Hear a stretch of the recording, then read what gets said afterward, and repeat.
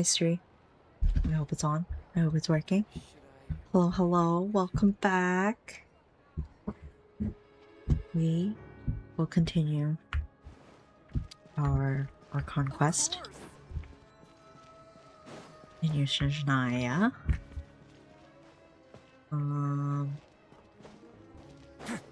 Last we were discussing that Odette might be a bad guy. So I think we're gonna go to one of her shows or rehearsal, something. I did accidentally like teleport into it while I was exploring and farming for materials. So I don't know if I like missed a bit by teleporting into it, but I immediately went out, so it shouldn't have like saved anything. Yeah, I was like trying to get Odette's flowers in here, so I like teleported in, then like triggered the thing, and I was like, no, no, no. Which I will say is like, that's like one of the like annoying things that I've been experiencing while I'm trying to just like peacefully explore Shinazaya, is that everywhere I go, something is just being triggered, and it's really annoying.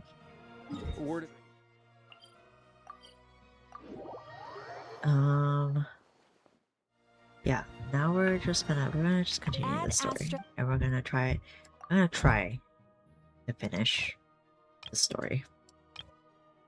I will try to finish the story today.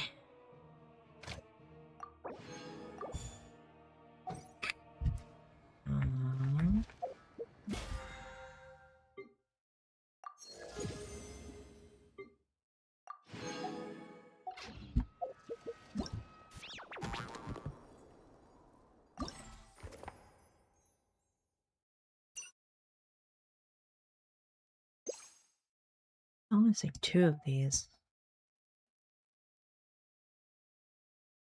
But I already...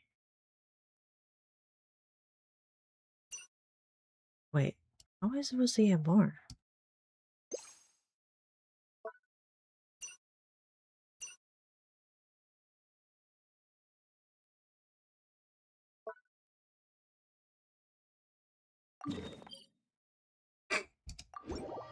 Un momento.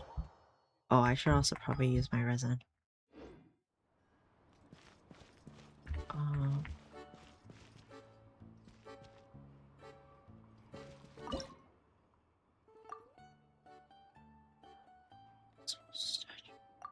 No donations remaining? Oh. Interesting. Oh, because I was doing this last... Oh, I was doing this last night. Haha. Okay. I will use my resin here.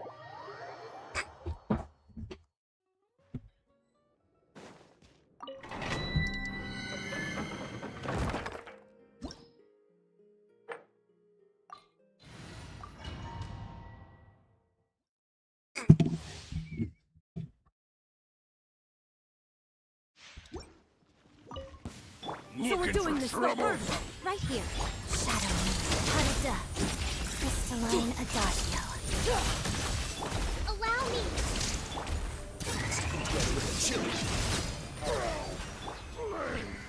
Odette has been very nice so far. She's not even fully leveled, but she already feels really strong. And her playstyle is really nice. Just quick in and out. And then she just stays on the field for a really long time.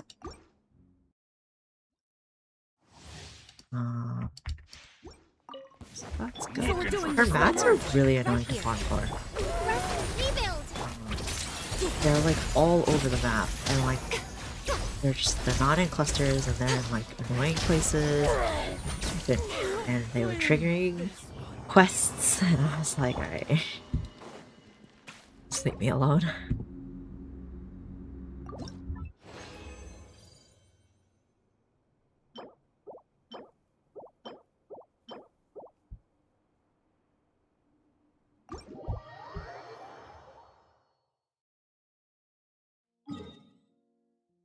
Let's go here.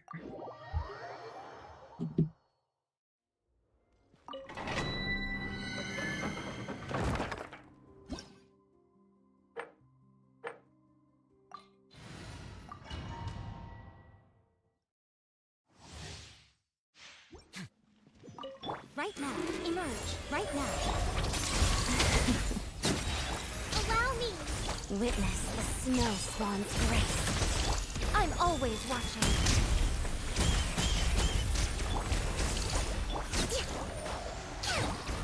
Amor.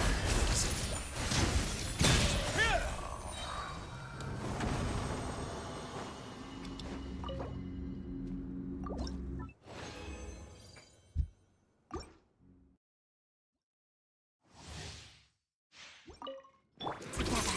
Heart of death. Right here. Emerge. Right now. Hold the line. Crystalline Adagio.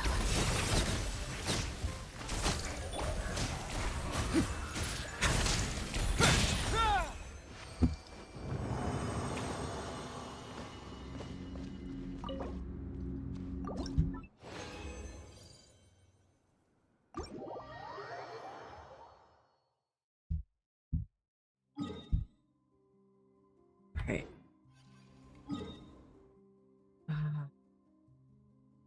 There's nothing else.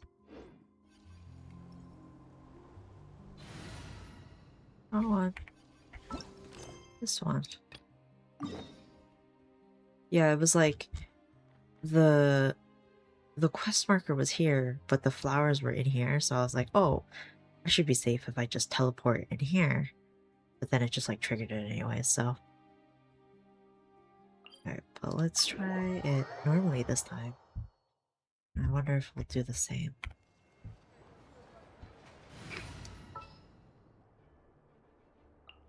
Eyes on the prize.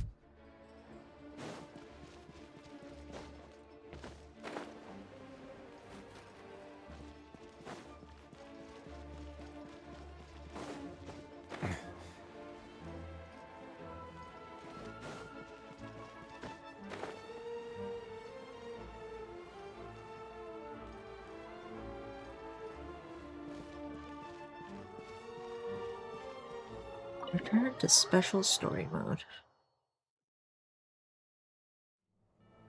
Okie dokie.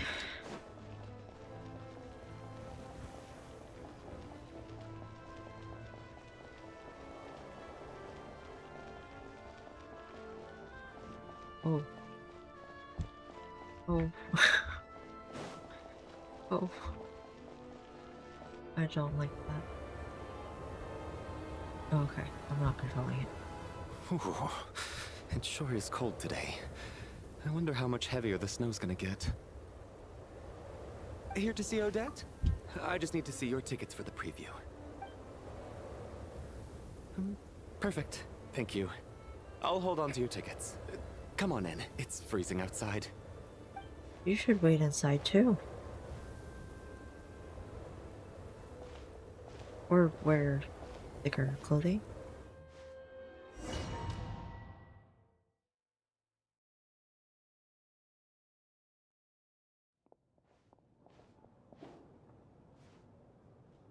I think I'll leave the Lelek question until after the show's over.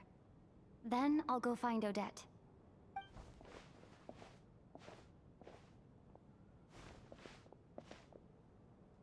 Child said he was originally going to come with Tonya. So I'm guessing Tonya's already here somewhere. Is there anyone here who looks like a Tonya? Let's see. It's a small audience. Makes sense for a preview. There's But Media wait, and I do see some familiar faces. Valerie next Mr. to each Trudeau's other. back again by the looks of it. Oh, and is that Mitya? And that Fatui officer, Valeri. Guess he must be playing cat and mouse with Mitya again. Oh no. It looks like the show's starting, and I still haven't found Tonya. Never mind. I'll just have to take a seat for now and see if I can catch her afterwards. Interesting. She looked like she wasn't there.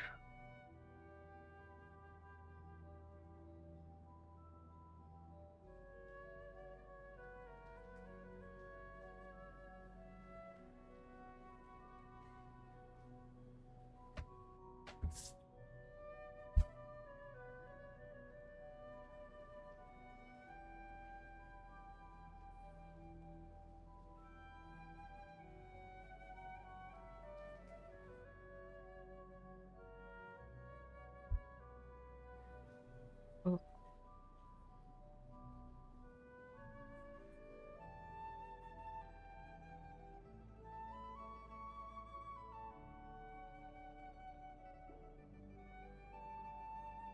Okay.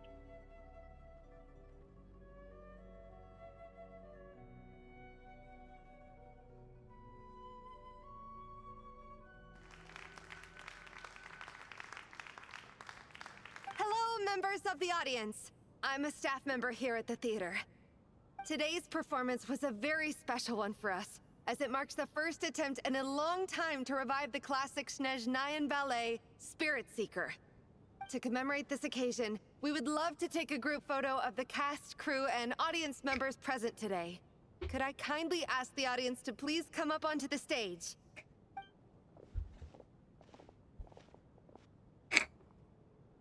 All right, everyone, huddle in a little more. Now, look at the camera. 1, 2, 3. Cute. Cute. Is that Tonya? I'm just Are looking you for quite anyone with red hair. satisfied, Mr. Energy Scientist? I rather hope you don't have any other escape plans to add to my workload today.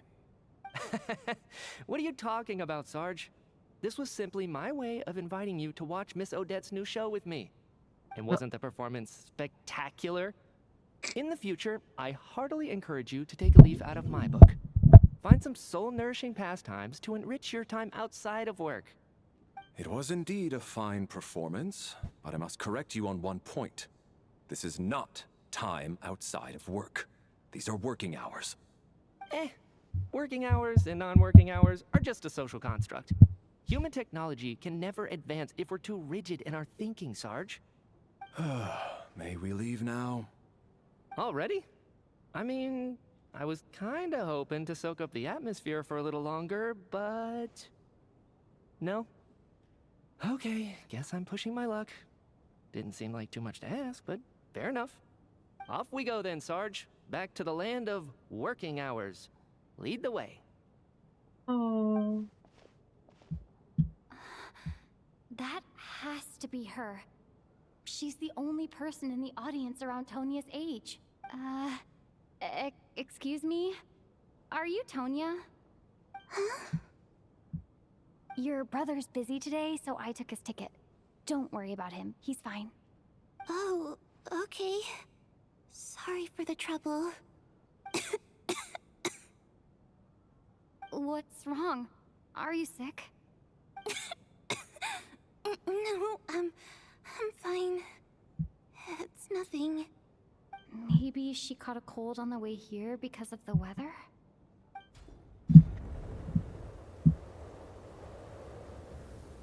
I haven't seen snow like this in a long, long time. It's most unusual. I know. It's completely white out there. You can barely see a thing. I've never seen such heavy snow in my life. Let's wait it out for now. You'd be lucky not to Well, the freeze to weather's death getting in this worse. weather, let alone find your way. Well, look at that. Maybe we shouldn't be in such a rush to get back after all. What do you think? Let's wait and see. Why do you need to take it so seriously? Fate has given us this wonderful chance to take a break. We owe it to ourselves to make the most of it. Come to think of it, there's a small inn not far from here that always keeps plenty of extra blankets on hand for guests. I know the route well. Shall I head over and borrow a few blankets? That way, anyone in a hurry can wrap up warm for the journey back. Just remember to return them next time you're over this way. Sir, there's really no need to go to all that trouble. Hey, it's no trouble at all. Wait here, I'll be right back.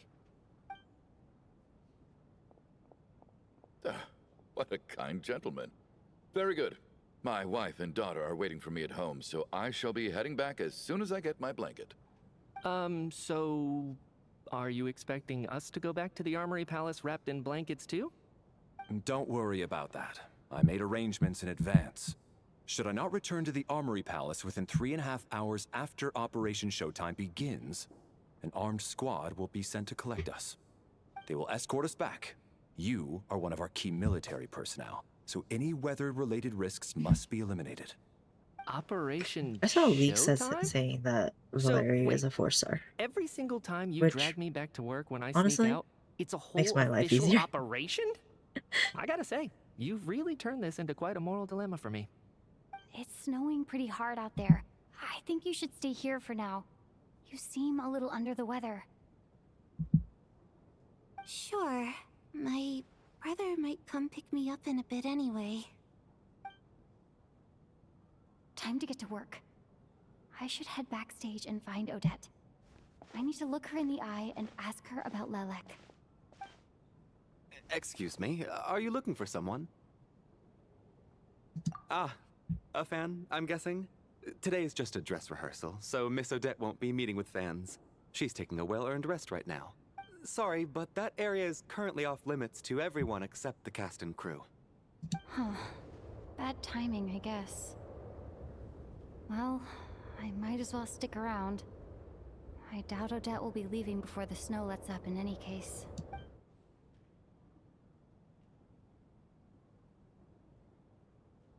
You just left the door open? What happened to the gentleman who went to fetch the blankets? How has he still not returned? I was thinking the same thing.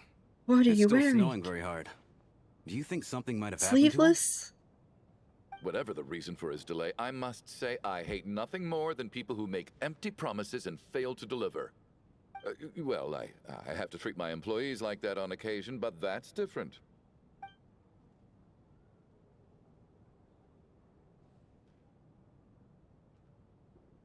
You seem anxious, Mr. Valeri. It's been nearly 4 hours since I left the armory. The army should have arrived to extract us by now. They know how much I despise tardiness and disrupted plans. There's simply no reason that they shouldn't have shown up by now, barring exceptional circumstances. Surely a snowstorm like this one counts as such. Few things in this world can stop the Snezhnayan army, Mr. Mitya. And a snowstorm is certainly not one of them. Why don't you go out and take a look? They might be right outside, waiting for your orders before they dare come in. An absurd hypothesis. I have no intention of leaving your side for even a moment until I have escorted you back to the Armory Palace. This doesn't look like an ordinary snowstorm to me. That guy who left earlier. It looked like he just vanished into thin air.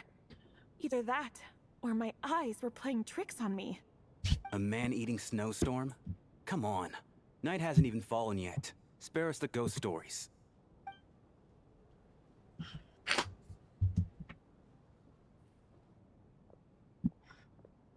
They're trapped. Traveler, didn't know you were coming today.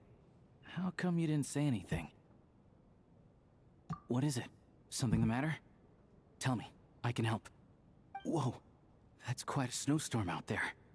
I've been working backstage this whole time, so I didn't even notice. No wonder the audience hasn't left yet. Huh. Is weather like this rare even in Snezhnaya? Yeah, snow like this. I'm sure I've seen it out in the wild before, but never in the city. Actually, I take that back. I don't think I've seen snow this bad even in the wild. This is something else. It's not normal. If even Alosha thinks snow like this isn't normal, could it have anything to do with that monster people have been talking about? We can't stay cooped up here forever. Someone needs to go out and take a look. No need. I have plenty of experience with snowstorms. Besides, I work here while you're an audience member. I should be the one to do it. Careful. Everyone by the door. Careful not to let the snow soak into your shoes. In a snowstorm, you gotta look after your toes above all else. Heading out, my man? Be careful. I've been told the snowstorm eats people alive. Thanks for the advice. I am planning to be careful. I just want to take a quick look at the situation out there. Oh, he put his head up.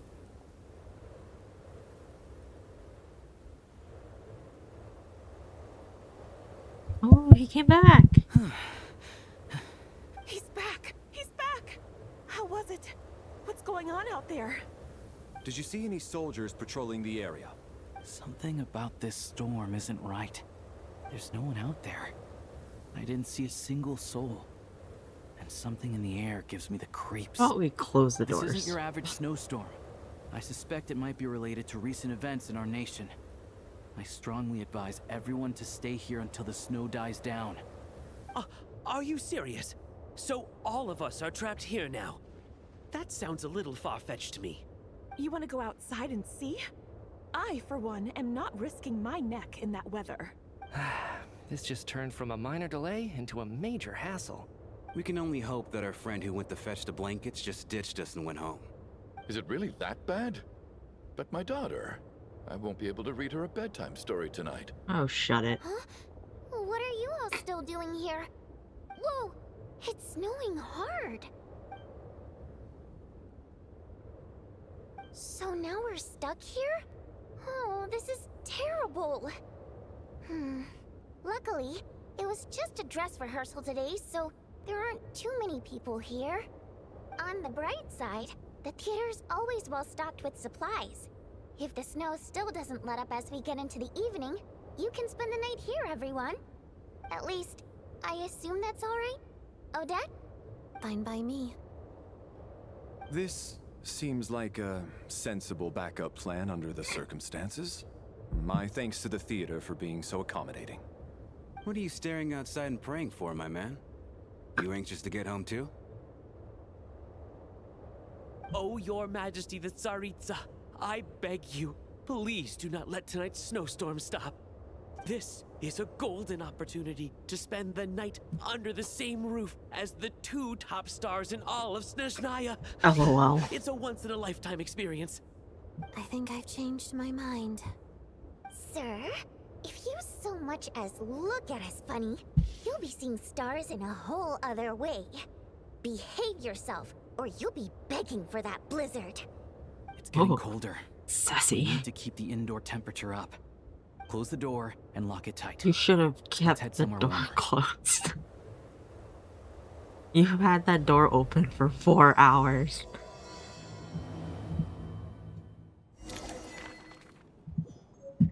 You pick.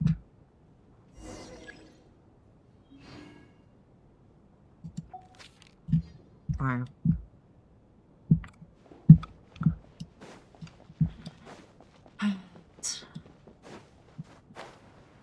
Talk to some people. Oh, can't climb that.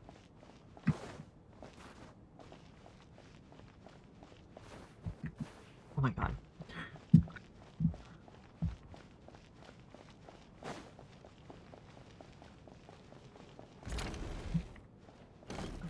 Beep boop, hello. And then there's the aristocrats. Easiest of all to deal with. You don't need to use any force whatsoever. All you have to do is show them the rope you plan to tie them up with. Do you know why? I don't. Do tell. Because nothing horrifies them more than the thought of a cheap, coarse rope leaving creases on their precious $1,000,000 more coat. They'll do whatever you ask to avoid that fate. Unexpected, but funny nonetheless. Tell me another one. Well, look at that. I got myself a new listener. Hey there. Let me introduce myself. The name's Shram, and I'm a mercenary. The kind that gets paid to do odd jobs for rich folks. And I am Chuganov, an entrepreneur.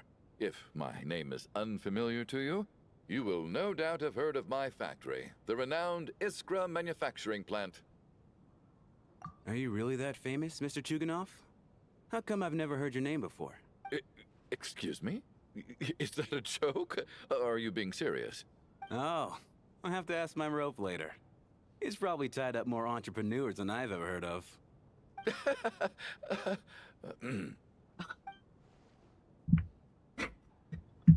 Oh, awkward. How are you feeling, Tonya? I'm fine. Sorry to worry you. I'm used to it by this point. I take medicine for it. My brother usually helps to get it ready for me. Child must take Your great care of his sister. brother is a He's never busy mentioned Tonya's man. illness, though. You know, I actually find this whole thing kind of exciting. Stuck in a strange place thanks to a snowstorm. Having to spend the night with a bunch of interesting characters. Well, all while being on the Pretty verge of cool, death. don't you think? Kids, huh? My brother always says I'm not mature enough. Maybe he's right.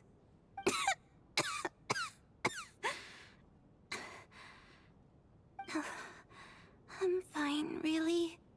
Just got a little overexcited. Look after yourself. Otherwise, your brother will come after me.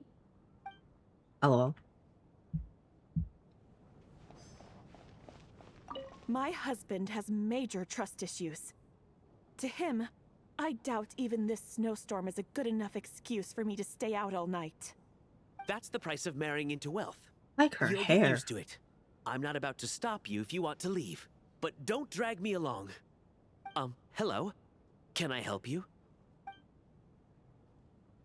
No, you cannot.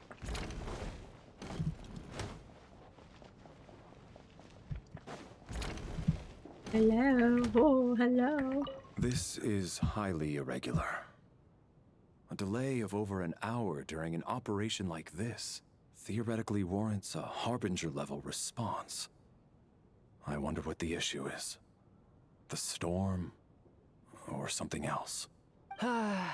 Sarge, the day you learn to let go and just enjoy moments like this is the day you'll finally understand the meaning of life. Why, hello, ma'am. I believe you were the one sitting at a nearby table back at Podvorye Restaurant. Any friend of the theater's star wait, I performers just- is a friend of mine. It's a Call pleasure me to out. meet you. I'm Mitya from the Energy Commission. Greetings. Major Valeri, head of the Special Assignments Battalion. Armory Palace Royal Grenadier Guards, 1st Regiment. I am here to Wow. ensure Mr. Mitya's personal safety. Please let me know if I All can that be of title any for a assistance. 4-star. Potentially. Miss Traveler, I cannot help but notice that Miss Odette is stealing glances at me. Any idea what that could be about? I've racked my brains, but I can't think of anything I might have done to offend her. Perhaps she noticed me spacing out during her performance? What? You mean I really did do something to upset her? Well, thanks for letting me know. So, Mr. Mitya, is your work related to Project Stuja? Yes, that's right. Ooh. The higher-ups in the Just getting Fatui right transferred me to from it. the Energy Commission to the Armory Palace because they wanted me to... Really? I can't even talk about that? Pretty sure it counts as part of my private life. All right, I won't say anything. Oh, but Valeri knows. Sorry, Traveler. As you can see, I'm afraid this pleasant chat will have to end here. Oh.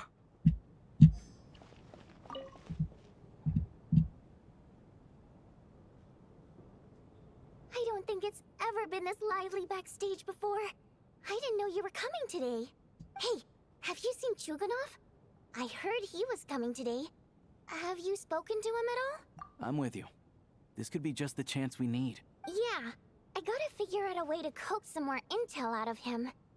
I want to know why he suddenly changed his stance on Project Stuja. What exactly happened before the most recent Vecha vote? For the Rokad, or just out of personal interest? Shh! There are other people around. Don't say the R word. LOL. Hello.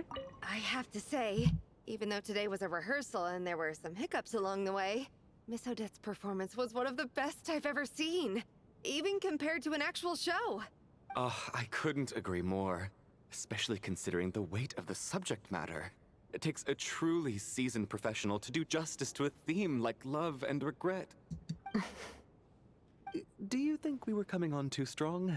Odette's ignoring us again. What about you? What did you think of today's performance?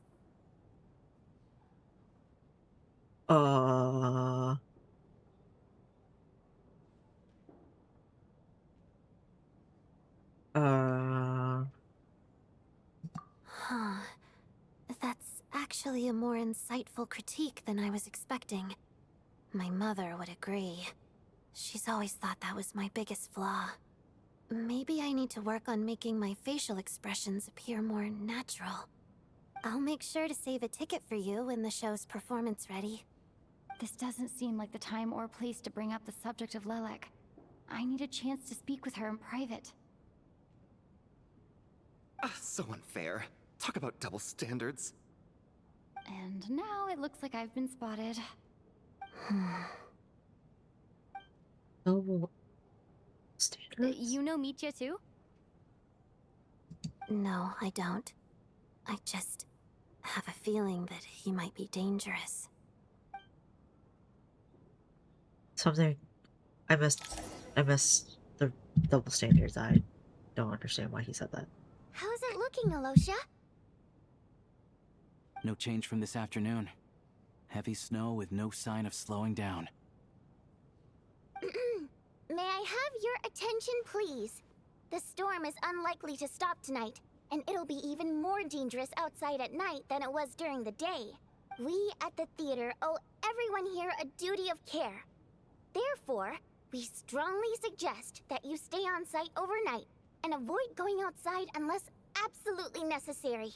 In a few short moments, we'll give you a tour of the theater's various quarters. You can choose to sleep in the VIP room, the office, or backstage. Or on the stage if you'd prefer. We won't mind. I'll pass on sleeping on the stage. What if the snow is stopped by tomorrow morning? The early birds in the audience might think we're part of some experimental new show. A drama about sleeping? That could be fun. Maybe we could come up with a title for the production. Not bad. Clear selling point at least. Could be a big hit. Anyone who doesn't wish to sleep on the stage, please follow me. I'll show you to the rooms.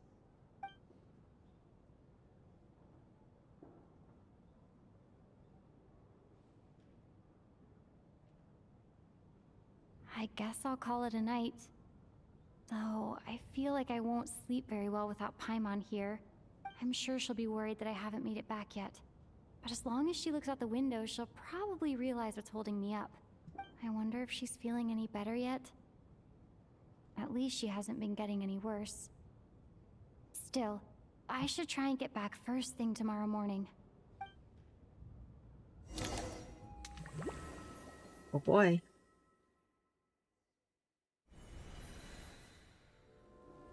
Oh boy.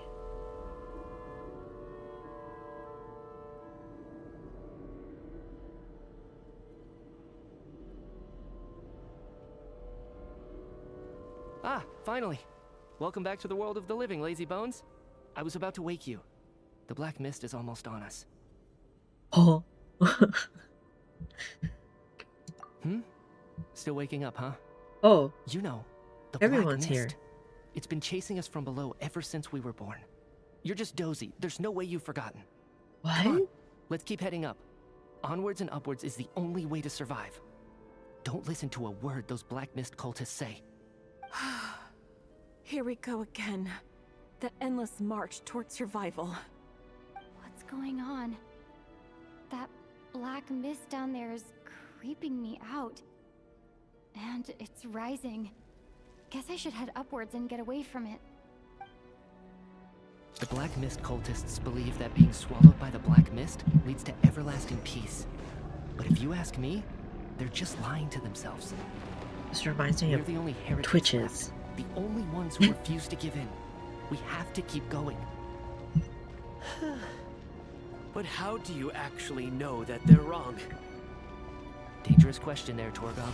The Oh, moment your faith wavers, you start a chain reaction that ends in the collapse of your will. y'all are slow. Put the question out of your mind. Stay strong, and believe that the black mist means certain death. Okay, but it's not my mind that's the problem. My body's about to give up on me.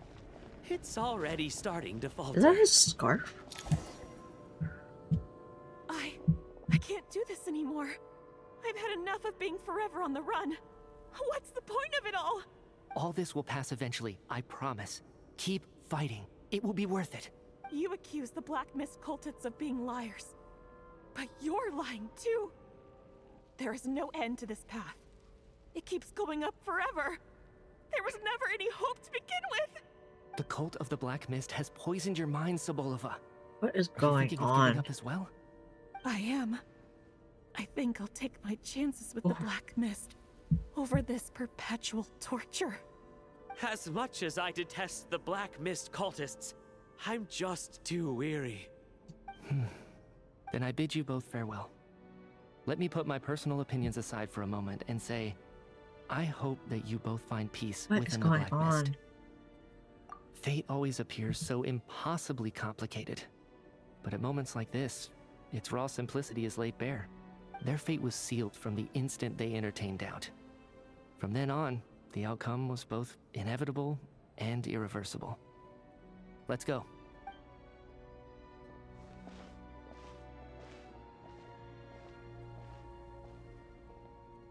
Torgov and Sobolova are gone. I never thought the day would come when even they would be swallowed by the Black Oh, Mist. Torgov was the guy. It's just you and me now. Oh, okay. Yes, it looks like it's satisfied. For now. This happens from time to time. But it won't be long before the Black Mist starts chasing survivors once again. No one knows how to stop its advance for good. Well, we should make the most of the precious moments of rest that those two bought for us. Huh? Are you really that sleepy, traveler?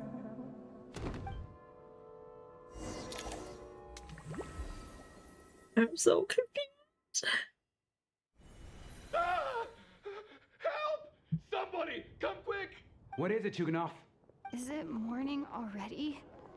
What's all the commotion? Sounds like it's coming from next door. I should check and see what's going on.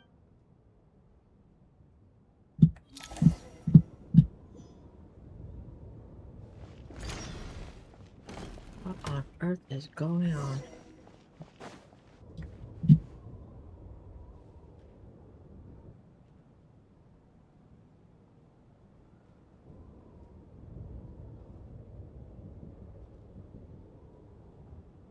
Don't look, Miss Tonya. Stay here. Okay. What happened to them? Who? Oh. Dead. They're lying down in the room, really still as if they're still asleep. Okay, maybe not dead? Virga tells you that they're not. Oh. That they're not sleeping, somehow you can sense it in your bones. This is what death looks like. These two people have passed away. And the strange thing is that somehow I knew this was going to happen. I knew that they would be the ones to die. Have I seen this moment before? Or did I have some kind of premonition? I can't remember what it was. Let me take a look.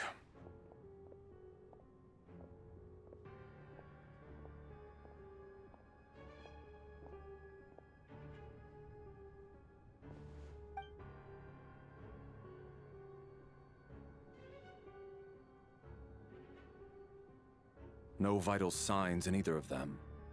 They're dead. The cause of death, however, remains unclear. No wounds on the bodies, no signs of a struggle, and no skin discoloration caused by the buildup of toxins. But just last night, they were chatting and joking away. This is so sudden. Could they have had pre-existing medical conditions? Even then, the odds of them both dying of sudden complications on the same night are extremely low. It's hard to believe that they died of natural causes, nor does this appear to be a suicide. Who was the first to discover the bodies?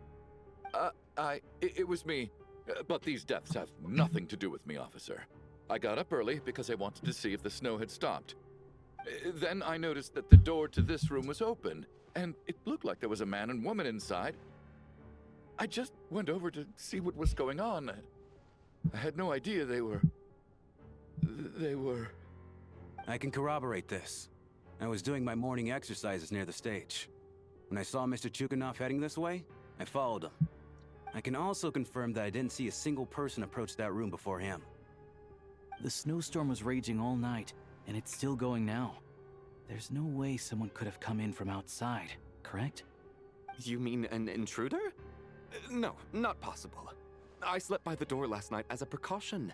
There's no way I wouldn't have noticed if anyone had tried to open it. Everyone, split into pairs and search the theater for anyone in hiding or any signs of suspicious activity. I'll follow up with a full search of my own shortly. Go. There is no time to waste. Okay. You partnered with Tonya after a thorough search are satisfied that no one else from outside the group is in the theater and everything is exactly as it was left last night. Nothing on your end either? Backstage is clear. No signs of suspicious activity. We checked the basement. Also clear. I don't think there's anywhere here that a living person could hide. The basement? And you had to go down it? Oof. Sorry. Are we certain that the theater doesn't have a back door? Or any tunnel or passageway wide enough for a person to fit through? No, there's nothing like that. If people were sneaking in through some secret tunnel to avoid buying a ticket, we'd have sealed it off ages ago. I also checked the windows. All of them are locked from the inside, and there's no sign of anyone entering or leaving. It sounds like we can safely rule out the intruder theory. If anyone came in during the night in this weather, there'd be no way for them to avoid leaving footprints or water stains. This can only mean one thing. It's like one of those murder mysteries you see in novels and plays, isn't it? The ones where the killer is one of us. We can't quite jump to that conclusion just yet. Could he be right? It's hard to imagine something like that happening in real life. Set in a theater during a snowstorm, a murder takes place and the killer is among us. It's such a classic trope that it seems unbelievable. Looking at who the killer targeted and the clean entry and exit, it all adds up. I know what this is. It's obvious now that I think about it. What is? What have you figured out? Both victims were wealthy, well-known local merchants. And the door was deliberately left open so I would discover the bodies and witness the crime scene first thing in the morning. Such ruthless methods. This was your doing, wasn't it, Lelik? Lelik? You mean Lelik is among us? And he's the killer? Lelik. I know this code name. Member of the Rokot, anti-Project Stuja. Always works alone. I've read the case files at the Armory Palace. Walk me through your reasoning, Mr. Chuganov. What do you know about Lelik?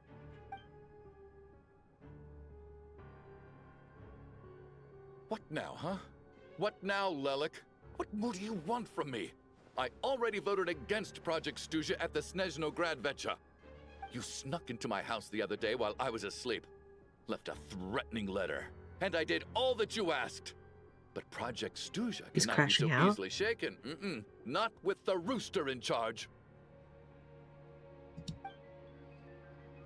So, he really was threatened by Lelik. That makes sense. And now you're resorting to murder to threaten me. Isn't that right? I knew it. The Rokot despises the rich. The lives of the wealthy are but refuse in your eyes. Show yourself! Which one of you is Lelik, Tell me!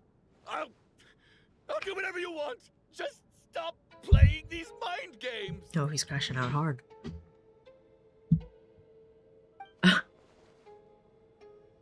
Was this really Lelek's doing? Would Odette really do something like this? If Odette really is Lelik, this seems out of character. But then again, how well do I really know her? I'm probably the only one here with a compelling theory about Lelek's true identity. But if I reveal it now, I'll be putting Odette in the line of fire. What should I do? I don't think it's likely that Lelik killed anyone. At least from the stories I've heard, he's never killed anyone before, and his name has never come up in connection with any murder cases. Besides, even if Lelek did want to threaten you, why resort to such an extreme and roundabout method? It's not his style at all. Vodyanitsa doesn't know that Lelek might be Odette, but her assessment is pretty much identical to mine. Miss Vodyanitsa, why do you suddenly feel the need to speak in Lelek's defense? Defense? Oh, no, it's just... I'm worried that we're jumping to conclusions here, so I wanted to share my point of view. Also, I don't think the Rokot is as bad as you're making it out to be. Well, if you think I'm so wrong, what's your theory then, Why don't you tell us who the killer is? The case is still evolving, Mr. Chuganov. Please do not prevent others from expressing their opinions so early on in the discussion. Even so, there's no denying that the recent threat received by Mr. Chuganov may well be an important clue. So there's still a good chance that Lelek is right here among us. I can't do this anymore. I don't care if it's still snowing outside. I have to get out of here. Whoa, take a beat. We all know it's far too dangerous out there. Even the soldiers couldn't get to us. Go out that door, and you might not live to tell the tale. And whoever this Lelek is, they're surely not going to murder anyone in broad daylight. Be sensible, my man. You're safer inside. As much as I regret having to say this, I'd like everyone to cooperate and refrain from exiting the premises until further notice. Because as things stand, every one of us is now a suspect. Unless anyone has further information to share, let's adjourn for now. Feel free to keep searching for clues, but make sure you don't go off alone.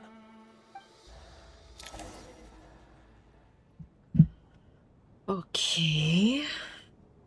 So some situation.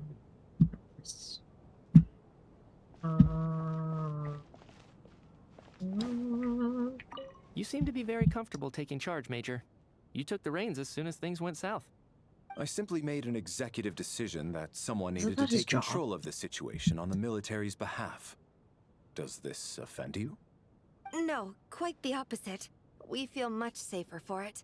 By the way, what does Major mean exactly? Is it a pretty high rank? Oh. Poor soul. I still find it hard to believe there's a murderer among us. Just last night, I imagined we were like classmates out on a hiking trip. There's no guarantee that you can trust your classmates, especially not when you're locked up together. Hey. Let's not scare the child. Why did they do this? Was it for money? Even then, they could have just kidnapped the people. They didn't have to die.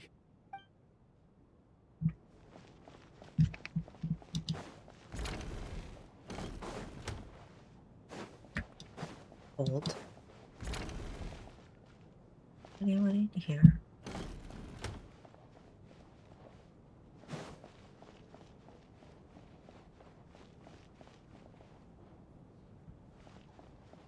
This looks like Rosha's desk.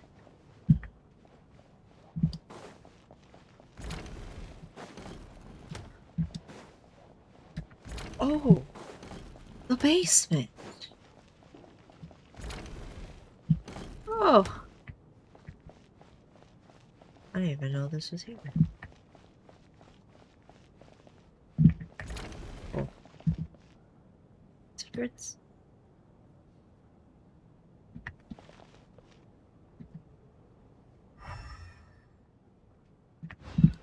Sorry, sometimes my elemental sight button doesn't register right away. I don't know why.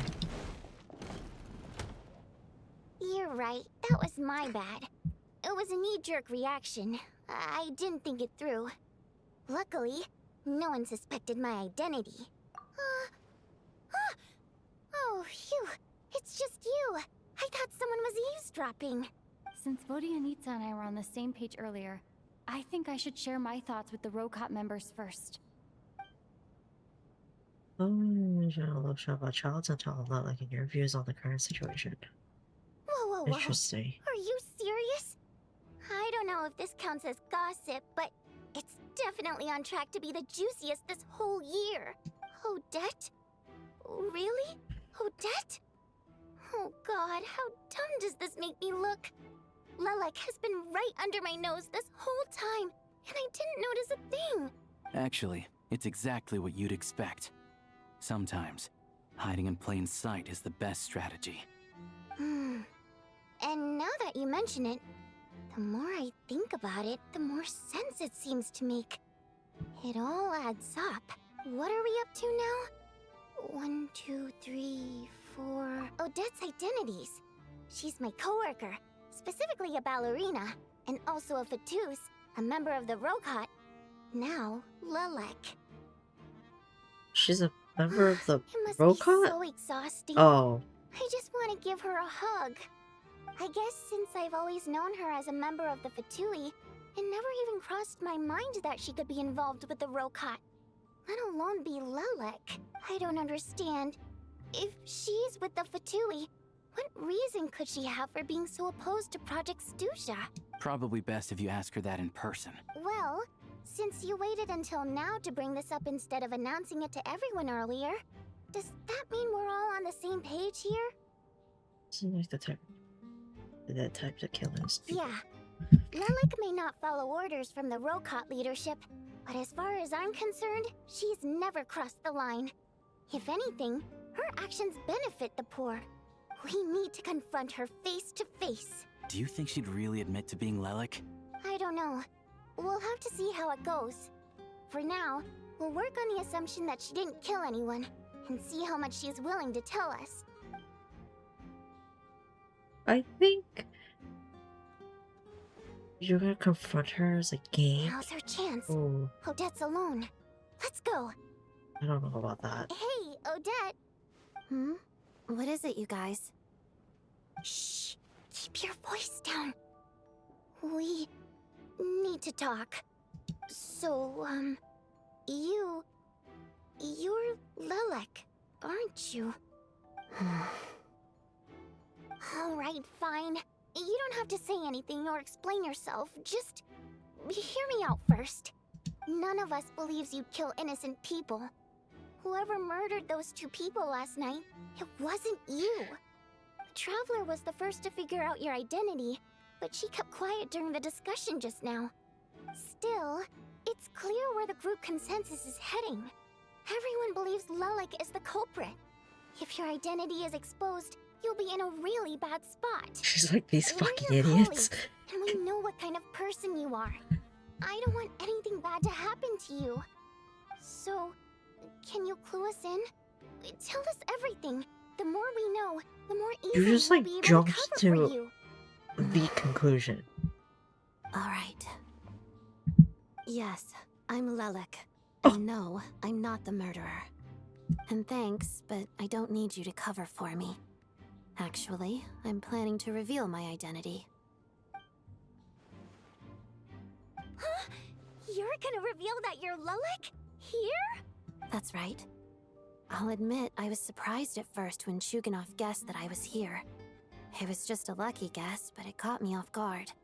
But after taking some time to assess the situation and confirm where everyone stands, I don't believe I have anything That to worry transition about. was so smooth. It just went from 0 to 100 You don't need perfectly. a second opinion? Given the circumstances. Mr. Valeri! What? Oh god, now we're going from 100 to 1,000. It's everyone to reconvene. Odette gets straight to the point and announces that she's Lelek. Wow. Wowzers. So, Odette is Lelek? I don't know what game you're playing, but you've got a lot of nerve. It's just one identity. So what if it's exposed? I can disappear and adopt a new identity anytime I please. I made my peace with this when I chose to become Lelek. But more importantly, I promise I am not the murderer. Which means that someone else is. So, if anyone still insists that I did this, you'd best produce the evidence now. Otherwise, I suggest that you bite your tongue. Because if you really believe I killed 2 people without making a sound or leaving a trace, pointing fingers at me would surely only make you my next target. Is this really the truth, Miss Odette? That's confidence, all right. I believe you. A real no-nonsense attitude. I can see why Marionette said that she's on track to inherit the title of the Fair Lady. Are you seriously buying this? Hey, officer! She just admitted to being Lelik. Aren't you going to do something about this? I do have one question, Miss Odette. Why have you chosen this moment to come forward and reveal your identity? If I didn't say anything, everyone would be focusing all their efforts on finding Lelik. And that is exactly what the real culprit wants. I don't want to be the scapegoat who lets the murderer get away with this crime. Despite all the accusations, she made the smart choice. A remarkable display of rational thinking under pressure. Clearly, Odette's talent extends far beyond the art of dance. She thought so far ahead. Ugh, why do I always feel like I'm one step behind her in everything? Well, You've convinced you're me. not a Batui Dealing with the murder member case on remains track the to be top a priority harbinger. right now. Let's LOL. put the name Lelik and all related incidents aside until further notice. Nevertheless, the group still considers you the prime suspect. I assume you have no quarrel with that, Miss Odette? I understand. You're welcome to keep an eye on me around the clock. I have no objections. Mr. Chuganov? Ugh. For my wife and daughter's sake, I'll let you off the hook for now. But don't think you're forgiven for breaking into my house and threatening me. Just wait till we get out of here, Lelik. We'll settle the score then. With the prima ballerina.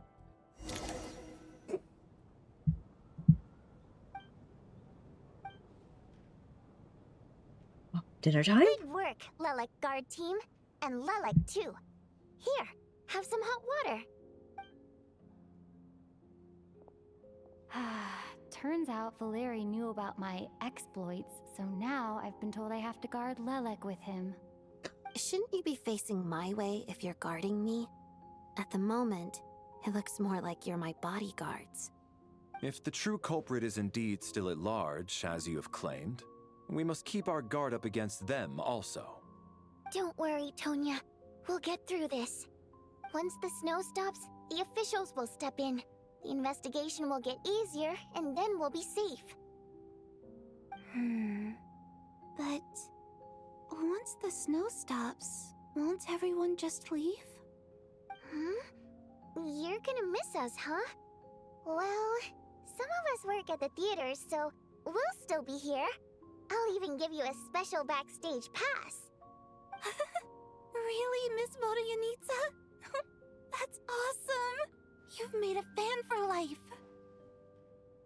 Aw, you're so cute, Tonya. All right, let's swear to it. I promise to give you the pass, and you promise to never change your mind about being my fan. Oh well. Promise. Fan bought. Don't indulge her, Tonya.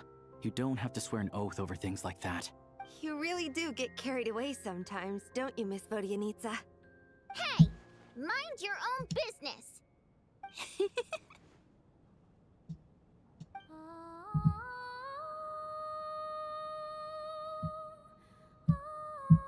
Why did she suddenly just start singing?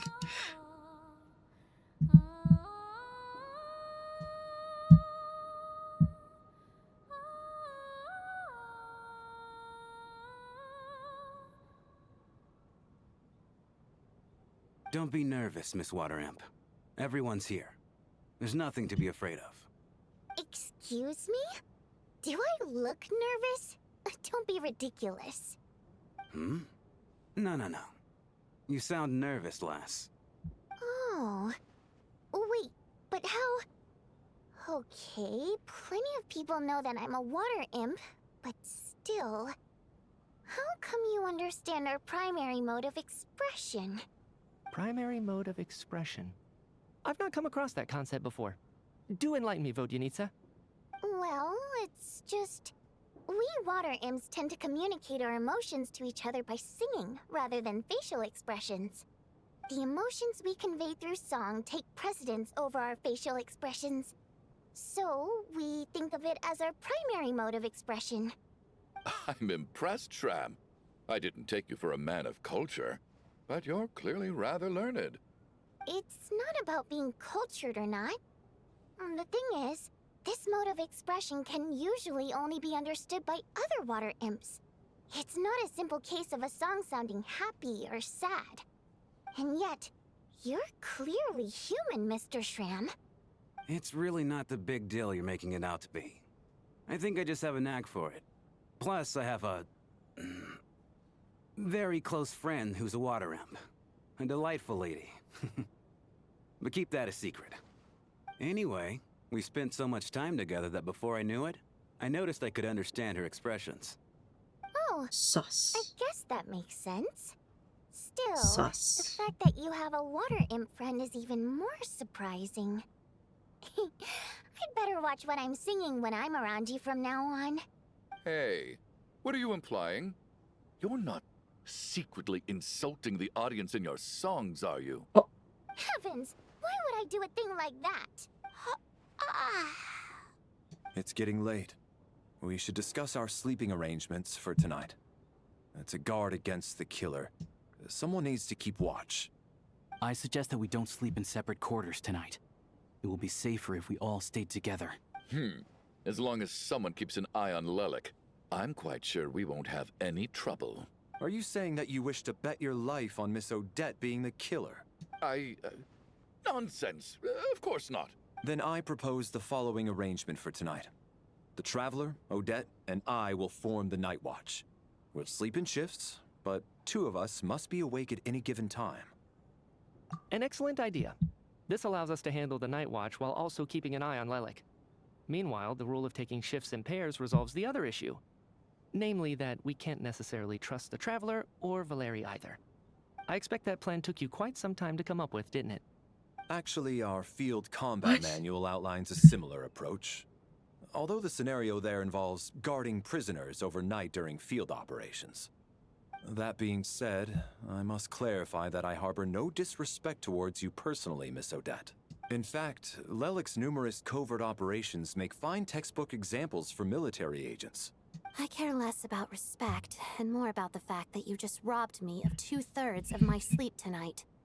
I'm calling dibs on being the first to rest. Good night.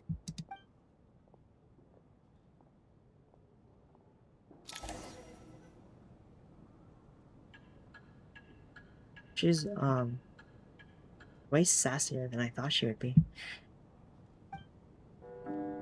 Where was the stage when you first see her right out of the absurdist theater? It's almost time. We should wake Odette. How are you faring? Oh, not going to argue with that. I'll take a quick nap. If you start to feel sleepy, wake me up anytime. It's finally time for Odette and I to share the Night Watch. I should wake her up.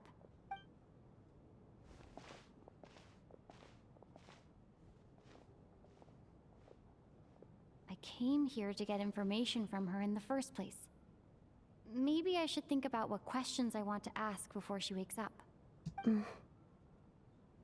How long are you gonna keep staring at me? Couldn't sleep. My mind's been running haywire. Plus, there's something I've been meaning to talk to you about. I had a hunch that you wanted a conversation too.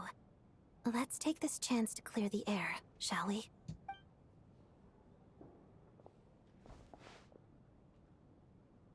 I just had a simple question for you, really. It's, Rosaline. In her final moments, did she have any last words or anything? I see. Well, that was all. I have no other questions. No. She was utterly ruthless in pursuing her goals. That kind of person should be hard to miss. And yet, even though I never approved of her methods, and she was an abrasive person, the fact remains that I am indebted to her. Oh, she told you. I guess that makes sense. I think she and Rosaline were on pretty good terms. Yes. Rosaline wasn't the kind to gossip about this sort of thing. Not that it's any huge secret to me, though. When I was a child, I had to join the Fatui for the sake of my mother and me. I trained under Rosaline. It was extremely grueling, and it didn't exactly come naturally to me. All I could do was try to ignore the biting cold and practice, practice, practice. I was a newcomer who'd managed to make a good first impression on a harbinger. There was pressure to live up to her expectations, to be worthy of the fair lady's reputation. Every day was a struggle against the cold, pain, and fatigue. And most nights, I struggled to fall asleep. After enduring all that, I've become almost immune to the sensation of pain. I suppose that was the cost of survival. Surely, any child who had to experience that would grow to hate her lot in life, don't you think? So, I put an equal amount of effort into my ballet. Sitting up. Because in my young Oh. mind, that was the only way to defy my fate. It was my way of telling her, the Fatui's demands and your expectations of me are not what I wish for. One day, I will leave. I think she probably blamed my poor performance in training on my passion for ballet. She knew my heart wasn't in it. One time, when I was secretly practicing a dance at night, she suddenly showed up. I knew she was there to catch me red-handed. I told her, "You don't deserve to watch the dance I learned from my mother." She looked stunned. I guess she was surprised that I lashed out first, before she had the chance. But strangely enough, on that occasion, she wasn't fierce with me like she was during training. Instead, she fell silent for a moment, and then left. After that, she never interfered with my dancing or asked me how it was going. She never came to watch me dance again either. Not even once. She was. But even now, whenever I take out this core Ignis, I can't help but think of that night. Of the look on her face. Sort of. Although gift might be too kind a term. This is her flame sealed within ice. A symbol of her favor, yes, but also her way of keeping an eye on people. She knew the location of every piece of Core Ignis.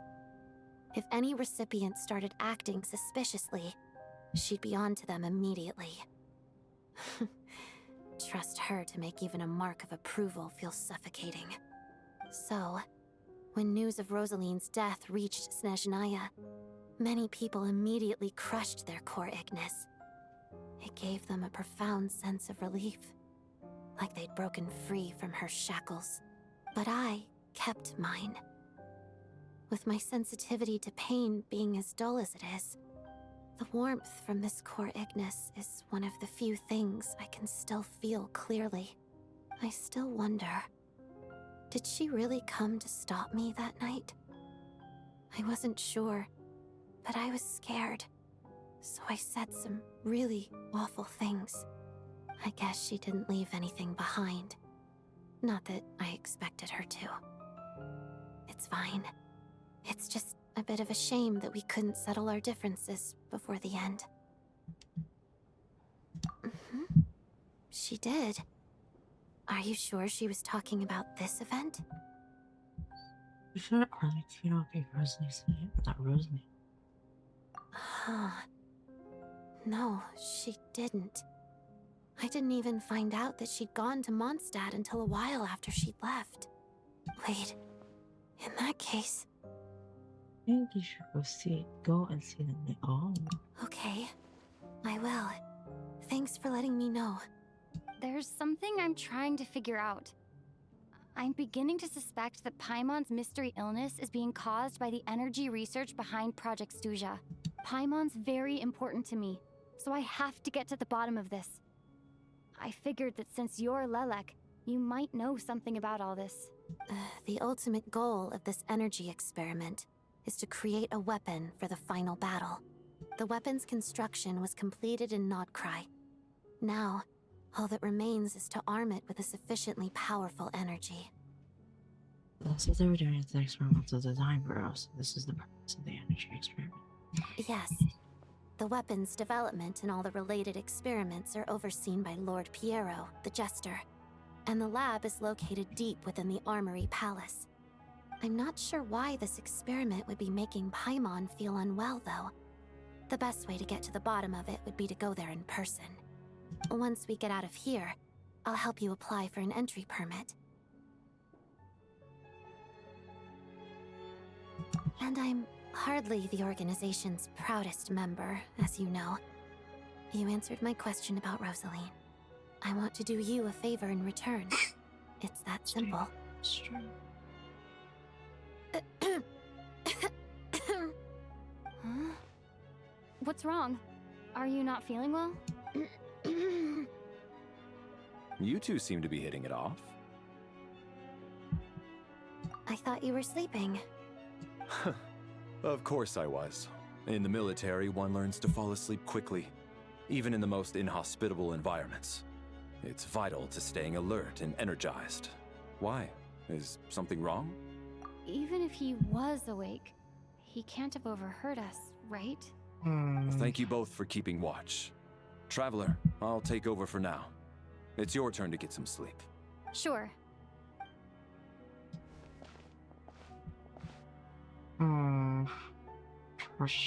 Interesting. This is our second night here, but at least I found out a little more about Paimon's condition.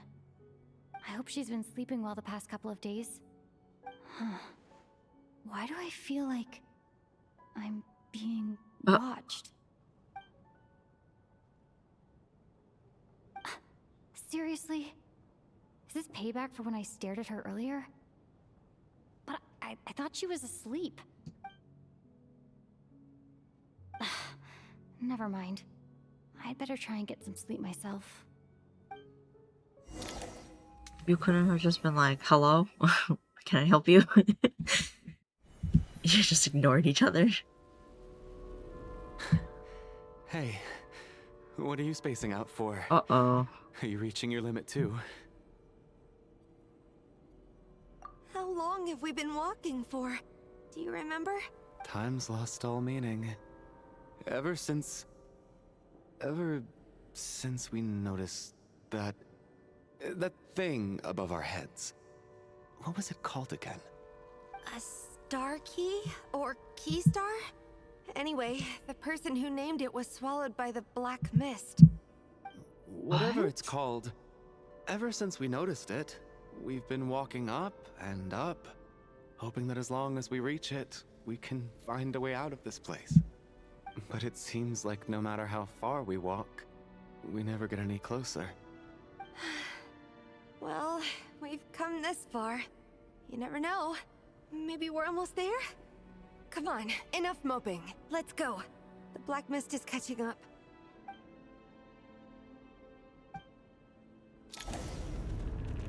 Interesting. Mitya is not here this time.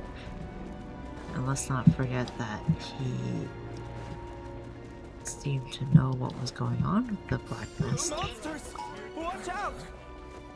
Oh, Not again! yes. I've lost count of how many times we run into them. Be careful. Oh, bye. Hey, tough guy. What the heck?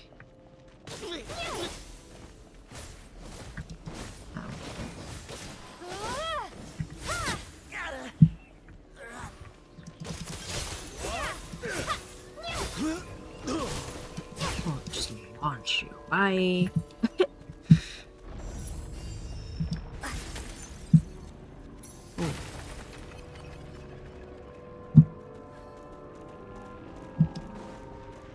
I'm gonna just go on ahead. Here they come again! You wanna fight? Let's go!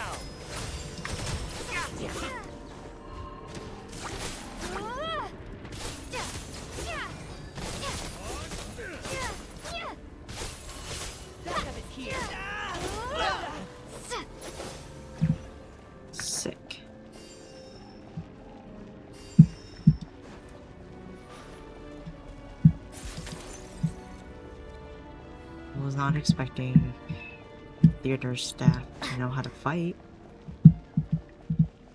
Monsters ahead of us. The black mist behind us. Feels like there's no escape.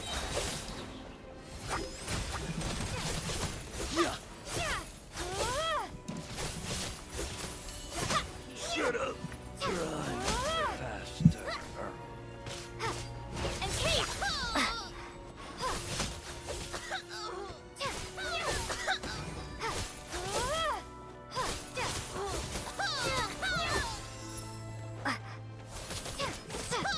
Learned.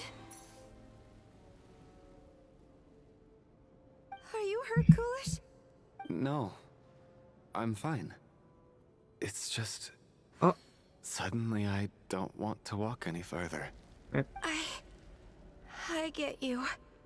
In fact, I reached my limit a long time ago. Sometimes it feels like there's hope where there shouldn't be. Yeah. The hope that the star gives us is the only thing keeping us going. But I'm not sure it's real at all. It may just be a collective illusion. Otherwise, why would it always be out of reach? We know you mean well, but you're only saying that to try and encourage us to keep going, aren't you? Thank you, friend. But enough is enough. Please don't give me any more false hope. Hope is poison in this place. You're going to continue, aren't you? I admire that.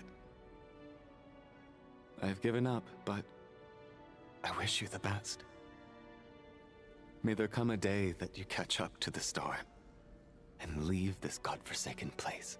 What is going on? And then I just wake up?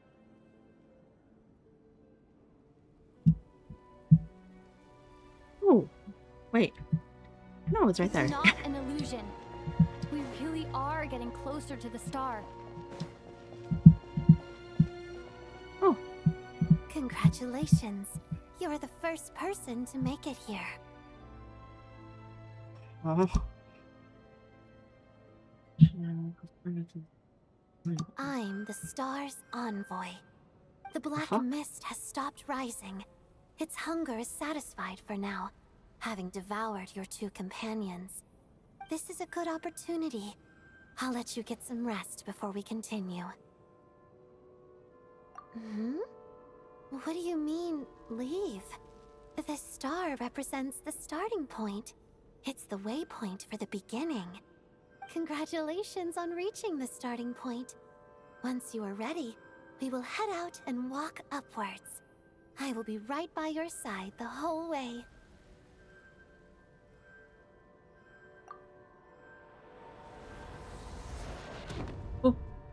Huh? What's wrong? Hey, don't give up before the journey's even begun.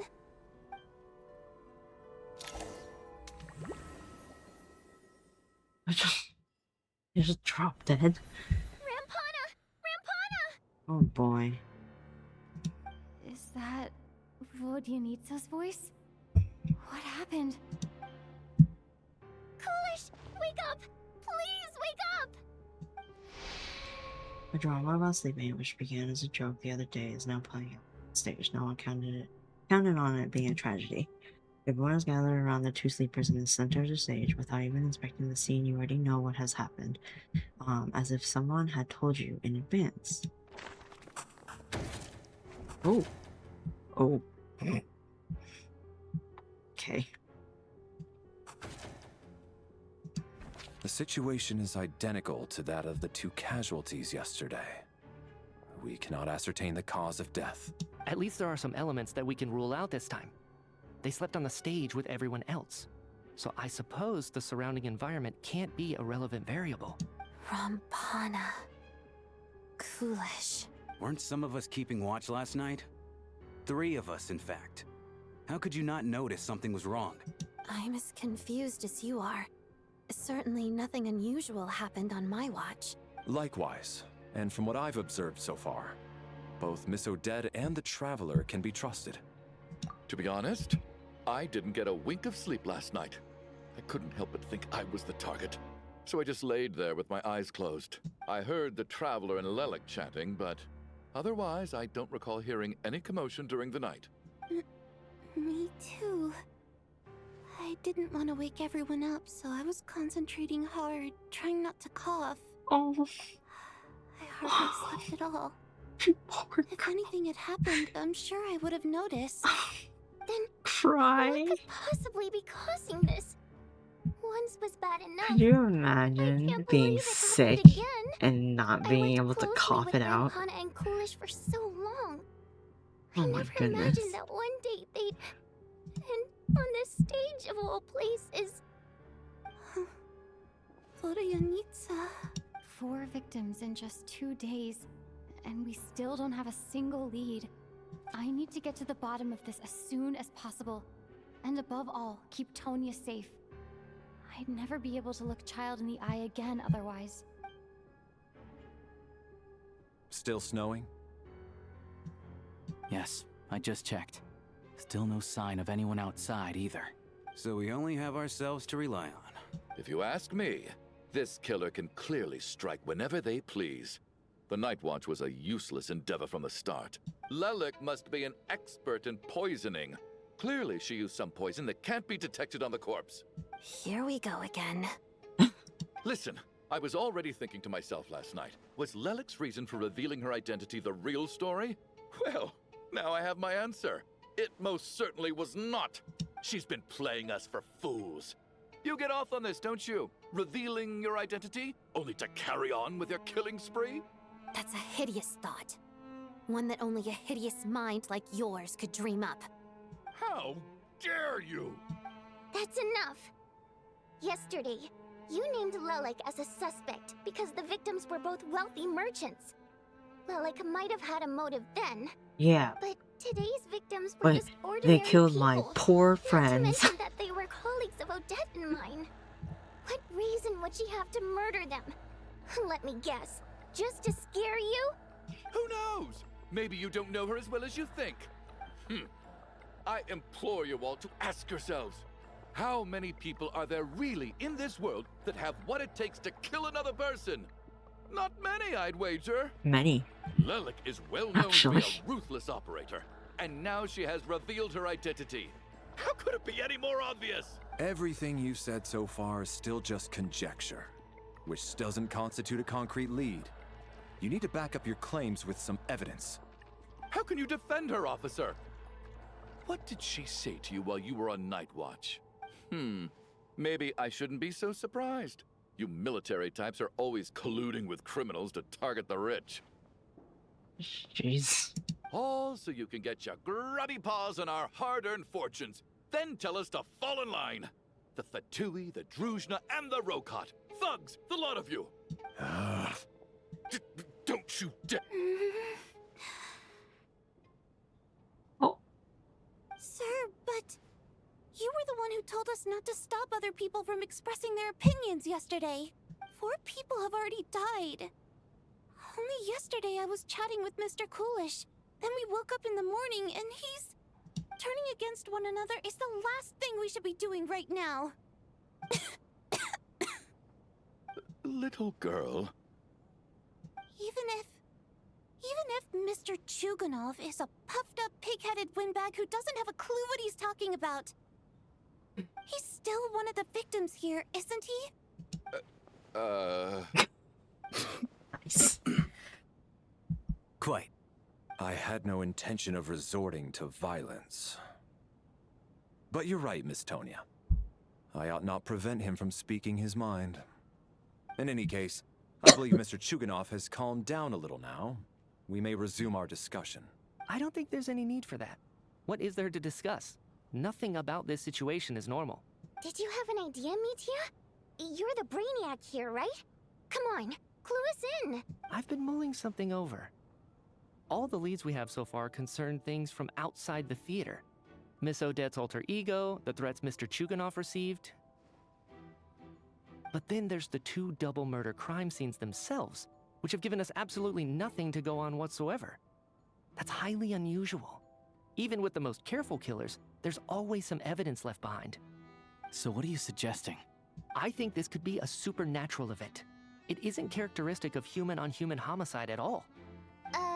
Correct me if I'm wrong, but aren't you supposed to be a scientist? That doesn't sound like a conclusion someone like you is supposed to make. You guys literally live in a fantasy I land. got into scientific research because of my insatiable curiosity. But if the present situation defies all known scientific explanations, I don't mind shifting my curiosity toward the paranormal instead. Now that you mention it, I remember when I first came to the theater. I heard rumors about this place being haunted. Alright. Haunted? Wild. Now we're getting into it. Yeah, I think I heard the same thing. But I mean, they're only rumors, right? We've worked here for years. Surely we would have noticed any spooky goings-on by now. Well, this has taken an unexpected turn. A haunted theater? If Paimon were here, she'd probably be hiding behind me in fear right now. Why don't we take this opportunity to look for clues again with a more open mind? Maybe a different perspective will help us see something different. Very well. Whether it's criminals or ghosts we're looking for, the same rules apply. Everyone needs to tread carefully. I'll move the bodies into the same room for now.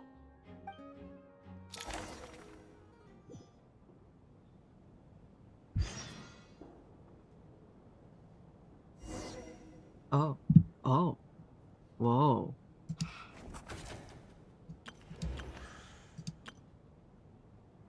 Oh, these are my notes.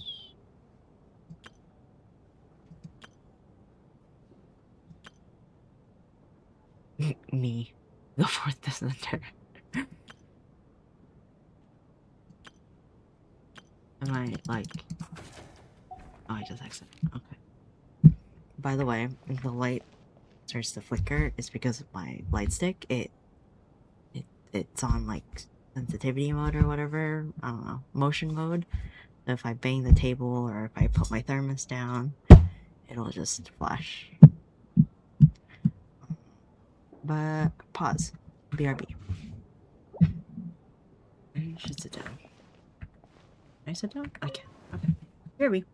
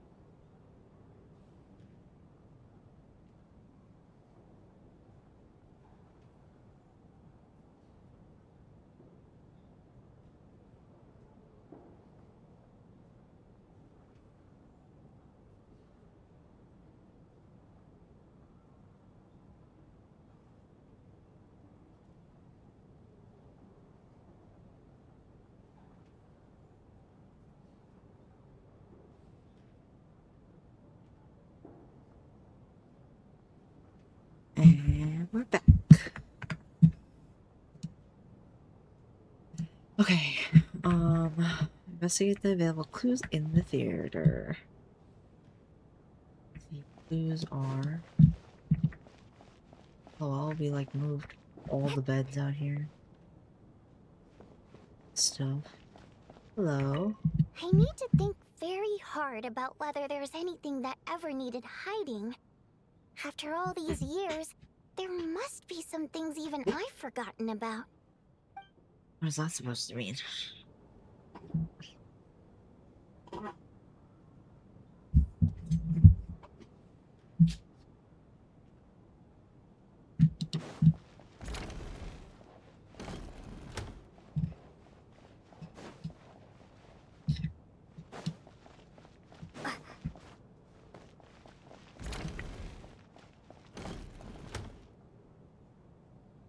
Scream. Is that true for... Oh, hello. I did not know you guys were here. Traveler, since you're here, come take a look at this. Alosha found it. We're both curious to hear your perspective. It appears to be a, well, an investigation report.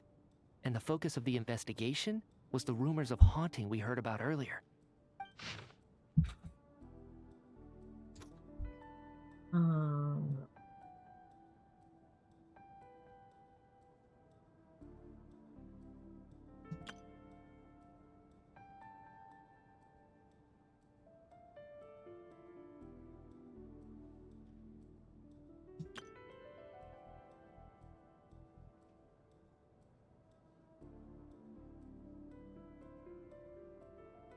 Interesting. An investigation report, Skim that. huh? Looks quite old. Huh. This person's name looks to be of Sumeru origin to me. Was the investigator from Sumeru? The theater manager must have hired an investigator once specifically to look into this issue. But it doesn't look like anyone ever looked at the report. Presumably, the manager wanted to know if the supposed haunting was dangerous, while also being fearful of word getting out in case it affected the theater's business. Anyway, the bottom line is, the haunting is actually real after all. It's caused by an obstruction in the ley lines. Is there any chance this is the key to finally making some progress with the murder cases? Leyline problems are pretty unexceptional to me by this point. And while it certainly offers an explanation for the ghosts, it's hard to imagine what connection it could have to these two murder cases. Some of the language that appears at the very end of the report caught my eye. Angel civilization, ley line renovation? My area of research doesn't touch on any of that, so it's completely outside of my wheelhouse. Huh? A piece of paper just fell out from the report. It landed right by your feet. Oh, ghosts. Death is near.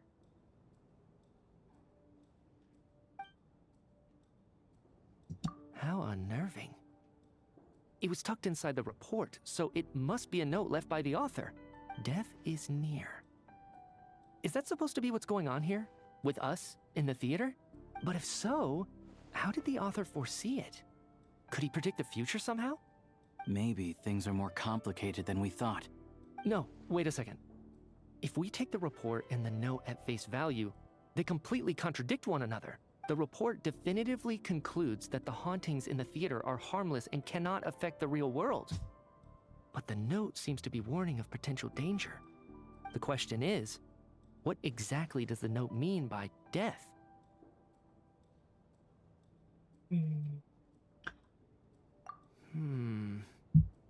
The various ways we could interpret this keyword lead in completely different directions. Let's pause our analysis here for now. I think we need more information.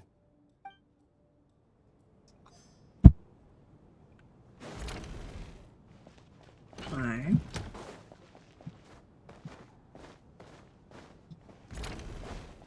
Hello.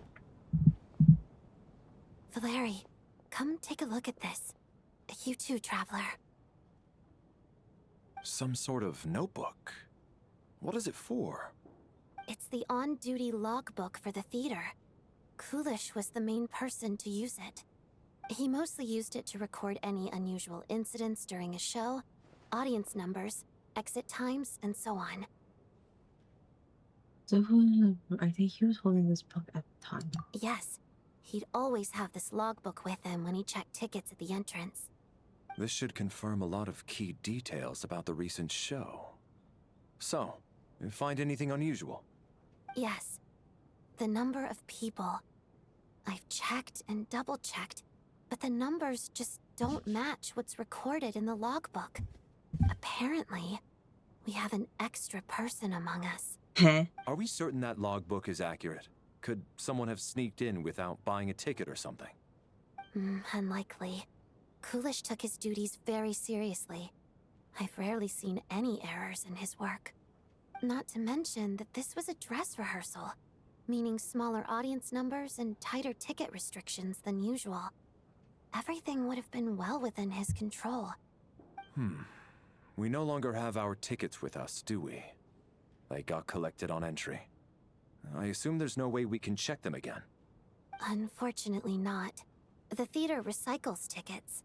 Once people are in the door, they don't tend to leave until the show ends, so we collect the tickets at the point of entry. Still, I'm inclined to believe that this discrepancy in the head count is significant somehow. Did an extra person just materialize out of thin air? Interesting, interesting. A ghost. It's a ghost.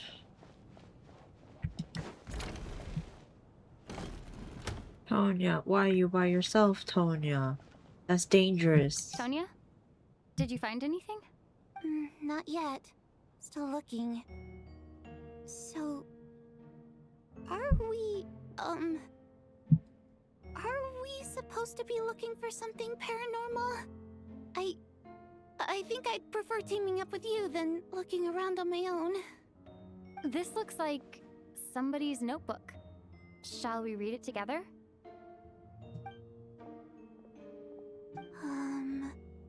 Well, it doesn't look scary or anything. So I guess it should be fine.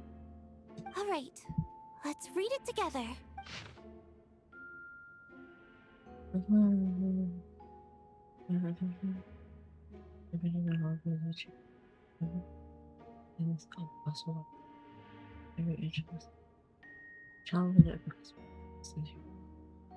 Is this Vojdyanitsa's diary?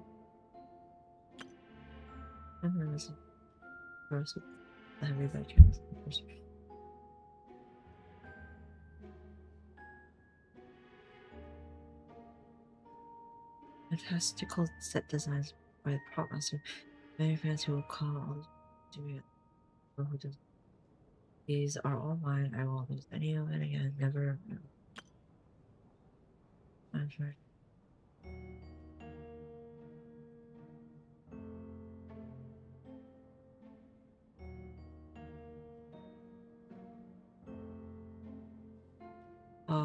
Interesting. Huh. This has to be Vojdyanitsa's LOL. writing, We just read her surely. diary. Maybe it's a little rude for us to peek at this. I feel like I just read someone's secret diary by accident. It sounds like she's writing this for her parents, right? I don't understand. Why put this stuff in a notebook instead of mailing it in a letter? Because her water imp parents belonged to the aristocracy, who were driven out of Snezhnaya by the Tsaritsa long ago. And now they live somewhere new, where the postman can't get to. Parents belonged to who were driven out of Snezhnaya by the Tsaritsa? We're sorry. It's fine. My fault for not storing it properly. I can't leave things lying around and expect them to get ignored when everyone's scouring the place for clues. Alright, give me my notebook back. I'll take over the investigation in this room.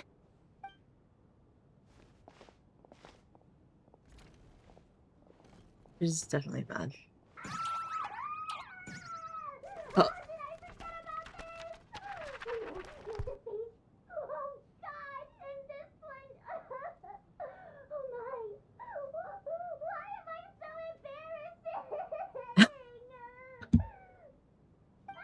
Wow.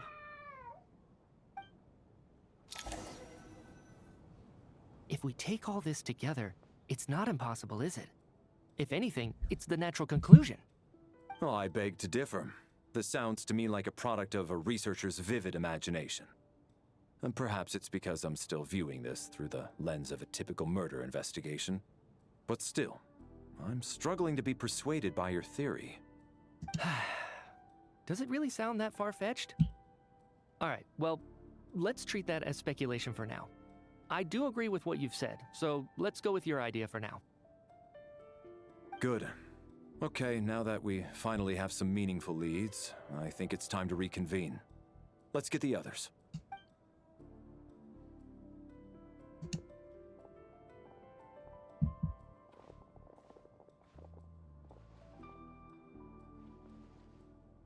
So, that's about everything we've discovered so far. I'll share my theory first. Based on what we've learned from the logbook, I believe the extra person among us is most likely the killer. If the killer had simply bought a ticket, it would have greatly increased the risk of their identity being exposed. I expect he or she either hid in the theater ahead of time, or found a way to slip past the ticket inspection. They then blended in with the group and waited for an opportunity to strike. What about the note found in the investigation report? Any thoughts on how that fits in? The killer may have simply planted it there as some sort of sick joke. I've seen my fair share of psychopathic killers. They love playing cryptic mind games. So, it has nothing to do with the haunting of the theater after all. This theory makes sense to me. If we have an audience member unaccounted for, chances are they didn't come here to watch the show. Could it really be that simple? So, in other words, all we have to do is find out who got in here without a ticket, and all our problems will be solved? Then let me make one thing clear. All the theater staff should be well aware that I came here for the rehearsal legitimately, yes? There's no way I'm the one who didn't have a ticket. It's true. I hear you used every trick in the book to get a hold of that ticket, too. Everything short of throwing a temper tantrum and rolling around on the floor at the entrance. I most certainly did not degrade myself in such a way. Probably a stupid question, but I might as well ask. Did anyone here get in without having their ticket checked? Guess it was naive of me to expect them to just admit to it. Especially after the unprompted Lelik reveal. Once was already a miracle. Twice would be unfathomable. Most likely extra person who entered without a ticket is...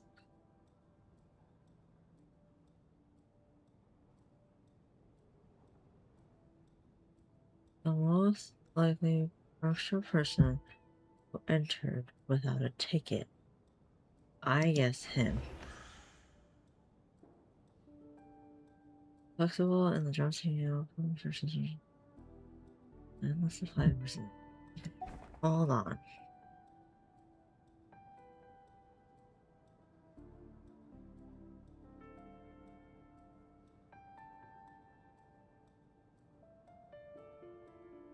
Yeah. I don't believe any of us here knew Shram before all this. If no one can verify Shram's identity... Mr. Shram, did you really go through the ticket inspection to get in here? Huh? Me? Why am I being singled out, my friend? Do I seem that suspicious? It's not that you stand out as suspicious. More that everyone else has been ruled out as trustworthy. Okay. Well, we spent the best part of 2 days together now, so I'm sure you can all tell what kind of person I am. I'm a true gentleman. I never dream of doing something like sneaking to the theater without a ticket. Yeah, I have no doubt that you're a good person. But the problem is, none of us here actually know you, so no one can say for sure that you are who you claim to be. Although, actually, what was it you said last night? Yeah, you're friends with that water imp, which is why you understand our primary mode of expression. Last time I checked, there were barely any of us remaining in Snezhnaya, since most of the water imps left. Could you tell me a little bit more about your friend? There's a good chance I actually know her. And I suppose it's also kind of a way for everyone else to get to know you a little better. Sneaky.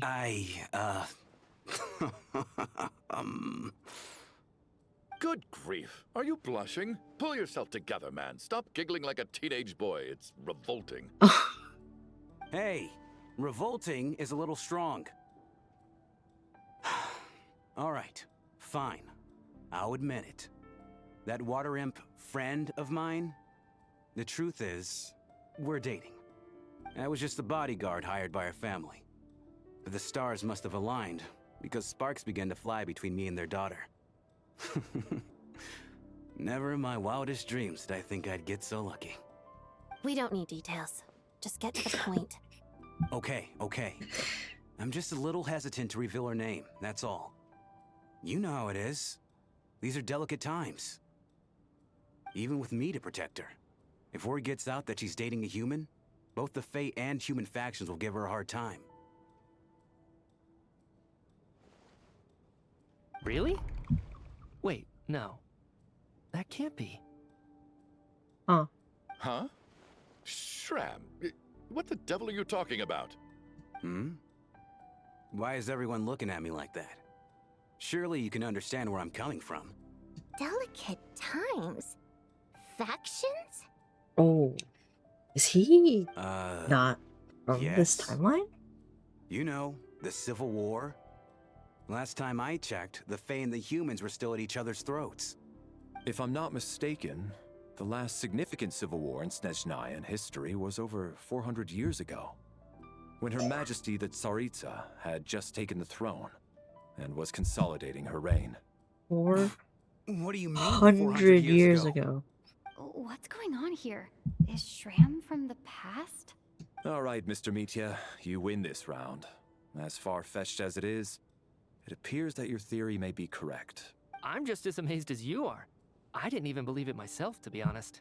Is someone going to explain what's going on here? From the look on your face, you figured it out too, haven't you, Traveler?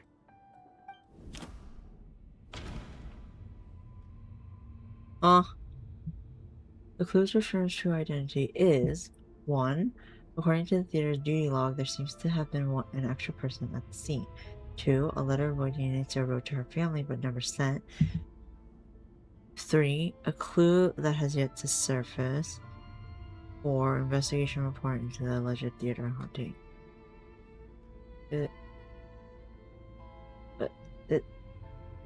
All of the above? The theater's ley lines have been modified to block souls within its grounds from returning to them. Some souls can even wander this place forever. Mr. Shram's statement proves he's from hundreds of years ago. And according to the investigation report on the theater hauntings, Mr. Shram is very likely a lost soul wandering the theater. The true nature of the extra person is a soul wandering the theater, the killer who hid in the theater ahead of time, just an ordinary ticket dodger. I, personally, a soul wandering the theater. For some unknown reason, the soul that has been wandering the theater due to the leyline issues has joined our group and blended in. Yeah, that must be the immediate reason why the ticket count doesn't match the number of people present. Death is near in this case. Death most likely refers to one of the recent victims, someone who died alone. The contents of the investigation report have been verified. There are indeed leyline issues and wandering souls in the theater. Death likely symbolizes the deceased. Mr. Shram, for instance. Death is near. Huh. That must mean that there's a dead person in our midst. That's the truth, isn't it? Yeah, the logic is clear now. The investigation report said that there would be souls stuck wandering around the theater because the ley lines were cut off. Mr. Shram must be one such soul who died in the theater a long time ago. In which case, that also makes him our extra person. So when the note said death is near, it must have been referring to death as in the deceased. People who died a long time ago. Someone who died a long time ago. In short, there's a dead person among us. The extra person we've been searching for is a ghost from the past. You mean I'm a ghost? No. Don't make jokes like that, my man.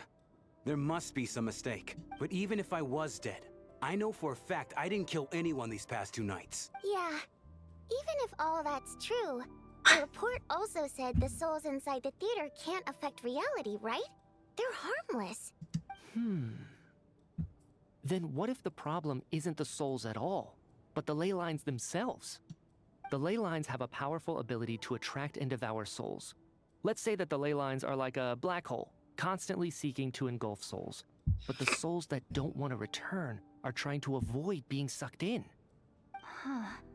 Why does this analogy sound so familiar? What happens when the black hole can't achieve its goal? I'm only speculating here, but... Black mist? What if it ended up swallowing innocent souls by mistake? Or intentionally taking other souls to compensate? That could explain why we weren't able to determine a cause of death. If you're right, and their souls were devoured by the ley lines, it does make some sense. It does seem to explain a lot of the things we couldn't make sense of. Does that mean it's true? Except there's no concrete evidence. Mitya is relying on a lot of logical leaps. Still, it seems like the best explanation we have under the circumstances. Alright, so how could Shram not know that he's dead? Seems a little unlikely that he hasn't noticed anything unusual even after several days interacting with us.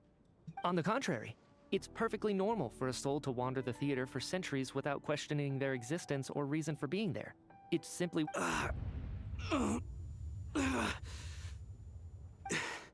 You know what, Mr. Brainiac? I think you might actually be right after all. I'm trying to remember and... Even though my head feels like it's going to explode, I think... It's all coming back to me. I was the one who didn't want to remember my own death. So I forced myself to forget. Well, I'm sure those are painful memories. My lady and I snuck out to go on a date one day. We bought tickets for the theater. It wasn't really my thing, but I was just happy to be together. All of a sudden, a group of people burst into the theater, shouting for all the water imps to get out. Performers and audience members included. It was clear the conflict between humans and Fae had reached a boiling point. This time, the extremists were even coming after the water imps who had nothing to do with the war. I thought I could pull one over on them. So I took off my jacket, draped it over my lady, and tried to sneak out amid the chaos. But I got caught. They started shouting, calling me a traitor to humanity. But I was going to do whatever it took to buy our chance to escape. No matter how many people stood in my way. I had to. Both as their bodyguard. And out of love. It's all right, friend. You can stop there if you want. You don't need to dig all that up again. He's a ghost. Even now, I'm still struggling to accept the truth. How could I be dead? I'm sorry, everyone. If I'd known I was a dead man walking, I wouldn't have dragged you down with me. If I'm the cause of all this death, then punish me however you see fit. But, Mr. Shrim... No. I refuse to be a burden. I know what I have to do. You said I've been wandering the theater for centuries, right? I guess it's high time I got a breath of fresh air. Out there, I mean. I'll leave this place and take all this death with me. Go out on my own terms. Mr. Shram, I'm sure we can figure out a different course of action. My good sir, we both know I'm not supposed to be here. I should have accepted my death long ago. One way or another, this has to end.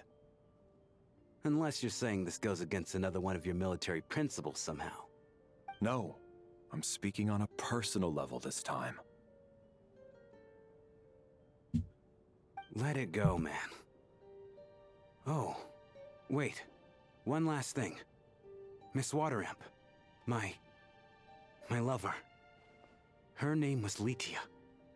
Litia Ozarova. Do you know what happened to her? Ozarova. Oh, Auntie Ozarova. That's what we all called her. I remember her as a very kind elder. She had a bunch of kids, too. I'm so glad she survived. And she had lots of kids? Good. That's... good. I could hardly expect her to stay single just because of what happened to me, right? Oh, As long as she sad. went on to be happy. That's all that matters. Besides, I'm dead. My soul's been wandering around here for so long because I was worried about her. But now, I can go without regret. There's no need to see me off, my friends. I've enjoyed our time together over these past few days. Perhaps we'll meet again in the next life.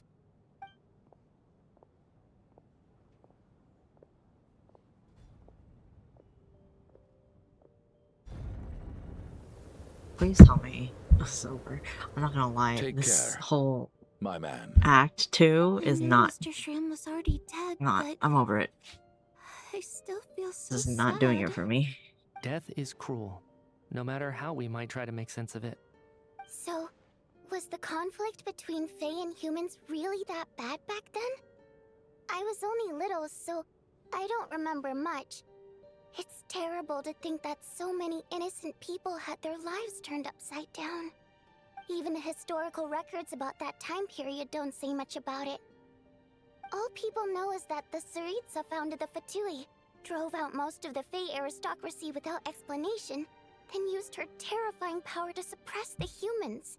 It seems to me like the Tsaritsa chose to make herself the enemy. She downplayed the conflict, directing whatever animosity both sides had for each other at herself instead. That's also why, despite how brutal the conflict was at the time, there hasn't been much lingering tension between humans and Fae since. Things have been fairly harmonious for the past few centuries. So, the Tsaritsa banished the Fae to protect the Fae living in the city?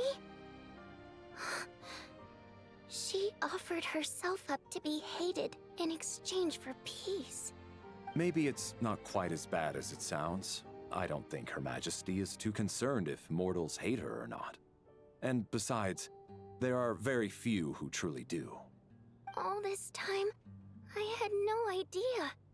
All right, if Mitia's theory is correct, then I think we can consider this matter settled. Let's all take a break.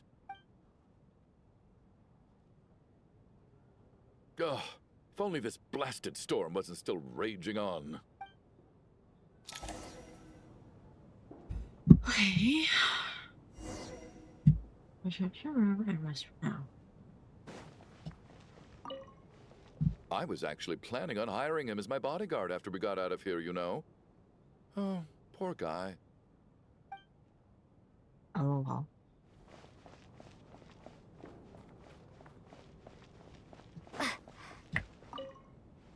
Even though Shram was already deceased, his decision to walk into the snowstorm was still a sacrifice, and a very brave one.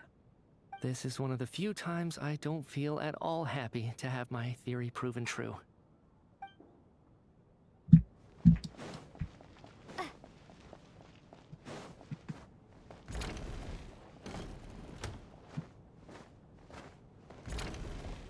Ding dong. Oh.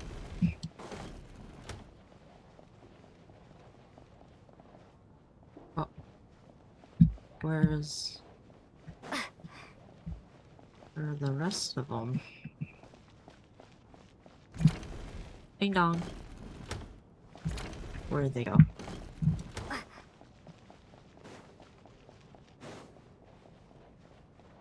This door doesn't open. Oh, that's not right. Wait, what? Return to your room to rest for now. Where's my room? Oh. Oh, there they are. Well, at least it seems like Mr. Shram stayed optimistic until the end.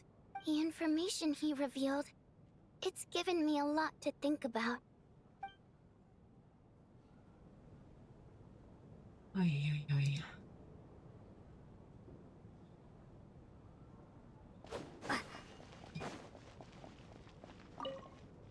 At least the lingering regret that kept him here has been put to rest.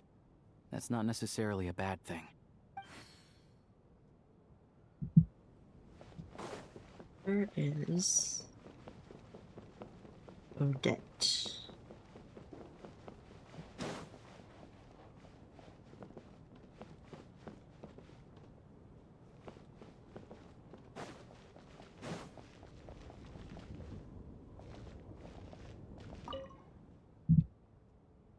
Oh, rip.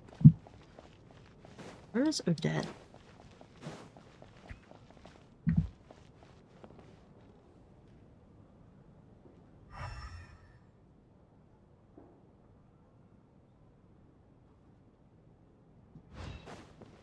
Is this room open?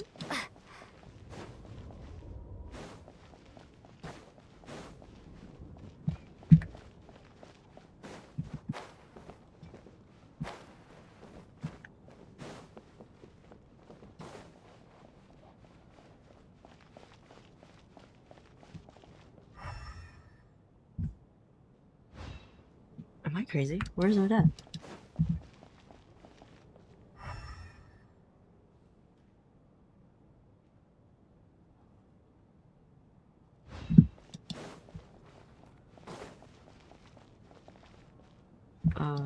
Okay. Sure.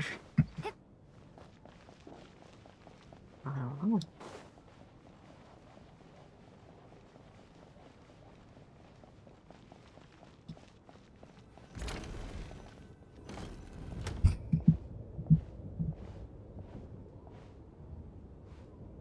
Looks like now we can just rest until the snowstorm stops. I still can't believe Shram turned out to be a ghost who'd been in the theater for hundreds of years. To think he was dead this whole time. What a strange turn of events. Knock knock. Hello. Hmm? Knock knock. You know the door isn't closed, right? You don't have to knock. Think of it as a signal then. When I'm entering someone else's room and I knock, I'm here as Odette. If I don't knock, it's Lelik. Thanks. So, why did you come to find me? Is there something I can help with?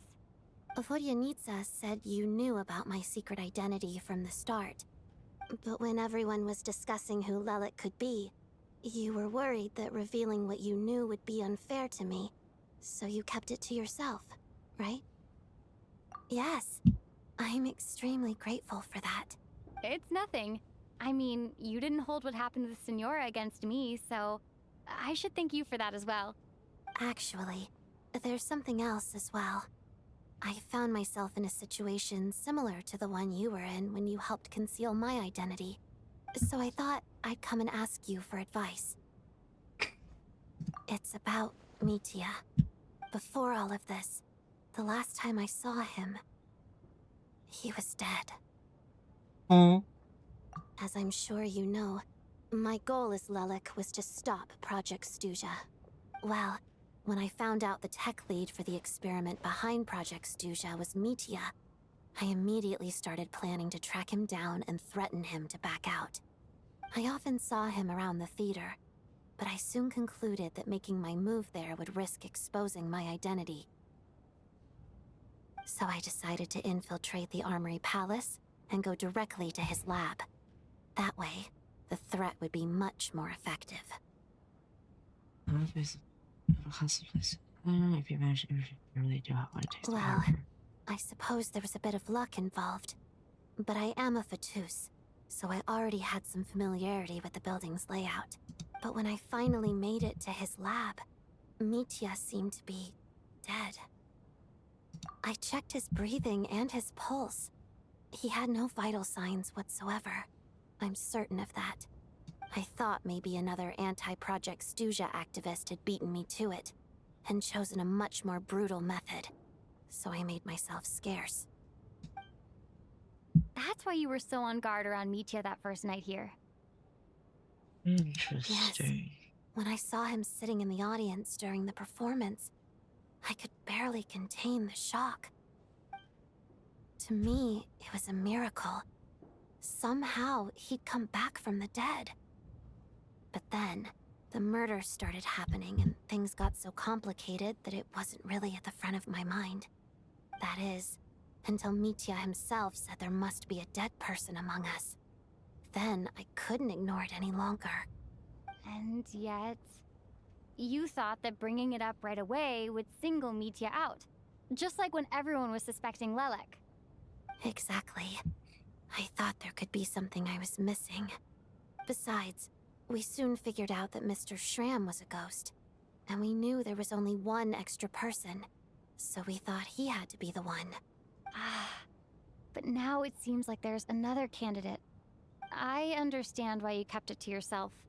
There was so much information being thrown around during that discussion. Bringing up Mitya would have just introduced more confusion. So, what do you think we should do? Let me confirm one thing first. When was it that you found Mitya dead? Around a week ago. Sometime in the afternoon. A week ago?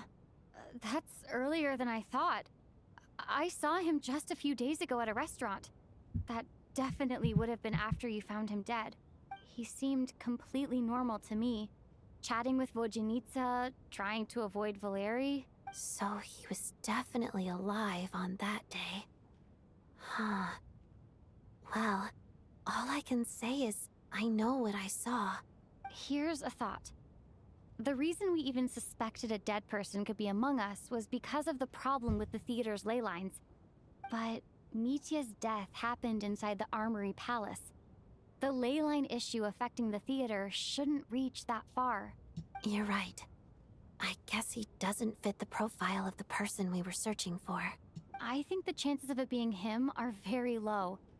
Surely he can't have died for real in the Armory Palace. Unless... Unless what?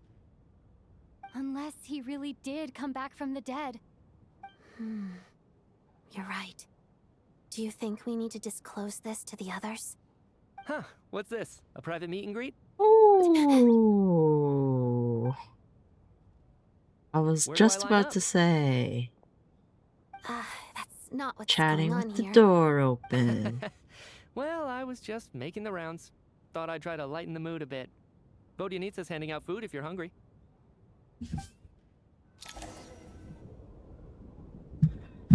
He was in our dream about the Black Mist.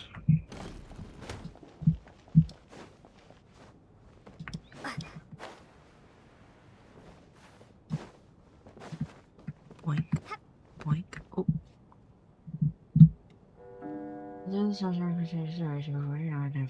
Yeah. What is going on with this storm?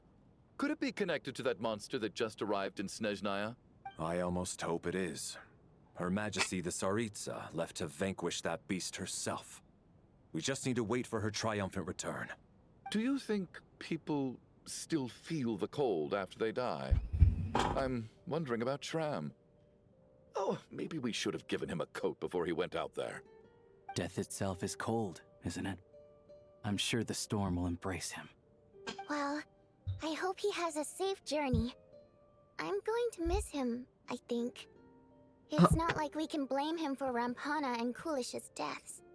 Thinking back on it, we barely made it out alive ourselves. Once we get out of here, how are we going to explain what happened to their families?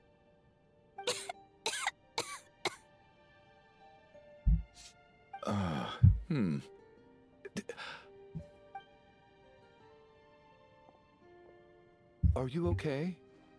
Here, take this. I've never used it. Uh-oh. Thanks. Look who's Mr. Nice Guy all of a sudden. Is it because Tonya stood up for you this morning? At least you know how to return a favor. Yeah, Damn. without Tonya, who knows how badly he would have been hurt. I told you already, I never intended to resort to violence. Bunch of rascals. Little girl? I was rather surprised when you spoke up for me this morning. I didn't think I had many admirers here, so... Oh. Thank you. Oh, no need to thank me. I said some bad stuff about you too. I've been too embarrassed to admit it, but you remind me a lot of my daughter. So kind to everyone, but never lets her old man off the hook. Unless my wife and I are having a fight, then she's always on my side. Especially when she was little. Every time I took her out... Oh, Tonya. All right. Hang in there. Easy now. How long have you had that cough, Tonya? I don't know. It's probably been a while. I'm fine. Are you taking anything for it? Yeah. I'll be fine once I see my brother. He's gonna pick some frost fairy flower leaves and brew a tonic for me. I'll feel much better once I drink that. I think I have some of those in my bag right now. I see.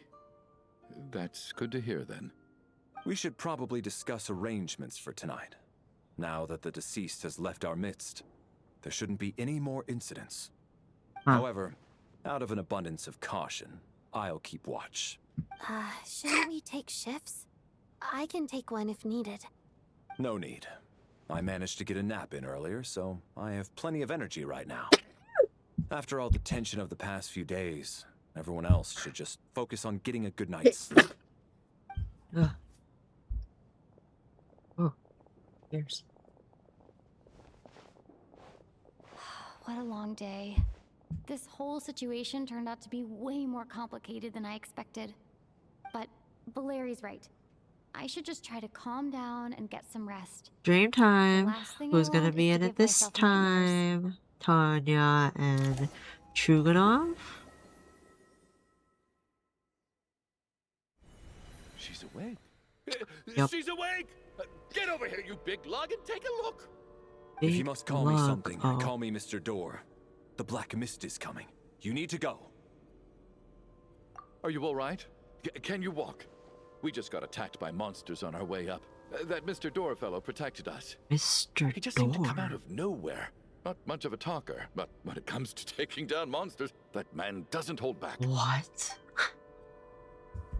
Curses! The Black Mist is catching up to us. We need to keep going. Mr. Door, I don't believe I've ever seen you around here before. Why is that? There's no need to try to get to know me. I'm just Mr. Door. I have to find the door that belongs to me. Mr. Door, looking for trouble! Quick, get rid of them! I can just push these ones off. Oh, well, anyway, we're lucky to have you here. Thanks for saving us earlier. No need to thank me. This is where my duty lies.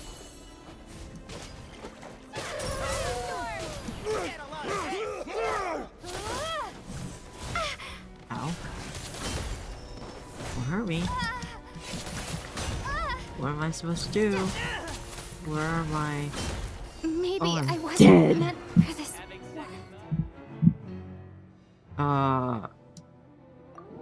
You have 10 tries?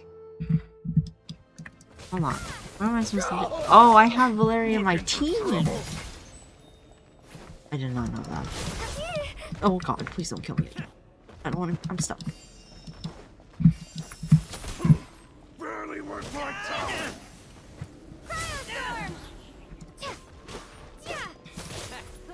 Having second thoughts? Guys, drinking up again.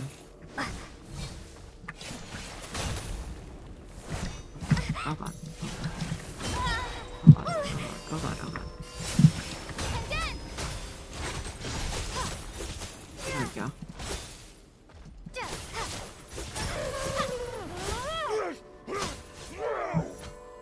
Goodness gracious. This door looked like it was open earlier.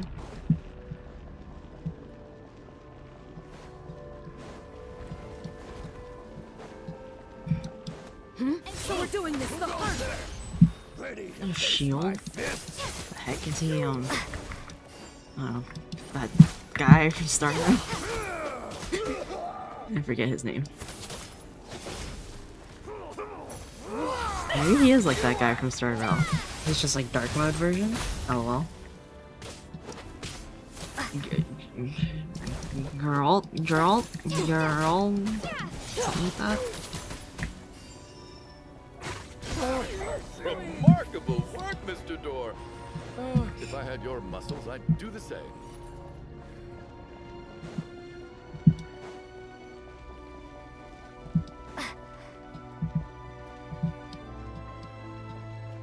Are none of these doors the one you're looking for?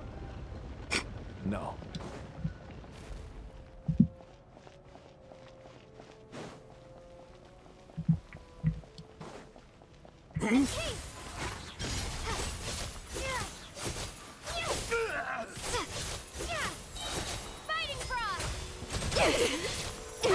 Oh, goodness me! Impossible. I'm so exhausted. And the black mist is still rising. Oh, wait, look! There's more monsters down there. Are they coming from within the black mist? No! They're gaining on us. Quick, keep going, or they'll be at our heels any second. Mr. Door, what are you doing? We need to get out of here. They're coming! Found it. This is my door. What?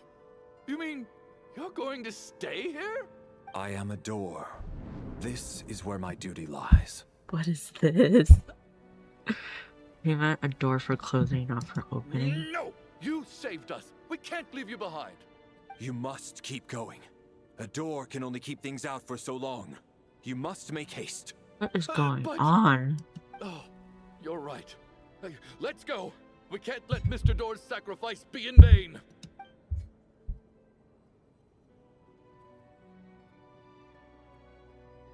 The black mist isn't moving anymore. Looks like both the monsters and Mr. Door are gone. I didn't just imagine all that, did I? Surely I wasn't so scared out of my mind that I hallucinated a door as a human being? Oh, okay, good. There's no way we both hallucinated the same thing. Getting sleepy? Well, looks like we're safe for now. Go ahead. Let's get some rest. The fuck? Okay, so what happens to Valeri? What time is it? Is it morning? I think I had a nightmare. Oh, I guess everyone's still asleep. These past 2 days have been exhausting. Valeri's keeping watch though, so he's probably the only one awake. Valeri?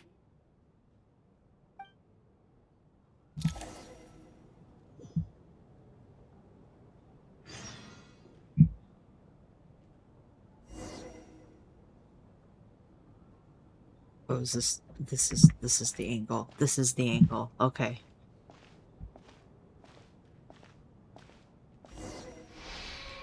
He looks as calm and composed as ever, even now it seems as if there's no burden. Is he dead? And around him times he sustained that as if he is he dead? Is he gonna come back a 5-star? Everyone needs to wake up! Oh, he's dead! Oh. Is he gonna come back a 5-star? Just like the last 2 nights. No clear cause of death. I've been a real thorn in your side, haven't I, Mr. Valeri?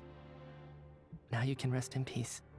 But for me, life will be all the duller for not having to run away from you, my friend. How's Tonya? Is she okay? I just checked on her, and it doesn't seem like anything serious. She's just exhausted from the past couple of days, and she's still recovering from her illness. We should let her sleep a bit longer. That means Valeri was the only one who died last night.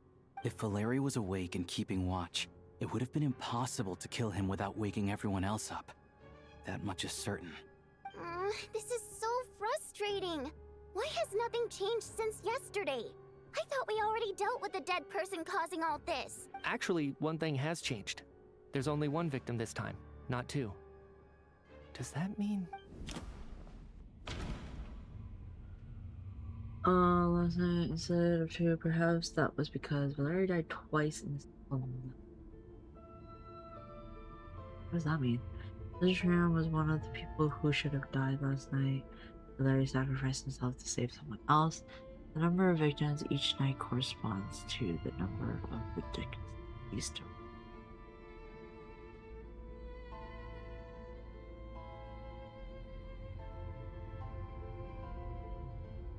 I don't know. Valeria sacrificed. No. Can a death at night even be defended against? This logic seems... There was only one victim last night. Two. Perhaps that was the button.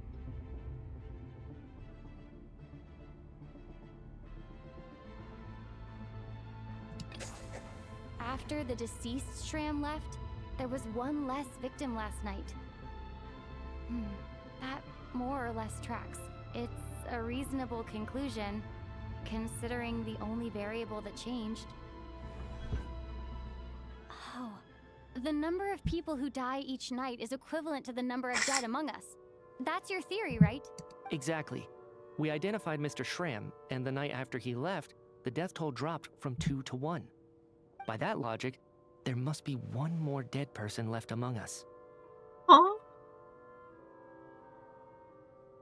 Another one? But there was only one person unaccounted for in the ticket checks, right?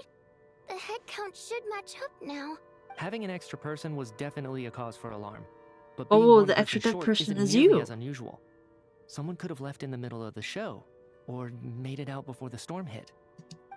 One more dead person among us.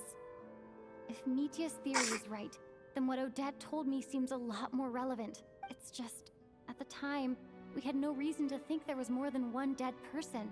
If only we'd taken it more seriously as a possibility, maybe this could have been avoided.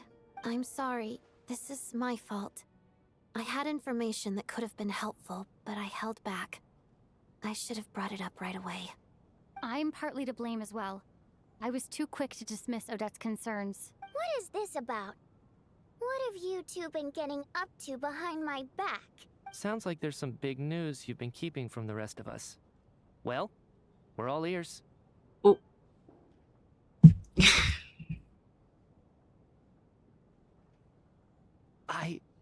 I'm the dead person?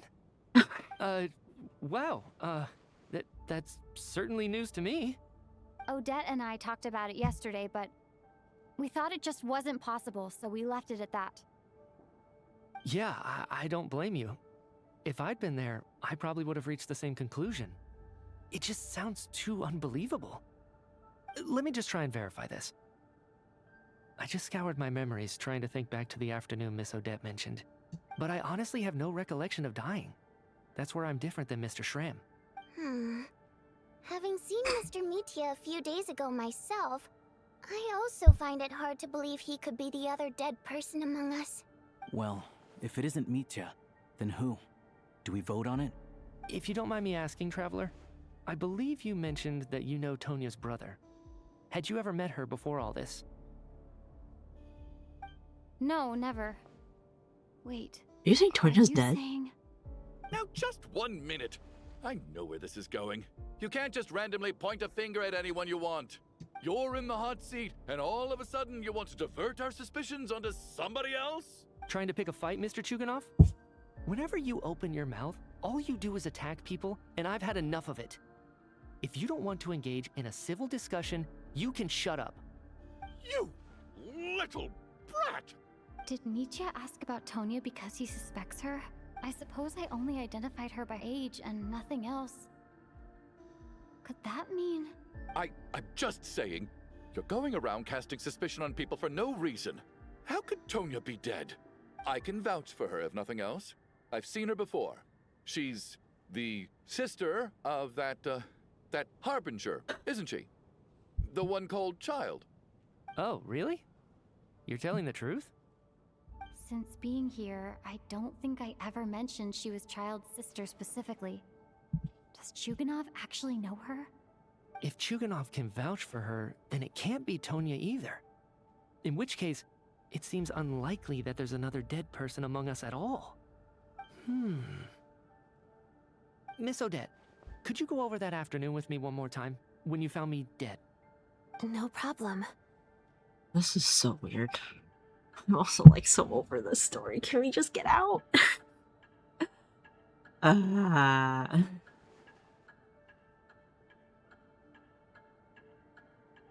This is so suffocating being in here. No matter how hard I try, I just can't remember anything about dying. But I do remember something else. Miss Vojanitsa, during our last meal together, I told you how some of the researchers were suffering from temporary memory loss. Do you remember that? Oh, yeah. You said it was hindering the progress of your experiments. You thought they were just under too much stress or something. Right. And even though I don't remember dying that day, I'm pretty sure I experienced something like amnesia. Some of my memories from that afternoon are missing. Are you suggesting you're missing the memory of your... death? Of course. How am I only just realizing this? Humans aren't necessarily aware of their own death. You mean being silently assassinated, or dying in your sleep? Situations like that? The researcher's amnesia. Suddenly it all makes sense. I must thank you, Odette. I think your perspective just helped me reach a breakthrough on a series of issues that have been troubling me for quite some time. All right. It's decided then. I'll be the one to leave today.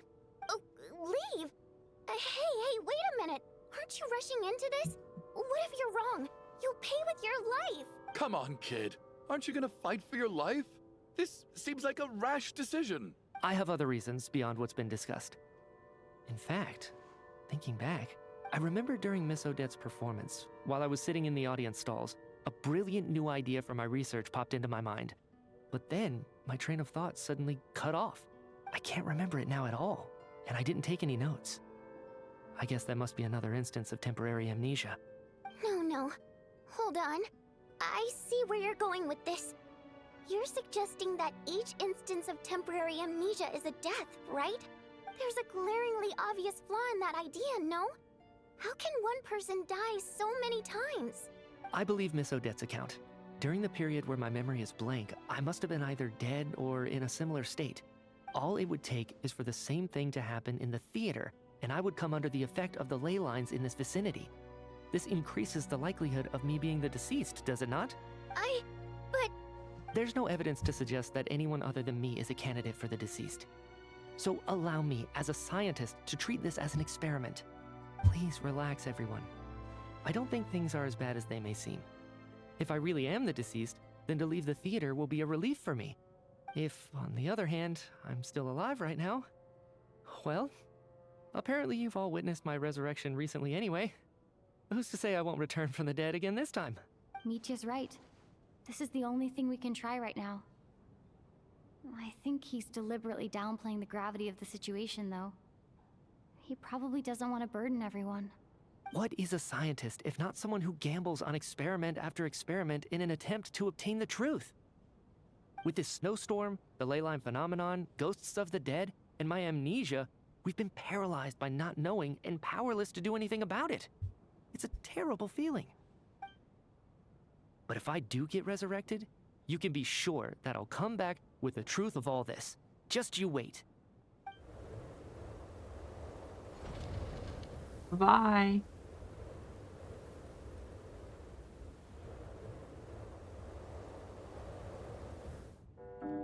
As I recall, the series of the third son is more than half of the group is gone since the first night. Oh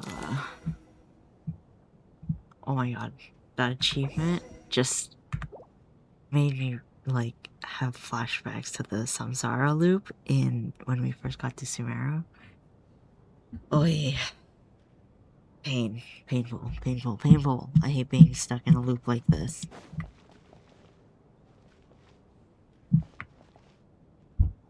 Poor Mr. Mitya. I didn't even get to see him one last time. Oh, my bad. Maybe it's a good Sticky thing that keys. you weren't there to see it. It was a hard thing to watch. I hate goodbyes. Why does it feel like everyone around me is slowly disappearing? Not just in here, I mean. In the outside world, too. Maybe it's the realization that, at the end of life, everyone has to face it alone. Come to think of it, the main reason we're still alive right now is pure luck.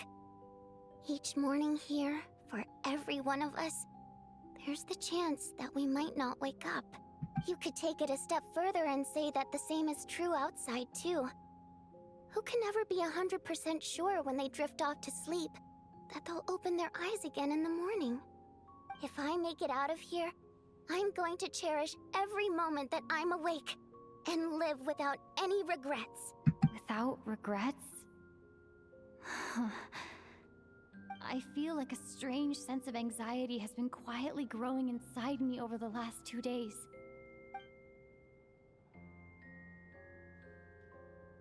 Are you okay? You look really glum. If something's bugging you, let's talk about it. There's only a few of us left here now. After everything we've been through, what's the point in keeping things bottled up? I have a travel companion named Paimon. Alosha and Odette have met her before. She's been feeling unwell recently. You're worried about her, aren't you? That makes sense. We've been trapped in here for days. To be honest, I used to feel like I was just a spectator in this world, watching everything that happens from the sidelines. Maybe it's because I'm a descender? A descender? But with Paimon by my side, over time, I slowly felt my connection to this world growing stronger. She loves eating, sleeping, and having fun, but she's also a great guide. It's her authenticity that makes this whole world feel more real for me. Over the last few days that we've been apart, I've often caught myself wondering, what would Paimon say if she were here right now?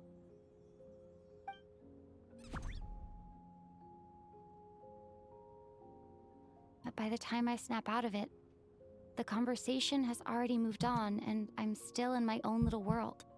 I'm trying to overcome this sense of detachment, but I really miss Paimon. I guess, in a way, she means the whole world to me. I bet she misses you when you're not there as well. Maybe you're her entire world too. I don't know if this will make you feel any better, but back when the water imps left Snezhnegrad in droves, I also felt like the whole world was suddenly empty. I could be surrounded by people all smiling and having fun, and still feel completely separate from it. So, I totally understand how you feel. Later on, I started to think, maybe accepting the fact that our loved ones won't always be with us is something that takes a lifetime. All we can do is cherish their companionship from moment to moment. So, once we get out of here, you better hurry back to our side as fast as you can. You can't let your story end in regret. That's the trope I hate the most. Thank you. That's exactly what I needed to hear. But Vodyanitsa, if you hate goodbyes too, why didn't you leave with your people? That's just the choice I made. I used to regret it, but I don't anymore. Like I said before, singing is a water imp's primary mode of expression. It's how we convey our emotions. Our songs have echoed through this theater for hundreds of years, each one a story pieced together through moments of joy and sorrow. But does a story exist without someone to read it? To me, the answer is no, so I made the choice to stay. That way, there would still be someone left to sing these songs and listen to their stories. Otherwise, they could have been lost forever. Could you teach me how to understand your people's songs sometime? I want to be able to truly hear them, like Mr. Shram. A fan after my own heart. Thank you, Tonya. How about I sing something for you? and you tell me what you hear. Okay, I'll do my best.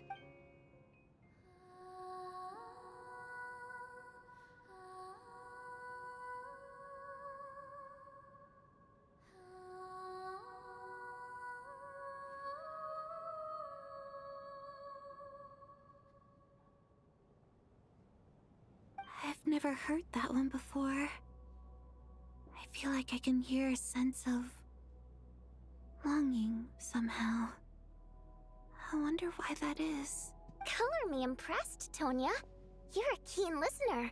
Most people can only tell if a song is happy or sad. I didn't think you'd be able to pick up on such specific details. So, what's the song about then? Come on, tell me. I've actually never performed this song in the theater before, because it has more of a ceremonial purpose for our people. It's not meant for the stage. It means something like, "May those we have lost watch over us, and follow this song back home in the night, so that we might be reunited once." No wonder I could hear that sense of longing. You sing it for loved ones who have passed away. It's getting late, Tonya, and you're not well. We should all turn in early. I suppose there's no reason to keep watch tonight. Okay, but, before I go to bed, could you— Of course! Anything Picking for up my the pace a number little. one fan.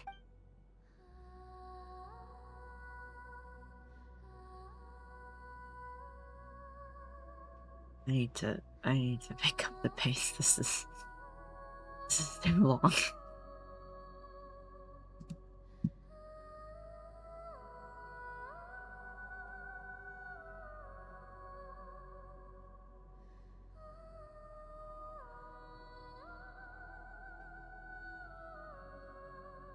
Once I get out of here, I definitely don't plan on ever coming back. But I guess that means I'll never get to hear Vodyanitsa sing again. That's a sad thought. Before I fall asleep, I should cherish this moment of companion.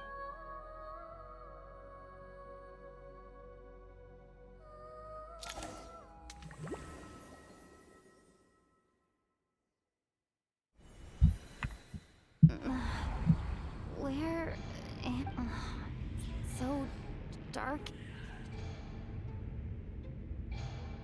What was that? What was that noise?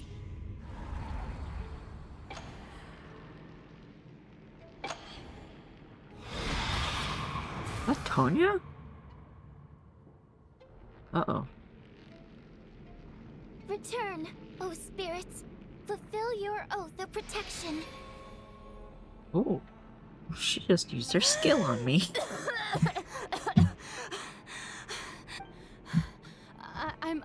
I'm alive? What just happened? No time for questions. Quick, over here. Turn on the switch. We need to bring back the light.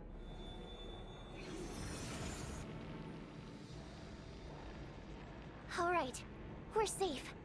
The spirit just now is called Night Prayer. The light subdues her, but she'll attack without a second thought in the dark. Sort of.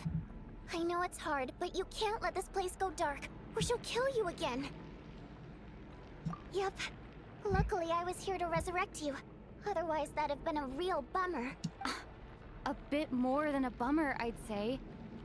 Wait, so you have the ability to resurrect people? Sure I do. I'm your guardian spirit after all. I specialize in soul recall. Oh, it's nice to meet you, by the way. Oh, thanks. It's nice to meet you too. All right, there's no time to waste. The black mist is already catching up. We need to avoid it at Night Prayer at all costs. Come on, we need to reach the next switch before the place gets too dark. Please. If we bring the light back, Night Prayer won't be able to get to us.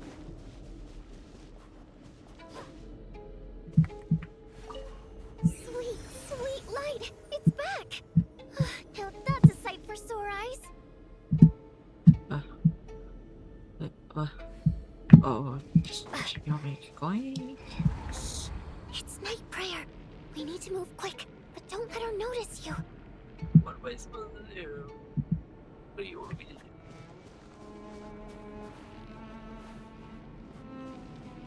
Look out! What do you want me to do? Where am I supposed to...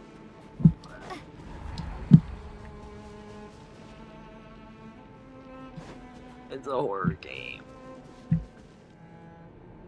It's a horror game.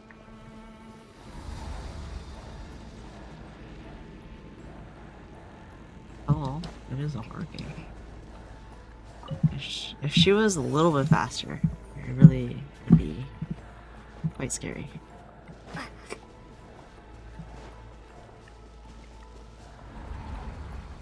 The next switch is over there.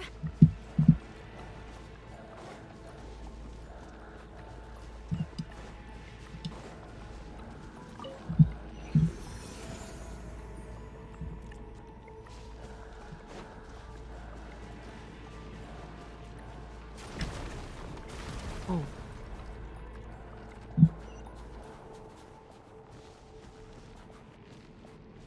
What would you have me do? Ah.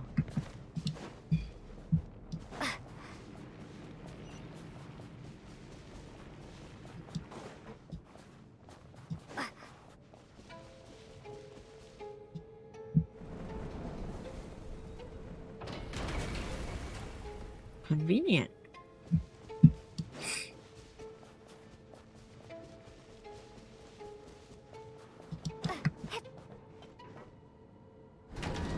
Oh, not convenient.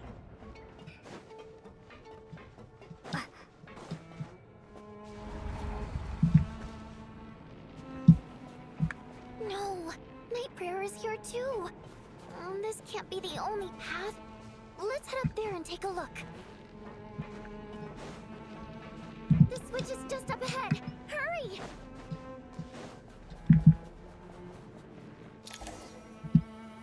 It's too dark. We're not gonna make it. Come on, faster!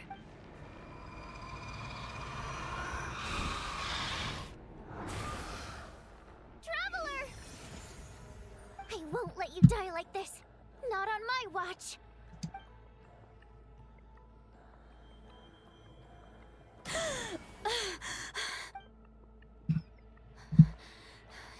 Even though it's not permanent, dying is definitely not a pleasant experience. Great. You're back. Yeah, thanks to you. Time for you to get out of here. Quick, before the light runs out. What about you? You're not coming with me? I can't. I've already been used up. A guardian spirit's skills are finite. I can only resurrect someone so many times. I might not look any different, but my essence has been exhausted. Now, I can go no further. The Black Mist is where Why didn't you tell me sooner? Because it wouldn't have changed anything. That knowledge would have... But... Go. Now, before it's too late.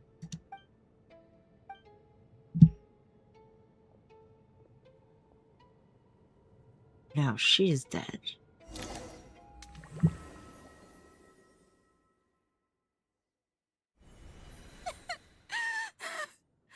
Odianitsa!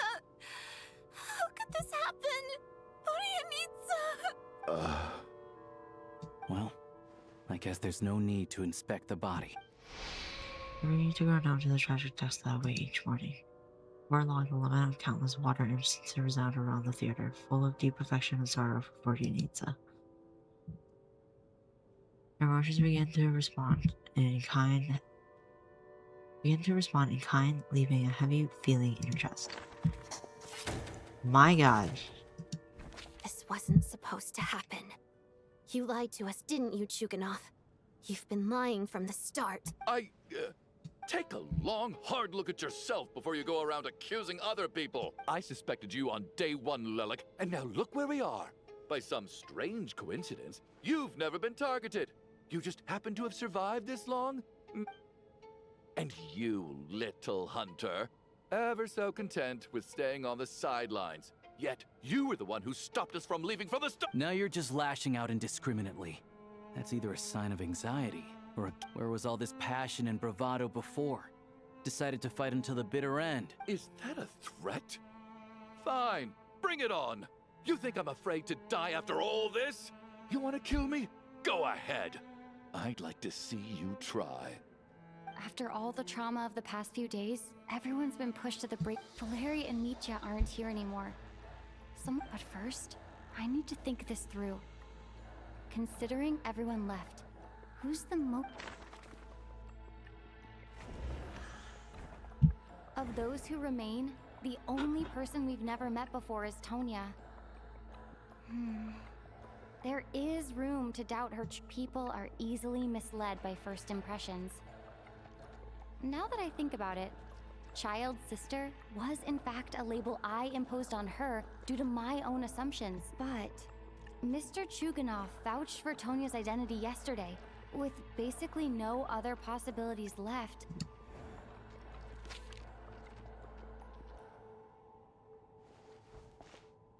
Tonya, how's Tusser been lately? Tusser? Oof. Your brother Ajax must have mentioned me in his letters home, right? Did he say anything about a blonde traveler? No. And my brother's name is Razik, not Ajax. Oh. Chuganov, looks like it's your turn to do some explaining. Yesterday you said you could vouch for Tonya. Why did you give us a false testimony? I knew you were behind this, Chuganov. You've been lying through your teeth from the start. Everything about you is fake. Down to the wife and daughter you're always talking about.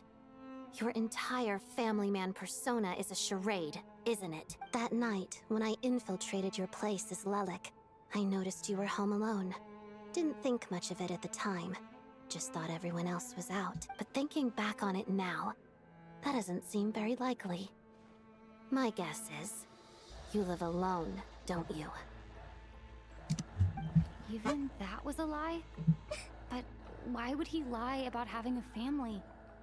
To seem more personable. No! Curses! Oh, why is there no end to this blasted snowstorm? If it would just stop! If it would just stop. I think I remember now. I know how I ended up here. It feels like a distant memory. But at the same time, it's just like it was yesterday. The reason I'm always coughing is because I got sick with frostbite.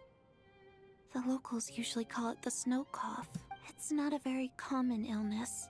It's partly genetic and partly caused by the cold climate, but it can be fatal. They sent me to the hospital as soon as they found out I had it.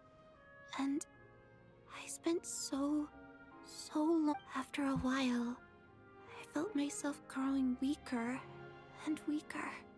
So one day, I told my brother that I wanted him to take me outside for once. So he agreed. He snuck me up, we got to the theater, bought tickets, and went inside. Oh, it was all so exciting. Oh, Tonya. When I woke up, I couldn't find my brother anywhere, but there's no way he'd leave me behind. So I decided to stay here and wait for him. At the time, I figured he'd... Tonya, it sounds like by then you'd already... Yeah, I know. I understand now. Dead, aren't I? This cough, after all of that, it turns out I can't blame my brother after all. I'm sorry, everyone. I realized this much too late. Your name probably isn't even Tonya, is it? Didn't that ever strike you as odd over the last few days? Well, when I was little, my brother and I read a storybook, and Tonya is the name of one of the characters. When we escaped from the hospital, our family and the hospital security were looking everywhere for us. So when you first approached me and said my brother had sent you, and called me Tonya, I thought he must have chosen a fake name that only the two of us would know. Because he was afraid of getting caught. At least your memory of death isn't painful. That is a small comfort. Now it's your turn, Chuganov. Talk to us. I believe no lie is ever told without a reason. You're right. I was lying. I happen to know that the Harbinger child and his sister Tonya managed to get tickets, so I lied to you and pretended I knew them. And yes, I was lying about my family too. The truth of the matter is, I lost them a long time ago. I just refused to accept reality. And now I've spent the second half of my life. My daughter's name was Iskra. And before you ask, yes, Iskra, as in she also died from the snow cough. She was just 6 years old after Iskra passed. My wife couldn't bear to face those memories either. One day when I came home from work and saw the empty room, I soon discovered that this was the only thing that made me feel any better, so... Nothing more than a pathetic means of escapism, I know. But at least it's not a crime. So explain your false testimony, then. The night before last, when I was chatting with Tonya, she mentioned that her brother would brew medicine for her from frost fairy flower leaves. Combined with her various symptoms, I suddenly understood everything, including the fact that she was deceased. The snow cough used to be an incurable illness. I would pick frost fairy flower leaves to brew medicine for Iskra too. It took hours and hours but the year after my daughter passed away, the Jester of the Fatui announced that a cure for frost blight, also known as the snow cough, had finally been developed. It turned out that all previous treatments were completely ineffective. No better than random concoctions. That was the final straw for me. I just couldn't take it anymore. Just one more year. One more year, and everything would have been okay. So, more than anyone, I know full well that in this day and age, no one in their right mind would still be using frost flower leaves to brew medicine. Poor Miss Tonya, therefore, had to have been from an era when snow cough was still a terminal illness. So, you projected your daughter onto her? Even though you knew she was one of the dead? That doesn't make any sense. You knew she was already dead. What did you hope to achieve by protecting her? I just don't believe in your crackpot theories. Nor do I approve of your actions. How can you just declare a living person dead and throw them out into that snowstorm? Nitia's gone. My good buddy Shram's gone. And now it's Tonya's turn, isn't it? The others I can make my peace with, but little Miss Tonya, here she is, standing right in front of us, alive and breathing, and fighting her own battles. Yet you're quite happy to say she's dead? I just want her to live. Once this snowstorm is over, the very moment it stops, parent-coded. I'm going to march out that door and find someone who can fetch the very best medicine for her snow cough. I'll be damned if I'm gonna let you cast her out into the snowstorm before I have the chance. Not again! Not this time! No. Mr. Chuganov, stop. Tonya. By the sounds of it, you've known I was dead since the night before last. I really liked Mr. Valeri, Mr. Mitya. I'm not happy about that. The reality is, you've been trying to fight your own demons through me. But all you've really done is trap me. No! Listen to me. I want to... Well, at this point, I'm quite sure that I'm dead. I don't need to be saved. The time I got to spend with all of you is more than enough for me. Despite all the bad things that kept happening, I got to meet so many interesting people and spend so many days and nights by your side. Since the day I escaped that hospital until now, this has been I'm very fond of you all. What is that orange? If it were only possible, Bullet I'd trade my soul to there. bring back the ones who died. If it meant things didn't have to end like this. Is her hair clipping, or did they That's why forget I'm to not color fond of it you at all, in? Mr. Chuganov. I'm sorry. It's them that you owe an apology to, sir. Not me. Well then, I I suppose this is it. It's time for my adventure to end. I've caused enough trouble. You're leaving already? It's still early. Don't you want to stay a little longer? No, thank you. Oh, and by the way, my name is Patoshka. It was nice meeting you all. Feels strange that we're only being properly introduced now that it's time to say goodbye. Tashka?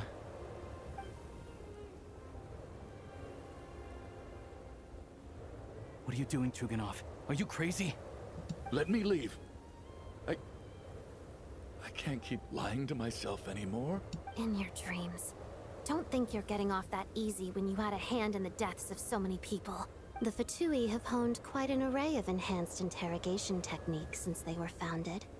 Once we're out of here, Lelik will personally give you a taste of every last one.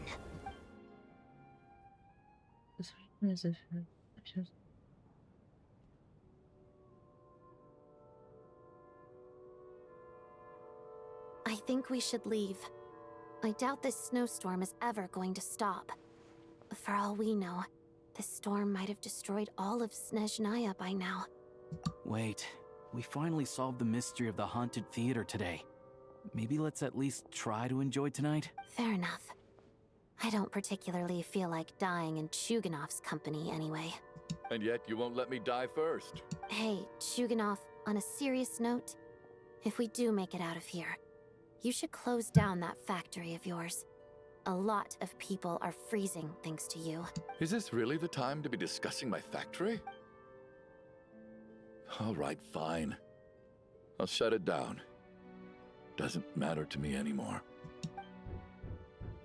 Oh. Am I hearing things? Or was that a knock at the door? There it is again. But I don't understand. The snowstorm hasn't stopped. Should we open the door? Uh-huh. Is this it? If the last few days are anything to go by, whatever lies beyond that door at this moment, it could be something even more terrifying. Just open it.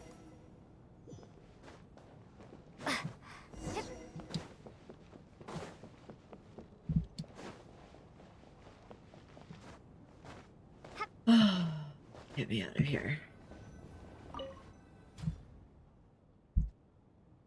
Oh.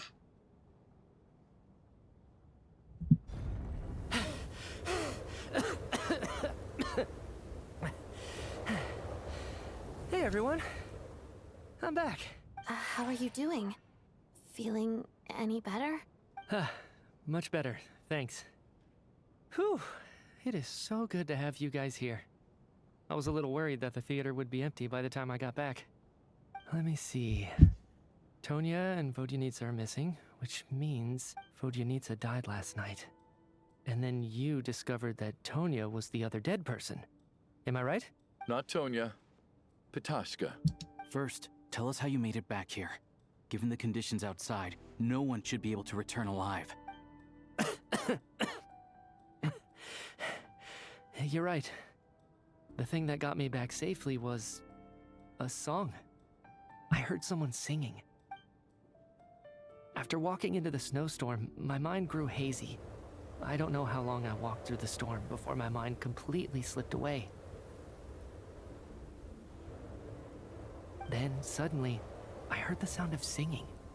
The voice instantly brought me back to my senses, and I regained consciousness. So I followed the voice, searching for the source of the singing. I searched and searched, until finally, just a few moments ago, there was the entrance to the theater, right in front of me. I've actually never performed this song in the theater before, because it has more of a ceremonial purpose for our people. It's not meant for the stage. It means something like, "May those we have lost watch over us, and follow this song back home in the night." That must have been Vodyanitsa's Requiem. Who knew it actually worked? That song is meant to guide the souls of the dead. Mitya, that must mean that you... Huh. No kidding. Seemed like I guessed right then. this is what I've been so desperate to tell you about. When I first stepped out of the theater, I was still quite lucid. My memory of it is still pretty intact. I remember the outside world being completely different than what I'd expected. It was like this was a world where only the snowstorm existed. There wasn't a trace of any humans or buildings ever having been there. I don't know how else to describe it, except to say that it just didn't seem like the real world. And as for the Requiem, if I was guided here by Vodyanitsa's song, it can only mean that I must already be dead. And this is my soul, not my body. But I didn't experience a clear moment of death while I was out there. Nor do I feel any different now than before I walked into the snowstorm. You don't seem any different to me either. In fact, this is something I've been wondering about for a while now. If souls aren't physical, shouldn't they lack tangible form?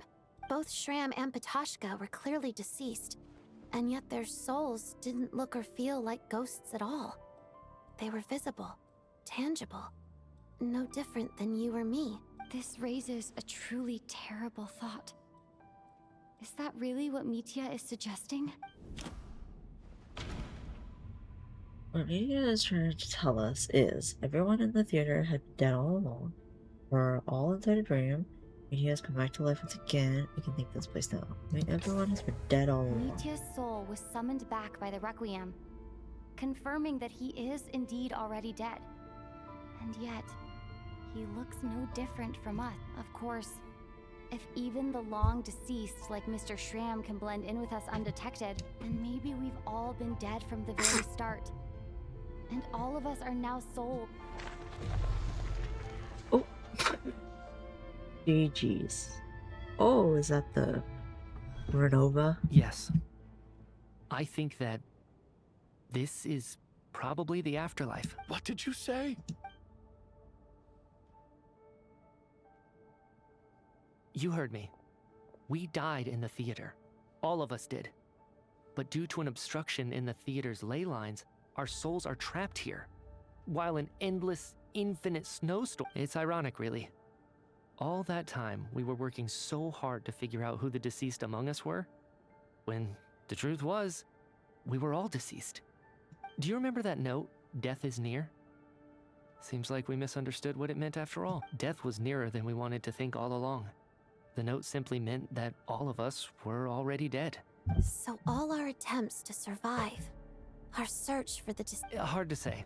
At the very least, we helped two lost souls find clarity and go to where they belong. The presence of those two is probably what caused our souls to be drawn in by the ley lines. In which case, the deaths we've awoken to over the past few days were just souls returning to the ley lines for good. If what you're saying is true, doesn't that make us the lost souls now? Huh, no wonder. This afternoon, when I was moving Vodyanitsa's body, I noticed that the other bodies in the room hadn't decayed one bit after all these days. That's further proof that those aren't physical bodies at all, but mere... Am I really dead? This doesn't feel... No, that's impossible. This cannot be how it all ends. I still find it hard to believe that all of us are dead. How exactly did we die in the real world? Not even knowing how we died is preposterous. Exactly. It's hard to rest in peace when you don't even know how you died. It gave me lots to think about as I strode out into the snowstorm. I racked my brains trying to remember the cause of my death, the exact moment I died, the root of all of this, right up until my consciousness faded. Wait. Hold on. Right before I lost consciousness, I think I saw something. I can't remember. And I think I lost my notebook and pen. Mitya, your hand. Is that blood on your fingers? Huh? You're right. There's blood on the fingertips of my right hand. Looks like it's already dried. When did that happen? What the... I guess... this was what I saw. I must have desperately drawn it in my own blood right before losing consciousness. Renova. Do you recognize the symbol? It's... Renova. The ruler of death. Huh? Alosha, do you still remember that Snezhnayan folktale you told me about? It was about the Grim Reaper. When someone's about to die, he appears as an incarnation of someone familiar to guide their soul into the... And as soon as you recognize his face, your life is over. I heard a similar tale when I was little. You think the Grim Reaper in this story refers to the ruler of death, you meant? That's right. In which case, death is near could also mean that the Grim Reaper is here, disguised in a familiar form. Death, the deceased, and the Grim Reaper? So it's a triple entendre. When I first saw this note, I thought it contradicted the investigation report. But now it seems like that was the whole intention. So the Grim Reaper deliberately misled us. Then we started suspecting each other. By that logic, the one person most likely to be the Grim Reaper incarnate is...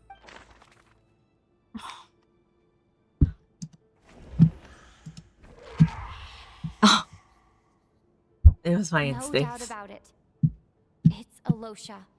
Looking back at how everyone has acted over the past few days, Alosha is most likely the Grim Reaper lurking among us.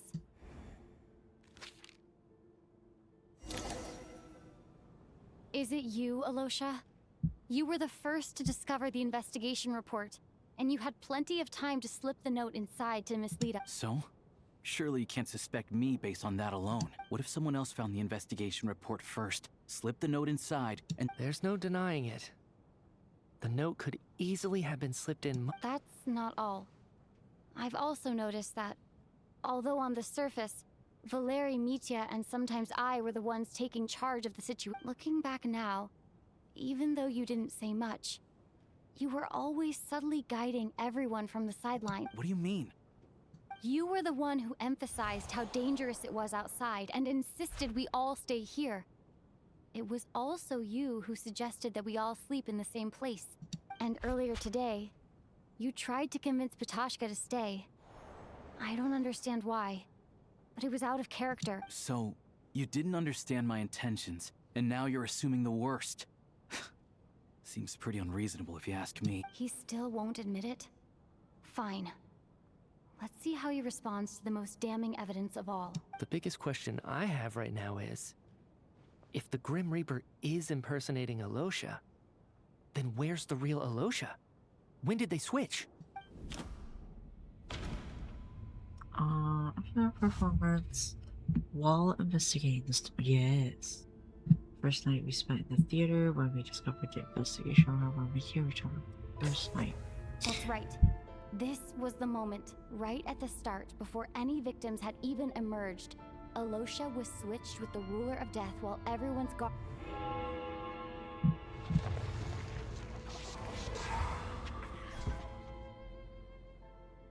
When all this began, right after the performance ended and the snowstorm began to pick up, no one We're suspected finally anything getting unusual. somewhere. We just assumed we were snowed in. It wasn't until we discovered the bodies the morning after that we realized something, but it's clear now that the oddities actually started earlier than that. When Dimov walked into the snowstorm and never came back. Right. So Mr. Dimov was the first victim, not Sobolova and Torgov. And if we pinpoint that moment as the beginning of this incident, then Alosha, you are the only person who walked into the snowstorm and came back without the help of Vojanitsa's Requiem. More precisely, Alosha never came back at all. The one who came back was the Grim Reaper.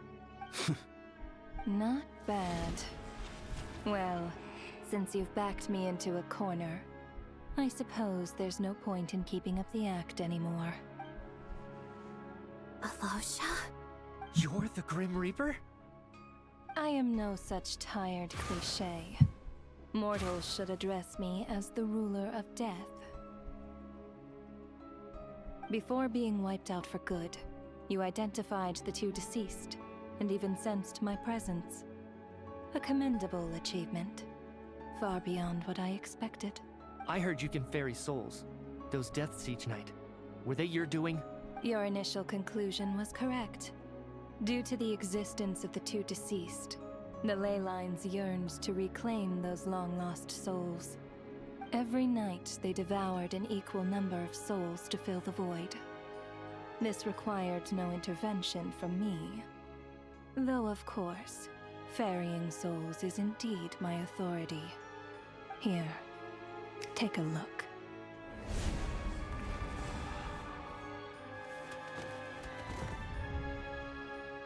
Oh my god. What are you doing? That takes care of today's two. Don't get so worked up. You are already dead, and your souls must return to the ley lines. I know we're already dead. You murdered us, didn't you? Murdered? I probably should No.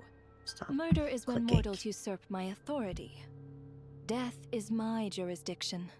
If I require someone to die, I need not resort to such laborious methods as murder.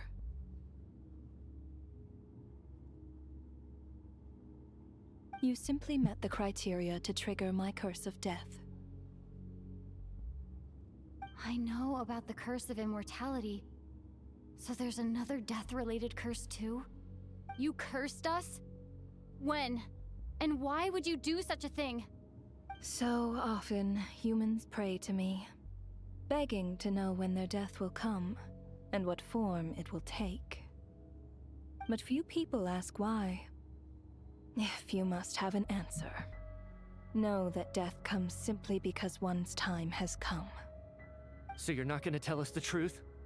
Hold your tongue. By all rights, you shouldn't even be allowed to speak with me. Those angels from the past are to blame for the reckless renovation of the ley lines here. It's made my work on this occasion infuriatingly complicated.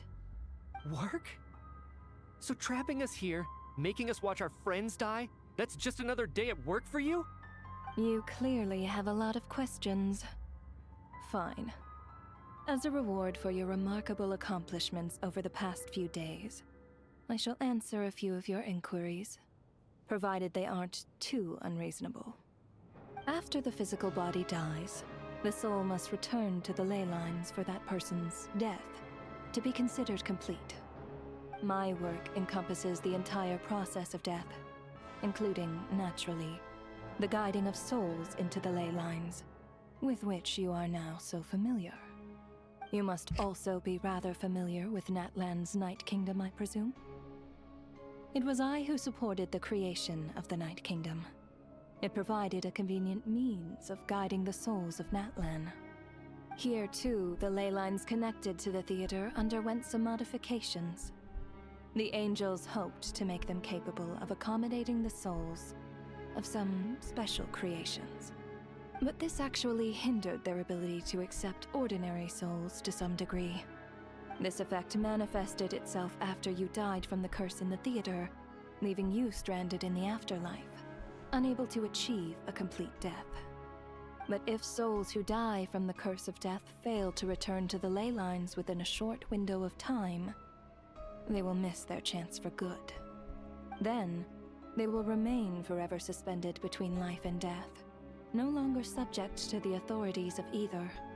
So if you don't resolve this matter soon, and see all our souls return to the ley lines before long, we'll escape your control. Mitya is sharp. This must be what Renova was worried might happen, and the reason she got involved to begin with. But if you have the authority to guide souls, why didn't you just show yourself and get it over with? Why hide among us in the form of Alosha? You seek to understand the mind of a god. Very well. I'll tell you. This is a theater, and I decided I wanted to watch a show about death. That's why I encouraged you to take the events to the stage. I found myself getting quite immersed. I suppose the entertainment you provided makes up for all the trouble you've caused me by being so defiant in the face of death. There. Are you happy with my answer? Can't say I am. Really? But it fits the stereotypes you humans have about gods. Just moments ago, you were complaining about how infuriatingly complicated your work here has been. Work is work, I get it. There are times when it's a huge pain, but you just have to get it done, right? That's a rather unique perspective for a human. You are in fact Isn't it? correct. There is a pain point in this case. Due to the obstruction in the theater's ley lines, there is a hard limit on the number of souls they can receive each day, making it impossible for me to ferry all your souls at once. Revealing my identity too soon would inevitably have led to futile resistance, and there was a risk that any souls who chose to run would disappear. Then there was the issue of the 2 lost souls you called the deceased. The way you resolved that quandary was all part of my design. That's what I don't understand. If all of us were souls of the dead, what made their presence among us special? For centuries, they have refused to return to the ley lines, exploiting the issues created by the angel civilization to resist being drawn in. Centuries of obsession accumulated during this process. You may think of this obsession as the resentment of the dead, and in this quantity, it was a bomb that could have detonated at any moment. It reached the point where I could not afford to leave it unchecked. But the only way to fix it was to help them acknowledge their own deaths, make peace with their regrets, and willingly walk into the snowstorm. Only then, with my guidance, could they finally return to the ley lines. Otherwise, you would not like to know what the consequences would have been. I vaguely remember seeing Patoshka, but in the most terrifying form. Was that in a dream? Is that what would have become of her if she hadn't returned to the ley lines? I see your dreams brought you many revelations. So you see, death in fact grants wisdom to mortals. Souls connect to all things in the world and see the chain of cause and effect between them. It's nothing unusual. Anyway, giving psychological counseling to lost souls is not my strong suit. That is more of an angel's role. It was something I could not resolve directly using my authority, so I decided it was easier to leave the bomb defusal to you. Meanwhile, of course, their presence caused the souls of other members of your party to return to the ley lines each night. From where I stand, that was killing 2 birds with 1 stone. As both issues slowly resolved one another without me having to lift a finger, all I had to do was stay close by and keep the situation under control. Then use my authority to wrap things up at the end. And, of course, while I was at it, I thoroughly enjoyed watching this drama, dealing with death from a mortal perspective, play out on the stage. Sounds like you had it all figured out, Grim Reaper. I just did the math. You said there's a hard limit to the number of souls the ley lines here can receive each day. It's 2, isn't it? That much is obvious, even to a fool. It's time to review this whole affair. Oh if no. the ley lines can only take in 2 people per day, I need to go over the deaths from these past few days again.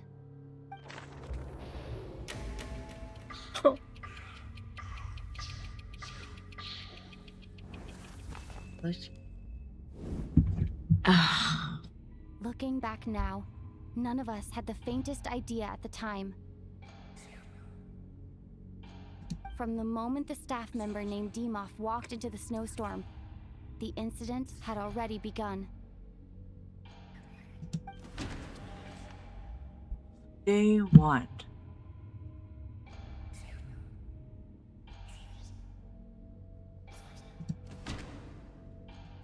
Day 1 was these guys.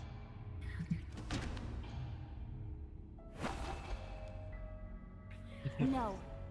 Let me go over this again. Oh, wait, that's like their characters. Oh, wait, what? No. Let me...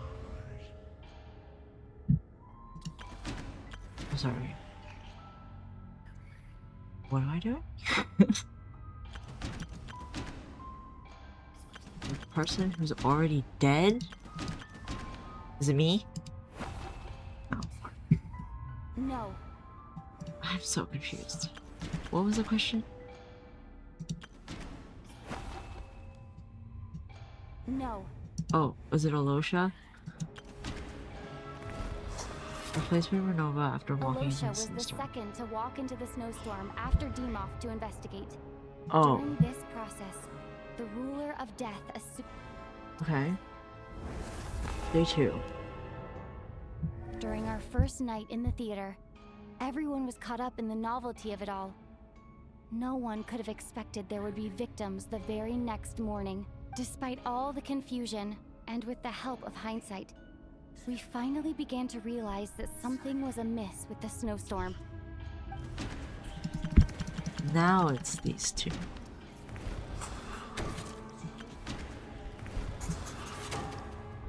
The ley lines devoured Torgov and Day 3. Odette and I spoke a lot that night. 3 people were on watch. but in the Yes, I morning, remember we the order discovered in that which these someone people had fallen died. victim Can you all the same. please just get me out of here? Oh, I can just nice. The deaths of Coolish and Ranpana caused everyone to stop suspect. Unexplainable phenomena occurred one after another, leading Mitya to... Later, we discovered that there seemed to be an extra person among us, and subsequently discovered the existence of the deceased. Yes, yes, yes, yes. Mr. Schramm realized... Yes, yes.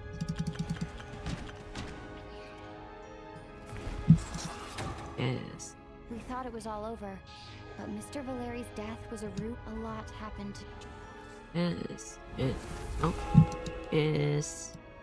The fact that there was more than one deceased seemed to bring us back to square one. Odette revealed some information she had been keeping to herself. Yes, yes. Oh. Although Mitya did indeed walk into the snowstorm that day, he returned from the ley lines with the help of Vodyanitsa's the void in the ley line. Oh, okay. As it happened, Patashka filled the void left by Mitya's return from the ley lines. The girl I thought was Child's sister. Vodyanitsa was swallowed by the ley lines in her sleep. But the requiem she sang before falling asleep was quite a game changer. Come to think of it. And Renova, unaware that Mitya would return, was concerned that her soul would overflow from the ley lines. That's why she used Alosha's voice to try and persuade her to stay behind. Looking back, I suppose that was an early slip-up on her part.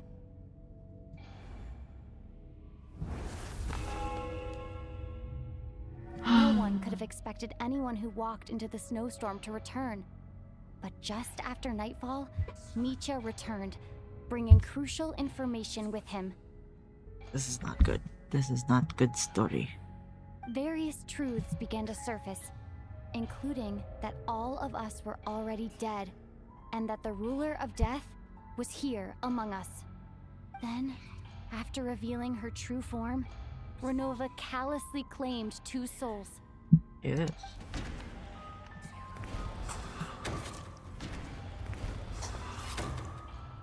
In fact, everyone was already dead by the time we took the photo. And now, only Mitya and I remain. And the true culprit behind everything still That covers everything. Your work isn't finished here yet, is it? The Traveler and I are Such a still standing weird- here, safe and sound. The Water Imp's song threw things off a little. But it Summary? is of no consequence. I just saw no point in that The summary. ley lines have already anchored your soul, and the first ray of light tomorrow morning will take you back.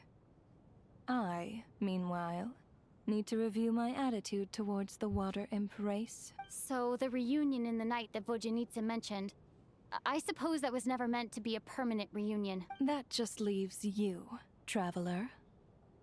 My power only allows me to temporarily separate your soul from your body. The ley lines of Tevat would not accept you, and your soul is firmly anchored to your body by your will, for a descender like you, who is not bound by Tevat's rules. Your death can only be brought through the most violent of means, such as directly destroying either your body or soul. I have no interest in involving myself with Descenders. For now. Although, this may change if Asmodee remains missing, or you insist on interfering with our affairs. One last question then. All our struggles and sacrifices here, they were meaningless from the very beginning, weren't they? Death abides no reason. Besides, what you call sacrifice is merely a concept. To me, it is nothing more than a self-indulgent charade in the face of death. Mere mortals fantasizing that their actions could reclaim something from my grasp. A truly laughable idea. Grim Reaper, you really know how to get on my nerves. I'm not here to ingratiate myself with you. I kill merely because your deaths are necessary. Oh, you've made that quite clear. But humans don't take well to being scorned. Not even by the gods. Oh, BTM action.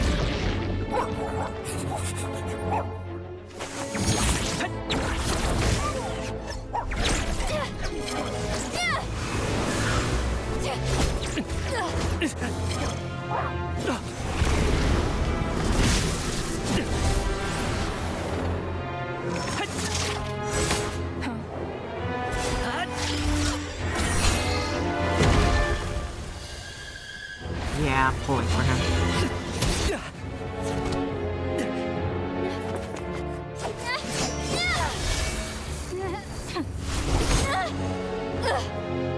This is futile. You must know that you are powerless against me in my own domain. I suggest that you save your strength. For what? Maybe we can't change it. But if nothing else, we can at least teach you to have some respect for the dead. Audacious.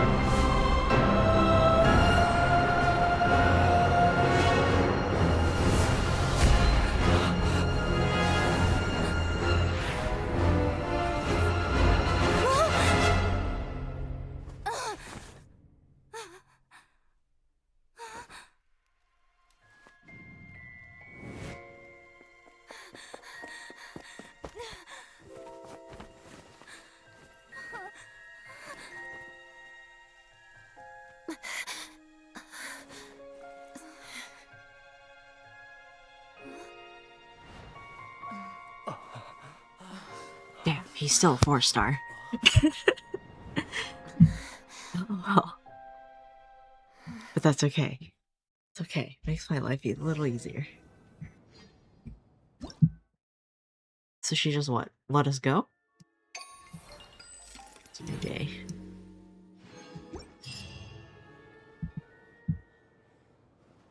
Oh my god. It's over. How are you holding up, Odette? What happened to me? How much do you remember? What do you mean? Is the performance over? I can't seem to recall what happened.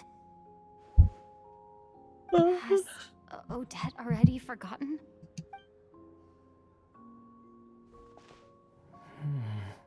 Mitya? Hmm? Oh, I'm sorry. I guess I spaced out there for a second.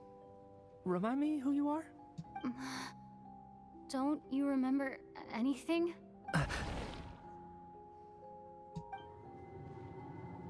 Yeah, I remember now, comrade. Looks like we guessed right. Just like me when Odette found me at the Armory Palace. For some reason, everyone killed by the Ruler of Death eventually came back to life. Just with one catch. They forgot what happened while they were dead. Odette and the others have already forgotten everything. Why were you able to remember this time? Could this be the reason? You said this is the Ruler of Death's symbol, right? I don't see anything there. You don't? Huh. Okay, I guess that makes sense. I carved this into my hand in the afterlife, so it's not visible in the physical world. Does that mean You I carved this symbol into my soul? into your... What an unsettling thought. Still, at least I get to remember what happened. I suppose it's a blessing in disguise. What about you, though? The Ruler of Death mentioned that you're a descender? Is that why you can remember? A full explanation would get complicated very quickly, but that's essentially it. Well then, now that it's all over, let's figure out what we've learned. The first thing I notice is that everything here is precisely as we left it, right before our deaths. This confirms that time passes differently in the afterlife than in the real world. They say that right before death, time slows down and your whole life flashes before your eyes. That must be how you know you have one foot in the afterlife by that point. Anyway, clearly the few days we spent in the afterlife probably only amounted to a few short minutes in the real world. This also aligns with previous reports of widespread temporary memory loss among the Armory Palace personnel. Now it seems likely that those were all brief deaths caused by the Grim Reaper's so-called curse of death. To those unaware of the truth, dying and coming back to life must feel similar to a short bout of catatonia. This leaves me with a couple big questions. What are the conditions that trigger this so-called curse of death? And why are we resurrected after we die? If nothing else, I think it shows that killing us wasn't her ultimate goal. We still don't know her true reasons for subjecting us to death. Right. This time only got complicated because of the situation with the theater's ley lines. That's why she had to approach it differently. If the previous incidents of amnesia among the researchers are anything to go by, killing us is usually a pretty routine matter.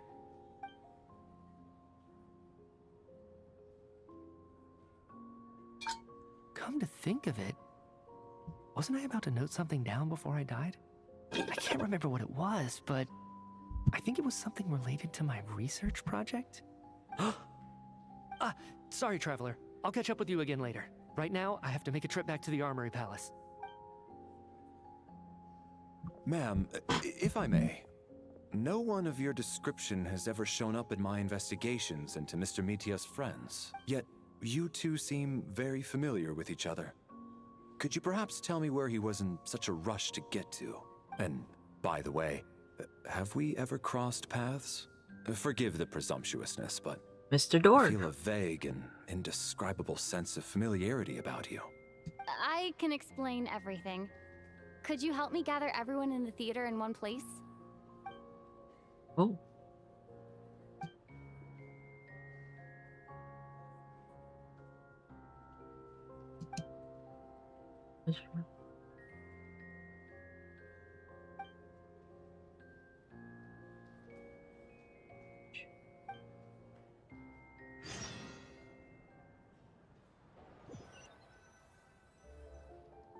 So, Chuganov really is going to shut down the factory.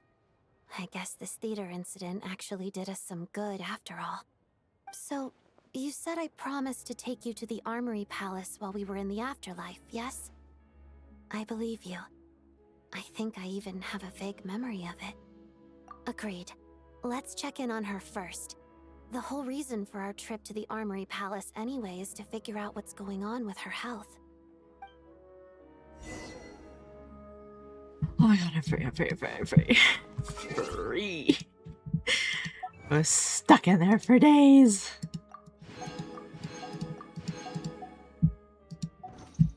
Oh my god, I was stuck in there for hours. Oh, yeah.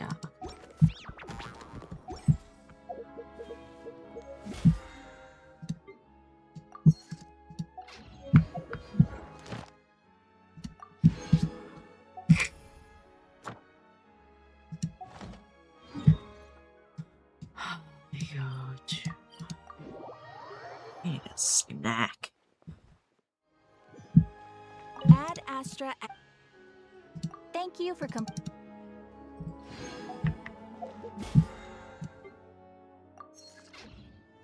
My goodness. My goodness. My goodness.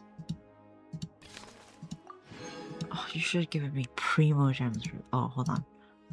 Maybe you will. Oh, no, yeah, you should have given me primo gems for that because that was pretty bad. Unless that's the last one.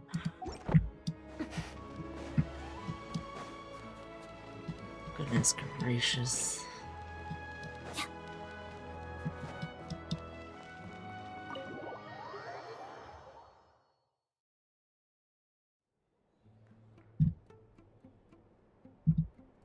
I'm finally back. Even though a long time has passed from my perspective, as far as Paimon's concerned, I probably just went out to watch a very short show. I should keep my emotions in check when I see Paimon again, or it'll seem weird. Wait. The atmosphere here feels off. Shh. Stay quiet. Let's go inside and take a look. Have we still not been able to notify Child yet? We need new orders. What if that person comes back again? Oh. You're fucked. You're fucked. I'm so sorry. Under the circumstances, there was really nothing we could do. Tell me, what happened to Paimon? It was the Jester. He came here in person and escorted Miss Paimon away. He's the director of the Fatui. His authority supersedes all others and cannot be questioned. There was nothing we could do. How long ago did he leave? And what was Paimon's status? It was about an hour ago. Miss Paimon was fast asleep at the time. The Jester simply walked off with her as if it was only natural.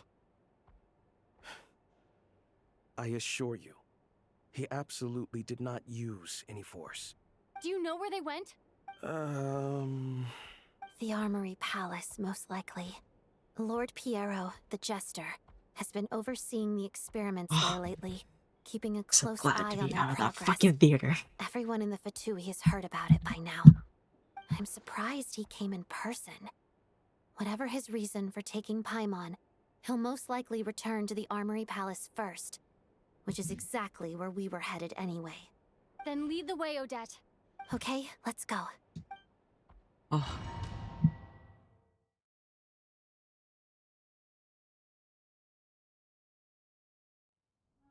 It's just up ahead.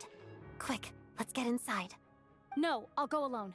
You know I'm planning to force my way in. You're with the Fatui, so you should stay outside. I was hardly planning on taking you through the official channels anyway. I'm here to force my way in, just like you. I may be a Fatus, but I'm also Lelek, enemy of Project Stuja. Paimon's safety is paramount right now. With me around, you'll have an extra pair of hands. There might be devices inside that are easier for an insider to deal with. If you say so. Let's go. There's no time to hesitate. Is there gonna be a pause point? Can I have a snack? Thank goodness. Straight intermission. I need to have a snack. Is there a chair? Chair. No chair? No chair. Okay, that's okay. We can just look at, Risley's bakery. Okay. Just so he doesn't, can't really. That's okay. Just so there's no too much talking. Okay. BRB.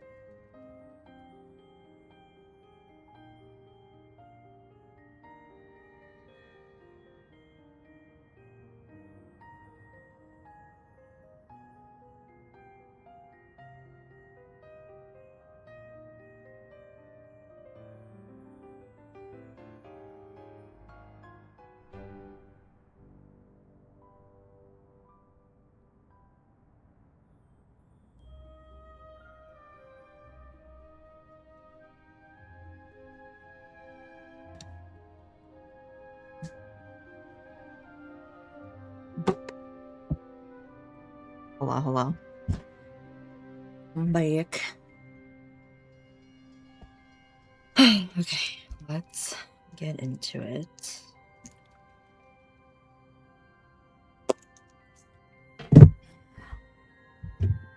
While I was on my snack break, which, if you're wondering, I had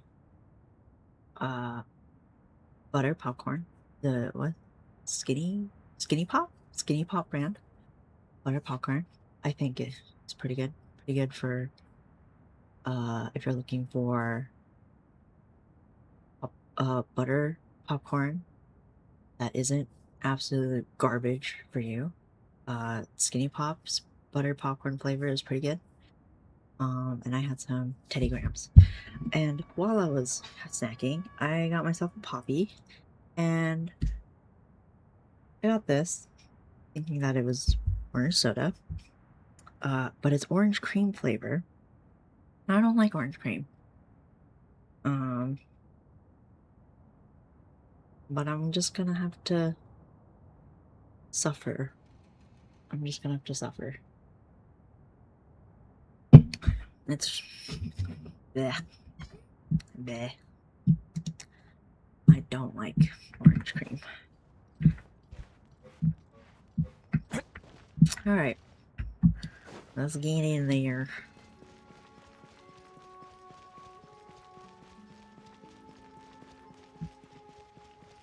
Okay. Hey, who are you? This part of the Armory Palace is under restricted access. What do you think you're doing? No questions, please. We're short on time.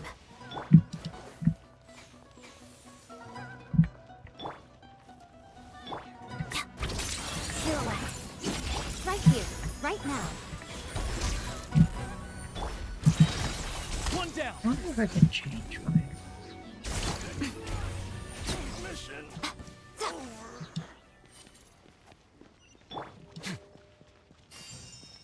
Hello. I'll make short work of you. I'll make short work of you too. If, you know, they didn't just Right here. change my team layout that I'm very particular about.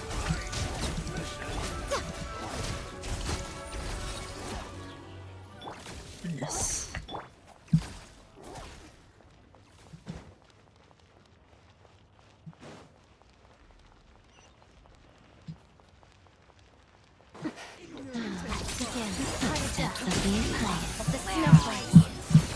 Right now, right here.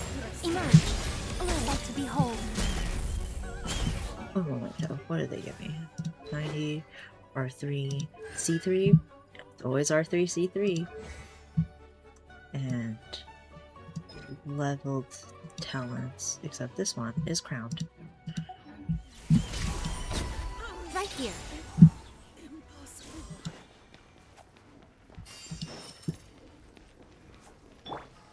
Or no, not crowned. Oh, that's just from the C3. All crowned, triple crowned. Crown. Alright.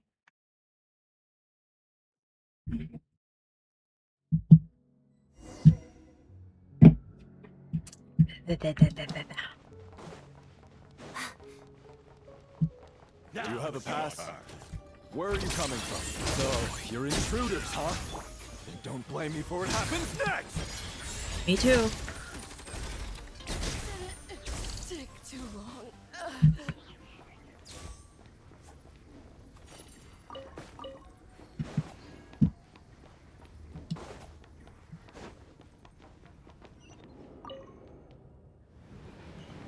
The Armory Palace is hidden this deep in?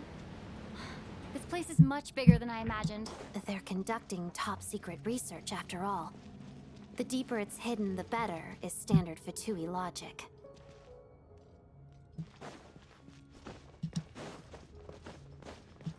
The style doesn't really look like the Fatui's handiwork, though. They must have requisitioned some structures from a past civilization. It also serves as a bit of a disguise. Conria? Perhaps? Perhaps? Intruders! Stay alert! Oh, didn't do that. Oh, I didn't do it.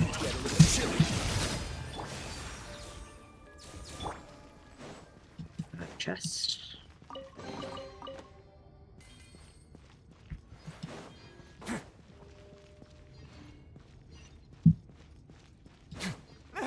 Intruders? Don't come any closer!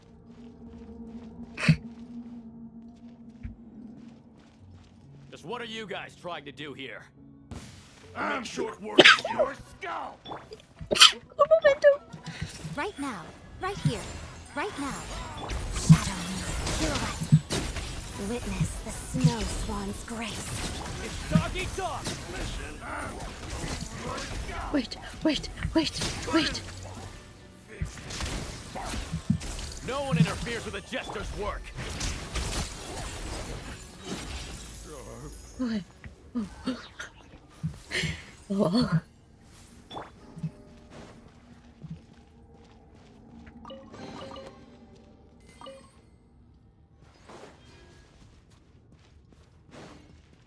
This looks like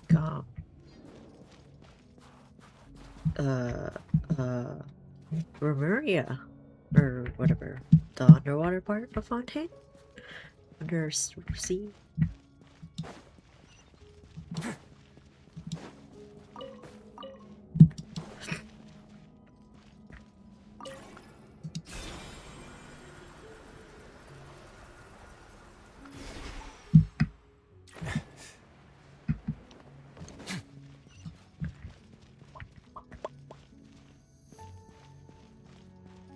My goodness. Looks like no one's guarding this place. There's something off about that decoration over there. Look out! Let's deal with these before we move on. Oh.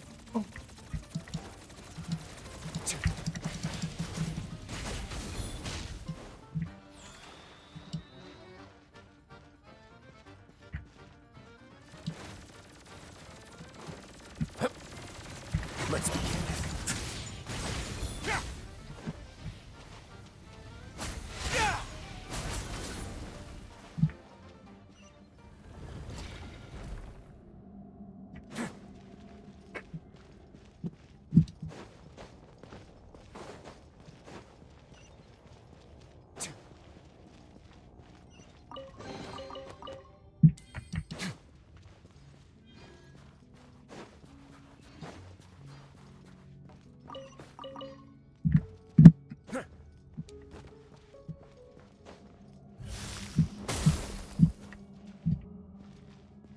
The researchers here probably don't know that we're uninvited guests. Let's try not to hurt them. What's the big star from the theater doing here? That's Miss Odette. She's a member of the Fatui. Don't tell me you didn't know that.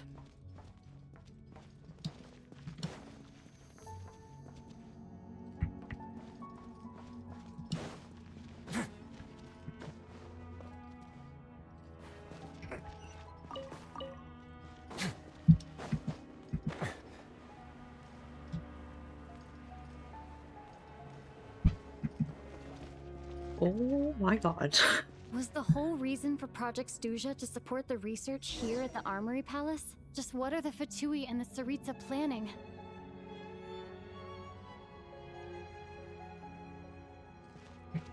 My god.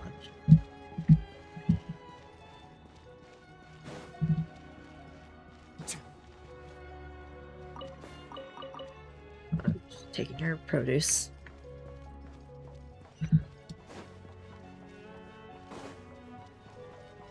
Everybody's looking at me.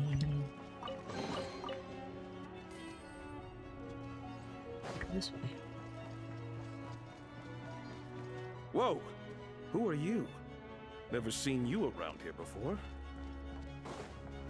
What's that? Can you touch it? Oh. It's okay, I'll... Ooh. Looks like there's no way through here. Maybe using the power of this prism could help?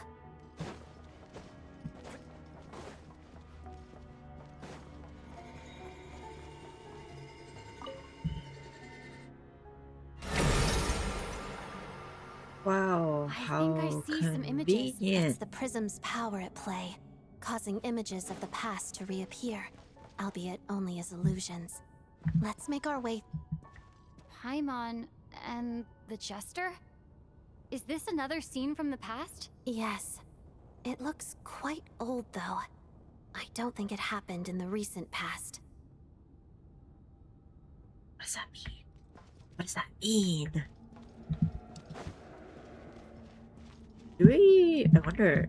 We get to learn what Paimon is. Ooh.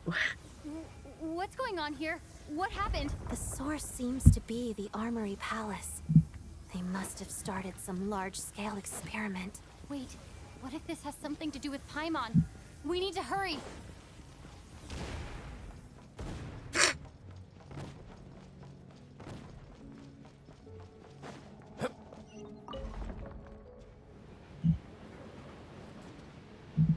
Looks like it's raining. We're almost there. The Armory Palace is just up ahead. Paimon, please be okay. Mission. Emerge. Right now. Ooh. Crystalline Adagio. Mission. Oh, stay cool. Face your fears. Guard, back.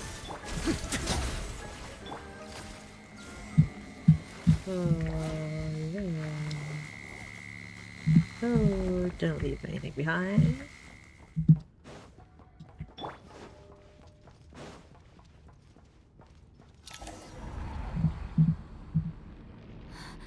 What's going on? Wait, I remember this feeling. It's the curse of death. No, no, not now. Why is the curse of death striking again already? Oh. Odette?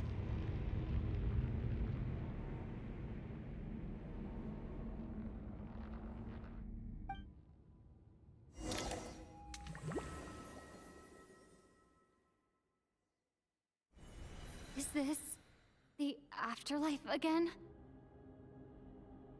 I need to find a way back to reality. Is that Odette's core Ignis? Could that be what just woke me up? Okay.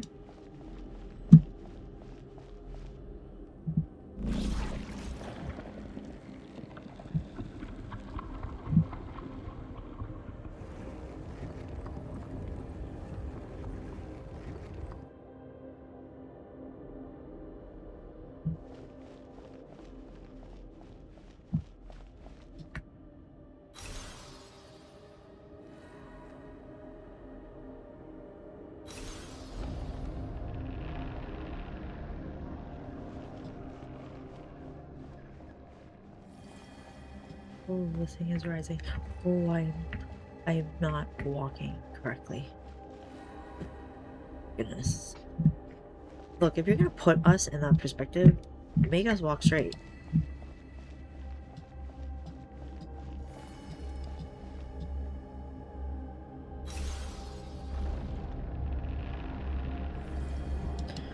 Now what? Oh my god.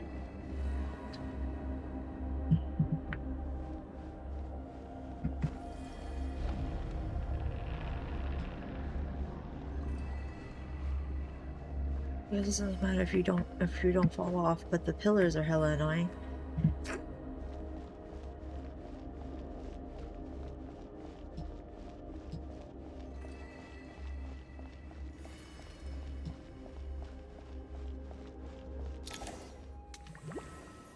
Are we waking up already?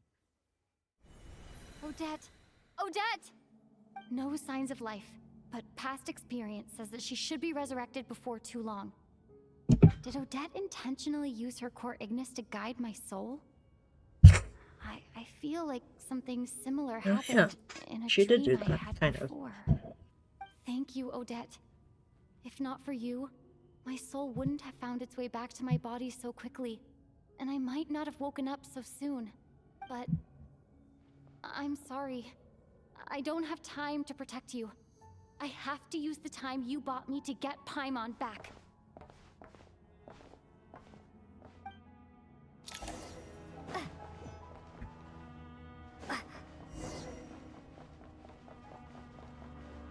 Rip.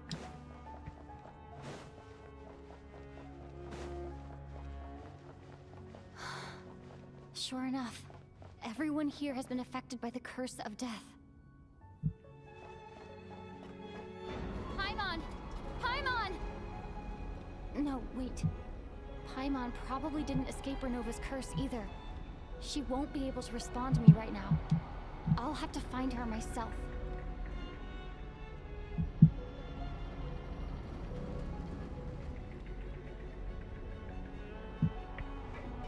Who's down there? They don't look normal. Who's that? Nitya! Oh. Is this the laboratory he works in? What happened here to trigger the curse of death again so soon? I'll have to ask him when he wakes up. Finding Paimon has to take priority now. Thinking that Paimon. Oops. Yeah, I think it's Paimon. Hi, Paimon. Found her! Paimon really is here!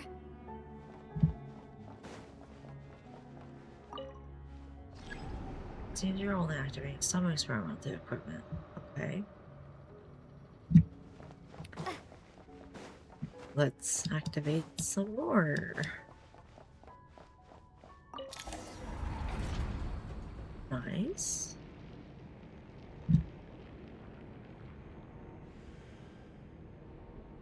Oh. Here we go.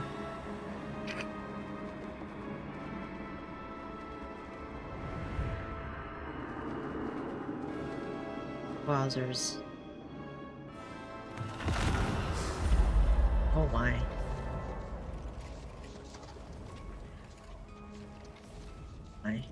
You don't learn, do you? You've already been involved in one mass death, and now you show up at the scene of another. This might have passed for a coincidence the first time, but a second time? Am I to assume you are intentionally interfering in Snezhnaya's affairs? My god, her lashes are insane. Judging by your expression, it seems that you understand little of what is going on here.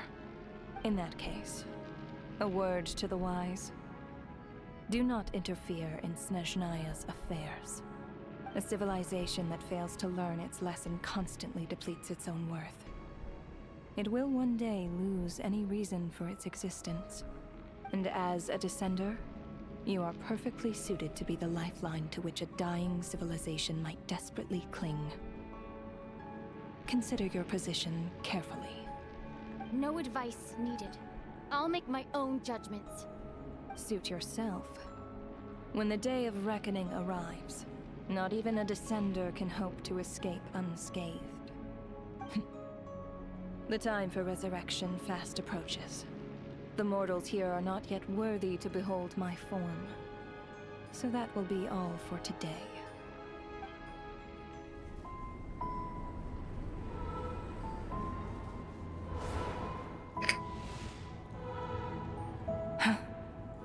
That thing is coming with me.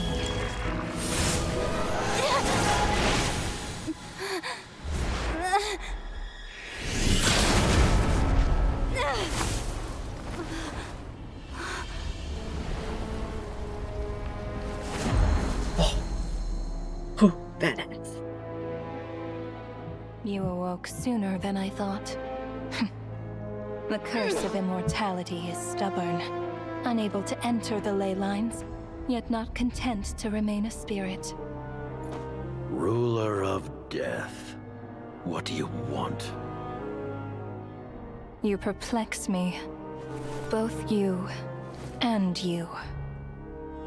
That thing may be a creation of Celestia, but it possesses none of Celestia's power, let alone authority. Your obsession with it baffles me. No matter, the resurrection will soon begin. It's worthless anyway. I'll reclaim it next time.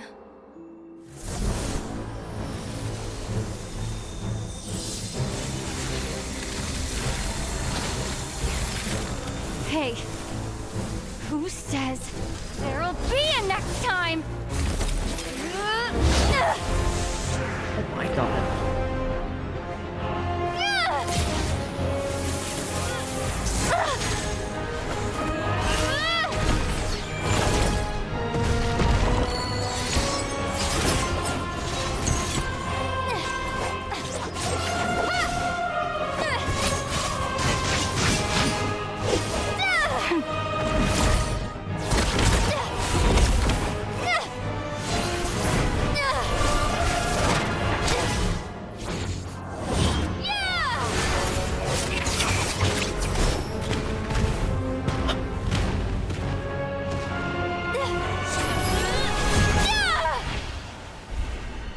Ooh.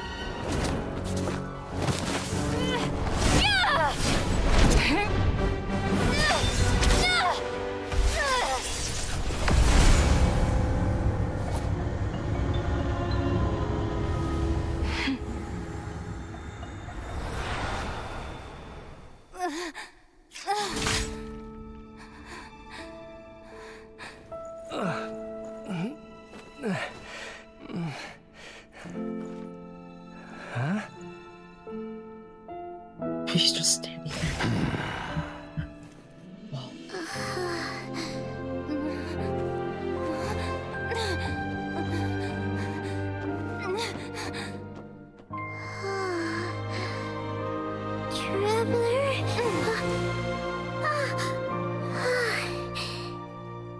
Is this payback for when Paimon was crashing out when Dotori kidnapped me?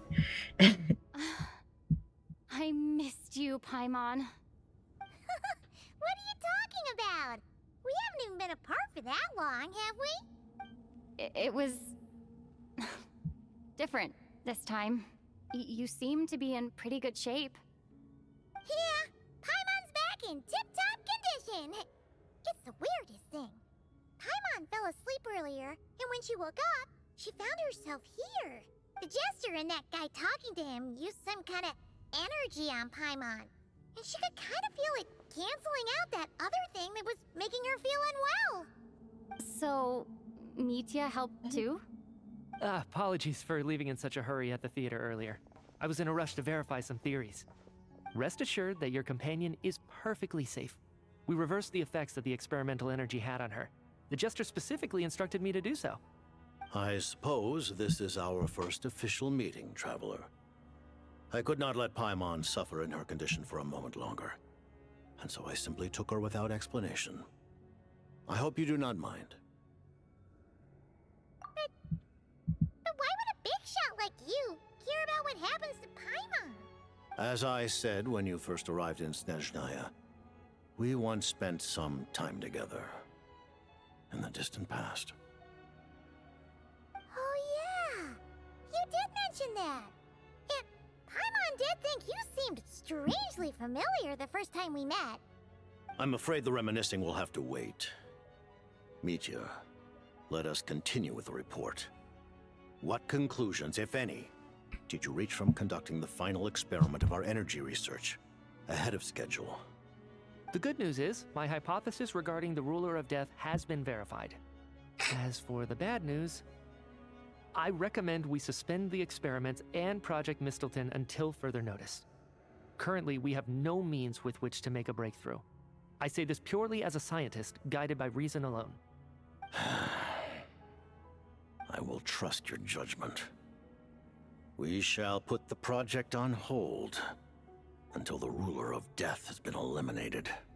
Eliminated? What are you guys talking about? You want to get rid of Renova? Like, how? By killing her? By whatever means necessary, so long as it removes the threat she poses to us. Until then, everything we do will be in vain. After what just happened, I've ascertained Renova's goal. Or rather, the trigger condition for the Curse of Death. Okay, let's hear it. What she's doing is blocking Snezhnaya's technological progress, preventing us from possessing any means with which to threaten the heavenly principles. Just like the little lapdog she is. So, any ideas, research, or experiments that lead to technological progress can trigger the curse. Just now, for Oh, instance, that's why he's I was set blinking. to launch a final phase energy experiment ahead of schedule. If the experiment was successful, we could have achieved a crucial breakthrough. As expected, though, the moment the experiment began, all the researchers, technicians, and witnesses died from the curse. All that effort, not to mention the energy and materials we relied on Project Stuja to gather for us, went to waste. In the end, nothing was gained. Does that mean something similar happened when we were at the theater? That's right. During the performance, I thought of an important breakthrough regarding the experiment, and wound up dragging everyone into this. So the nature of the curse seems to be something like, when moments of technological progress occur, all life in the vicinity is taken away. What a violent method. Of course, that meant the curse was normally limited to the Armory Palace. Since outsiders are forbidden from entering, this mass death phenomenon went unnoticed, until Odette came along. I believe she was the first witness. The curse of death was triggered just before she infiltrated the Armory Palace that day. But you mentioned something about a final stage experiment. Doesn't that mean you've actually made some progress? That's right. Even with the gods locking certain key components out of reach, humanity can still advance technology in incremental steps accumulated over time. But, as I'm sure Renova anticipated, even incremental progress has its limits, a point where the truth you're seeking must be put to the test in an experiment. You mean the experiment you were just about to do? Yes, we were at a critical juncture, a moment where the quantitative was about to translate into fundamental qualitative change. With this single experiment, we could have brought everything we've worked for to fruition. But now, after already being forced to fumble around in the dark all this time, it feels like we've truly hit an impenetrable wall. As long as Renova's curse of death persists, we won't be able to advance the experiment or obtain any results. And with Project Stuja having been in effect all this time, at our nation's current strength, repeated trial and error is simply unsustainable. Only by eliminating Renova first will it be possible to continue advancing our plans. But she's the ruler of death! She can just kill whoever she wants, right? That's gotta be the scariest power ever! Is it even possible to beat her? We'll see. But one thing's for sure. She definitely can't just do whatever she wants. The best proof of that is me, standing here, very much alive. You're saying... Wouldn't it be easier to just kill all of us researchers for good? Why resurrect us over and over again? Why let us advance our technology to this point? So, you're saying even the ruler of death has limitations we don't know about? Exactly. And I think that's where the key to our breakthrough lies. Regardless, the ruler of death has always been an obstacle we must overcome. Indeed, we must face life, death, time, and space. After all, our goal is the heavenly principles. The Fatui want to challenge the heavenly principles? For a long time, I've had a vague suspicion the Fatui and the Tsaritsa were targeting the heavenly principles. But hearing the Jester admit it is still a shock. No wonder that Tsaritsa's goal has always been kept a secret from the people. What kind of road will that lead Snezhnaya down? In that case... Lord Jester, I would like to request some leave. I'd like some time to organize my thoughts and go over the data. Granted. Get some rest, put the experiment out of your mind, and take care that the curse of death doesn't affect any civilians.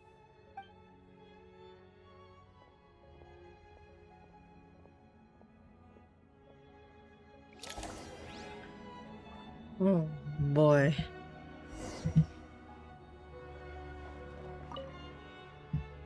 While there is yet time, allow me to offer you my hospitality. Honored guest of Snezhnaya. Is there anything you wish to know? Over here. I remember hearing the term Mistelton from Columbina. Yeah! Paimon wanted to ask about that when the name came up just now. What is it? Paimon's heard of Project Stuja, but not this one. As you know, Project Stuja is a series of measures enacted to consolidate our nation's resources, the greater purpose of which is to serve Project Mistleton.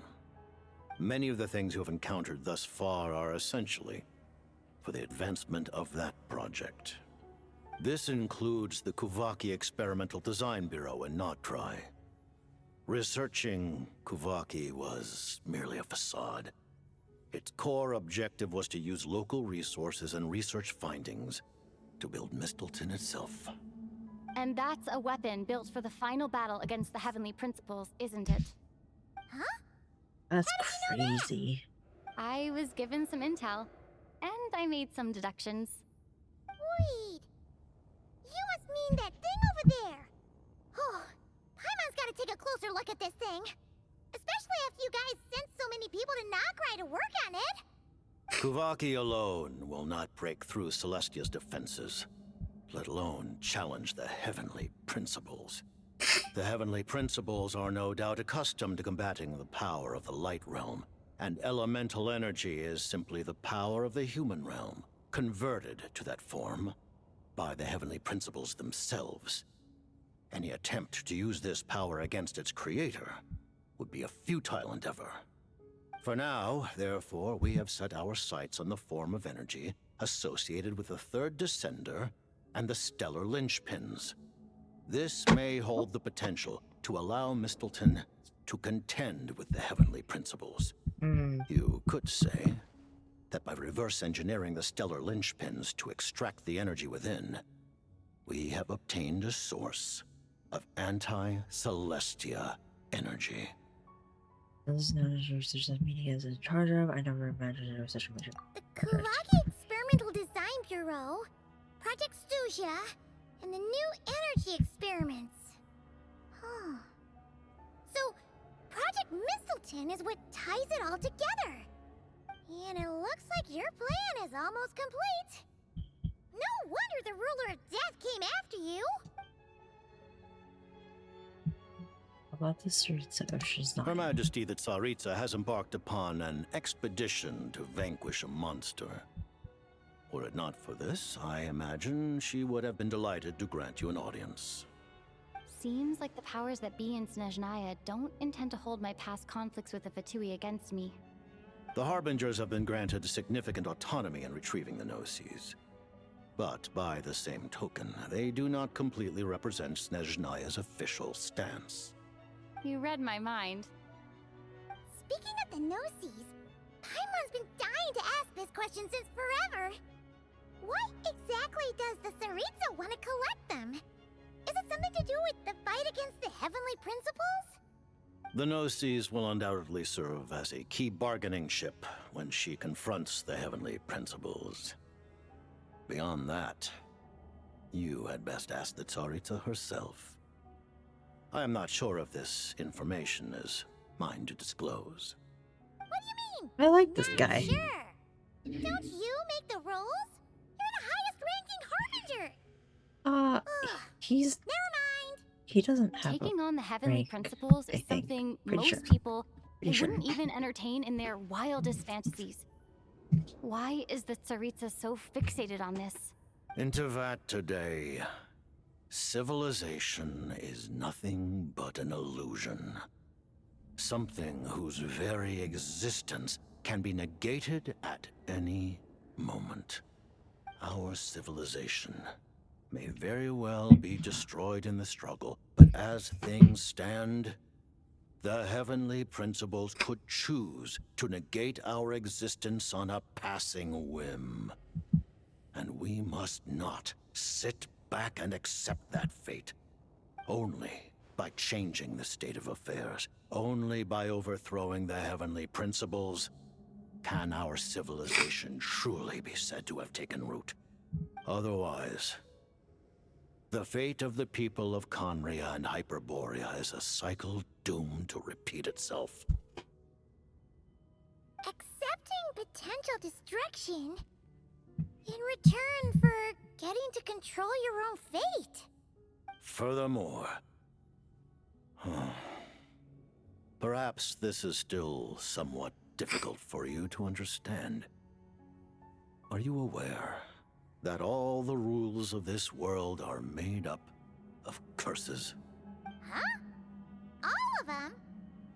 Paimon knows about the curse of death you mentioned, and the curse of immortality that you and Dainsleif have. Then, the birth of the Hilly Churls, the rules of Natlan's Ode of Resurrection, those are curses too? Farina's long life seems to stem from a curse placed on her by Focalor as well. Yes. Even a god's love for humanity is a curse the heavenly principles inflicted upon the gods. What? Oh. The Tsaritsa has always had ample reason to hate the heavenly principles. If she can seize their authority, she will reconstruct the entire world, and when that time comes, humanity will be completely liberated from curses and lies. Look forward to it. It will be a world beyond your imagination. Though the ordinary people of Snezhnaya may not understand these details, in this frigid land locked in a ceaseless struggle against the environment, in this nation to which the gods have never shown favor, we all believe that standing in solidarity with the Tsaritsa in our shared struggle will surely usher in a new and better world. Oh, I don't know. That's kind of a debacle right there. Because I'm thinking if you break their reality so hard like that, they're not gonna be the same. Paimon really doesn't remember. He's basically a stranger. You've got to believe Paimon. Allow me to explain. The reason Paimon reacted to the anti-Celestia energy developed by the Armory Palace is because she comes from Celestia herself. More specifically, she is one of its creations. Paimon? A creation of Celestia? Oh, right. I was blinded by anger earlier, but thinking back on it, Renova also said that Paimon is a creation of Celestia, but she lacks Celestia's power or authority. As you know, the lunar fragments in Nodcry were pulled down from the sky using Fatui technology. But the first application of this technology was in Khaenri'ah over 500 years ago. I used this technology upon the heavens, and the response I received was none other than Paimon descending from Celestia. What? I presented her to the Vinster King, but he took no interest in this gift, nor did it satisfy him. Paimon then took up temporary residence in my palace until, of course, the This is arrival of the wild. Cataclysm. Paimon's a little confused. This is wild. You're talking about things that happened in Khaenri'ah 500 years ago. You're saying Paimon was there for that? This Paimon's at least 500 years old. Paimon doesn't remember any of that. Falling from the sky? Being given away as a gift? None of it. Having lived through the Cataclysm, perhaps you too were burdened with some manner of curse. Although, losing your memories would indeed be the smallest price I've ever seen paid. But it's not just her memories from Khaenri'ah. Paimon doesn't even know how she spent the last 500 years. She only has memories from the past few years. No matter how hard she tries to remember. What was Paimon like back in Khaenri'ah? Did she know a whole lot because she came from Celestia? Was she super smart? Unfortunately, when you arrived in Khaenri'ah, your consciousness was like that of a newborn infant. None could say what kind of being you once were in Celestia. During the time you lived in Khaenri'ah, your personality was no different from how it is now. I'm surprised the Vinster King wasn't exactly taken by your charm. At least it sounds like you were able to fly under the radar. Aw, man! Paimon's plan to get her memories back and become super smart is ruined before it could even start. You know, even though Paimon Paimon lost her memories, she still feels weirdly close to you for some reason. That must mean you took pretty good care of Paimon Yeah, back then. he's your daddy. On the contrary, I completely ignored your existence. Never mind. I was entirely focused on my struggle against Throptatyr the Wise. But now, as I see it, it is as if you are the only sane thing that survived that era of insanity. And thus, are worthy of protection. Noted. Man, Paimon's gotta stop projecting friendship on everyone she meets. But, Just Traveler, like, fuck, that didn't work. even though you know Paimon's some creation of Celestia now, you still want her, right? You're not going to abandon her? Oh, phew. That's a relief. Paimon's just learning about this, too. She's barely even processed it.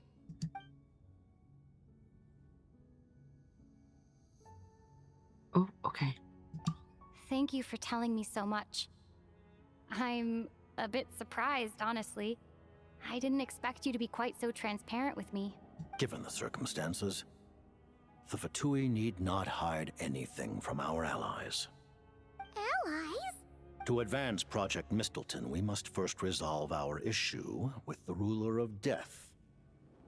And if I presume correctly, you have no intention of letting her actions go unpunished either, do you? That's right. Ever since she said she intends to reclaim Paimon when we next meet, I figured reconciliation was out of the question. Against an opponent of this caliber, deliberating over our allegiances would waste time we do not have. We must join forces unreservedly with whomever we can, if we are to stand anything like a fighting chance. You're going to challenge the Ruler of Death? Just for Paimon? But Paimon's only... Thank you. Oh, thank you. Oh, gee. Oh, gee. Golly. Anyway, Paimon's super touched. The Tsaritsa will return in triumph in short order, and the Fatui shall hold internal discussions regarding the enemy. The time for us to meet again will come very soon. Got it. Thanks for your help with Paimon. I'll be sure to look after her for you. There was just one other thing. Well, it's just a request, really. Paimon really wants to see what this Mistleton thingy you're gonna use against the Heavenly Principles looks like. Of course, Paimon knows it's top secret and stuff, but she just had to ask. It's okay if the answer's no. Certainly you may. What a weird... Oh, for real? It's like, can I see this toy that you're making? Actually, maybe it's best not to. What if Renova suddenly pops up again? She might take this chance to... While the technology is not yet fully developed, it has nevertheless reached the stage where Celestia's creations are unable to damage it. In that regard, you may rest assured. Oh. Wow. No wonder Paimon felt so out of sorts recently, even though it was super far away. Alright then. Paimon's ready to take a sneaky peek at this top secret super weapon. Sneaky peeky.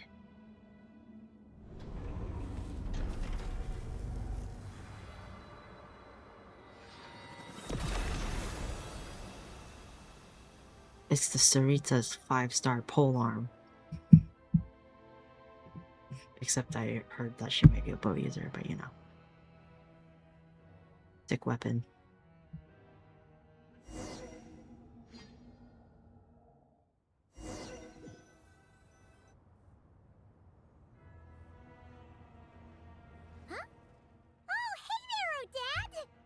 Paimon?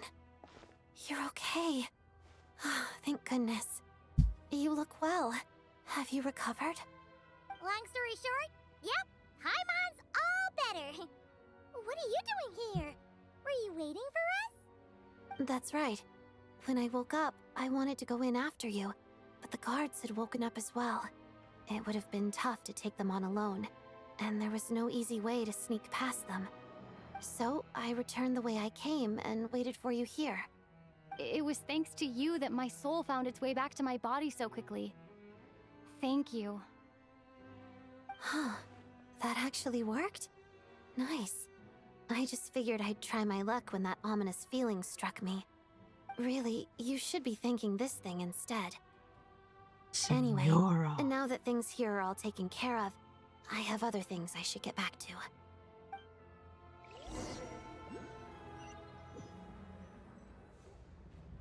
Ah, Director Chuganov, you're back. We just received notice that Project Stuja has been suspended, so we've convened an emergency meeting. This is the preliminary plan.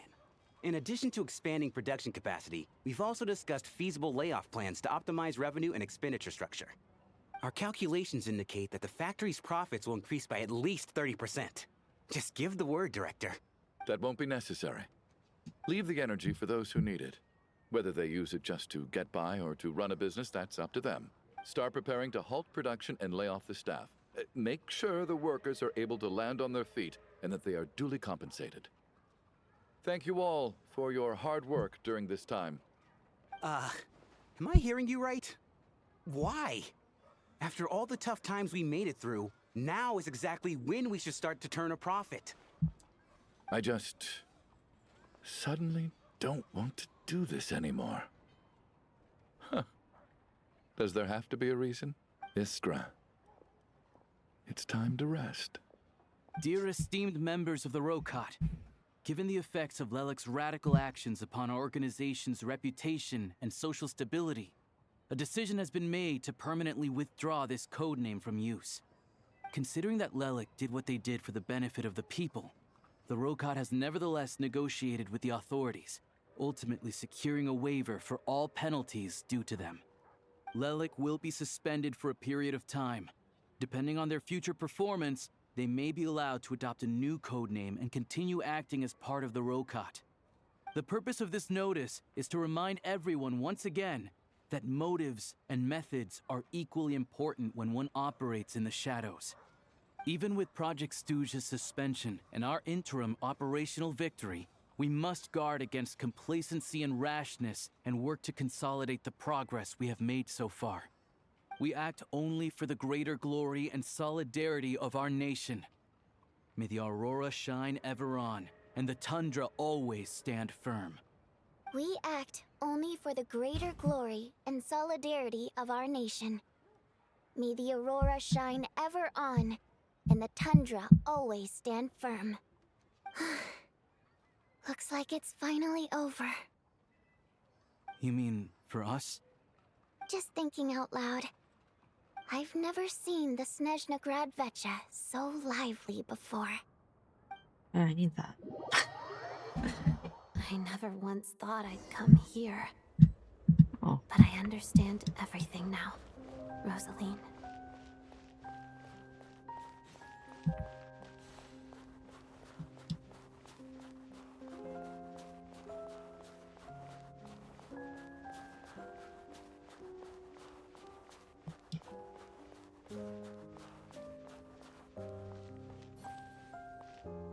I've seen Spirit Seeker performed many times, including by your mother. Why do you bring that up all of a sudden? Even though the choreography is always identical, every dancer finds a way to make it her own.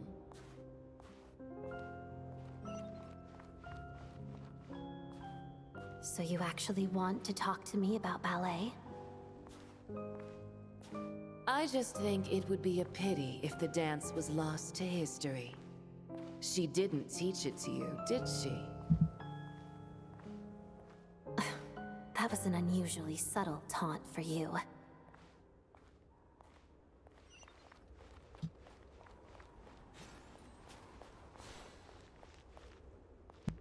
We embraced one another on the snow-swept plains, melting the ruthlessness of time. But when our bodies, in pieces, are cast to the winds, what of our love will remain behind?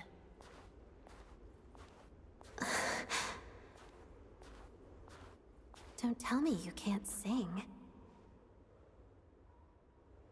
Shush.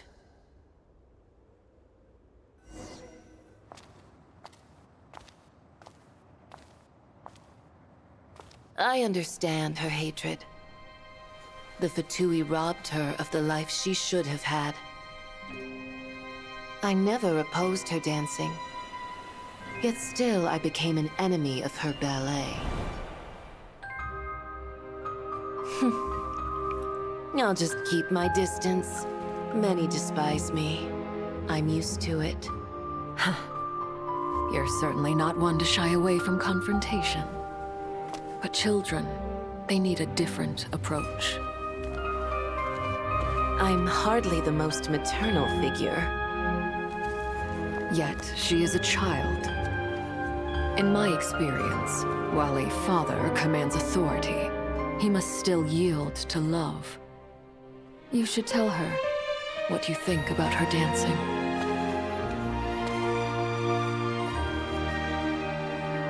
Odette will soon take the stage at the Korolyevsky Theater. This could be your chance. Geonosis secured. It went smoothly. I'll be there. Have them send me an invitation.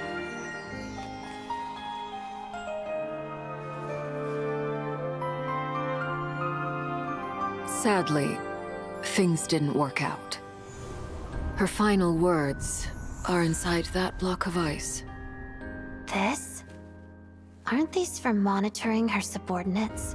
Not yours. This one isn't her witch's flame, but my two worlds' flames. The two worlds' flames can burn away memories. It was my parting gift to Rosaline.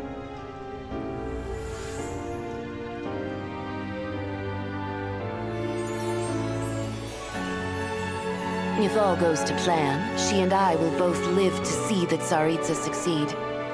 I believe she'll find peace. But if anything happens to me, she needn't follow in my footsteps.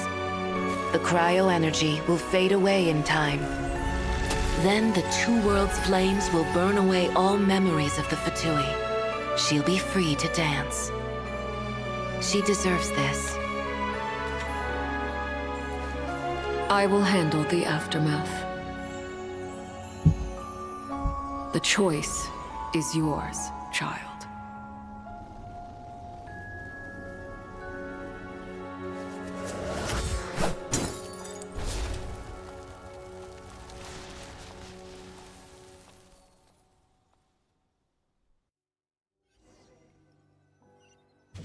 And she chose no.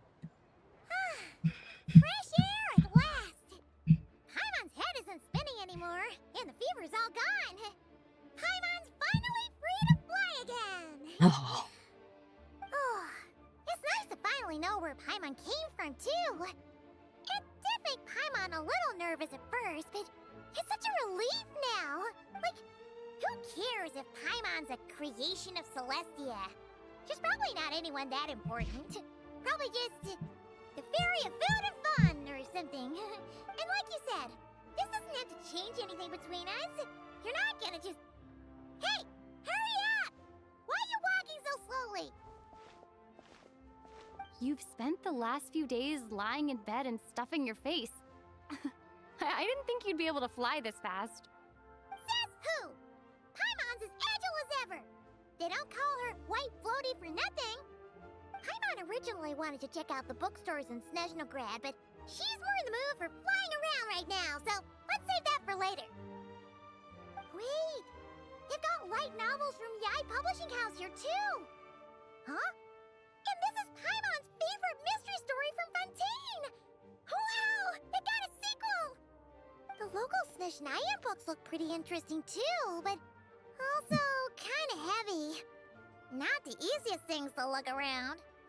I thought you were in the mood for flying around. Paimon can read while she flies. Hey! Look at these two dolls! Which do you like better?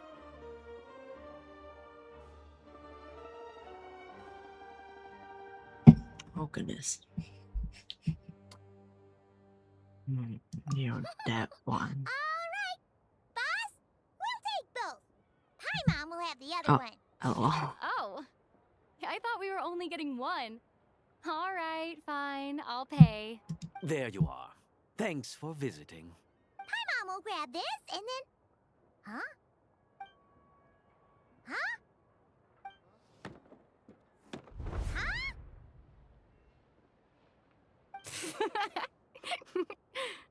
How many layers does this thing have? And what are you laughing at? Huh. You knew all along, didn't you? A whole bunch of people are gathered over by the plaza. Hey, look! That looks like Tartaglia! Hey, Tartaglia! I know that voice. Of course. If it isn't Paimon and my old Locke's comrade. face. You're looking well, Paimon. All better? Yeah! The Jester knew I was wrong and fixed Paimon right up! Thanks for sending someone to keep Paimon safe, too. Oh, yeah. About that. That was kind of embarrassing. Who could have known that our director would go looking for you in person? So sorry for the misunderstanding. Oh, right. Let me introduce you. This is my little sister, Tonya. Hello, Tonya. Hello. Hello, hello. Firstly, I'm really Oh, sorry your about my brother. eyeballs. Sounds like he's caused you no end of trouble. Hey now, why'd you have to start with that? Not that it isn't true, of course. So she's the real Tonya. She said you two didn't manage to meet up at the theater. She waited ages for me, and when I didn't show, she got a little worried and went outside. Going. I know, right? He didn't bother to say a word to me. I searched up and down the city for him, and he only told me about it when I finally caught him at the gates of Glupov. I've been rushed off my feet lately, so I didn't get the chance to go home. I just figured the Traveler would fill you in when she got there. Well, the snow was bad, and you're never late. So I was really worried about you. How was I supposed to know that you'd stood me up? I'm sorry, Tonya. I really am. I'll make it up to you somehow. Just... please don't tell Mom and Dad. Although the mix-up led to a series of misunderstandings, it's probably for the best that the real Tonya didn't get caught up in that mess. Besides, it's obvious that Tartaglia isn't usually one to break a promise. He only gave his ticket to me because he had to look into Lelek. No, it's fine. It just meant I didn't get to see the show in the end. By the way, what did you think? You were one of the first people to see it, you know? I would say... the best is yet to come. Huh? What kind of review is that? Hey,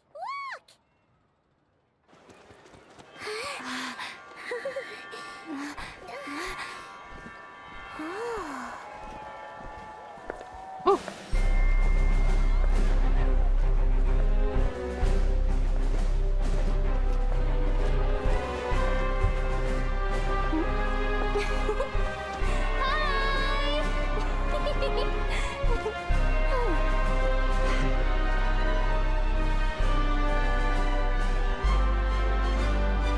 God, her hair.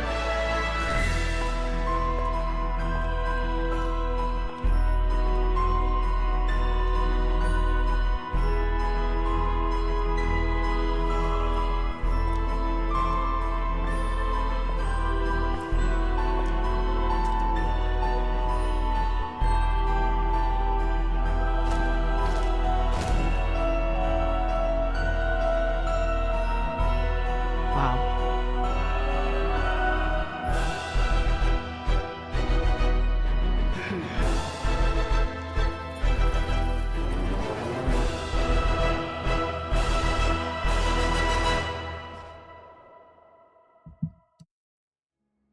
Wow. What an elegant lady.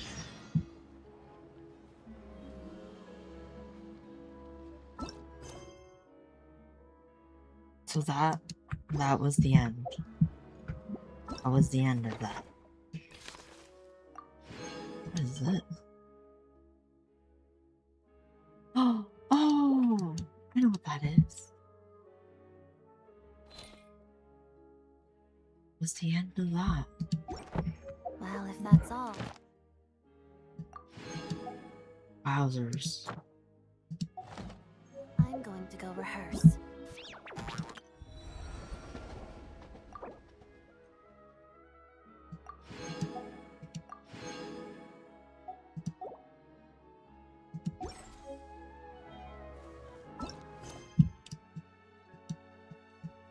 What's this?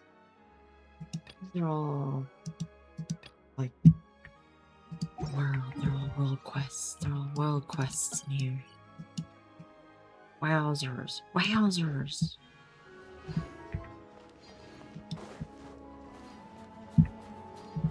That was a good way to end that first section, especially after the grueling loop-de-loop that we did in the middle.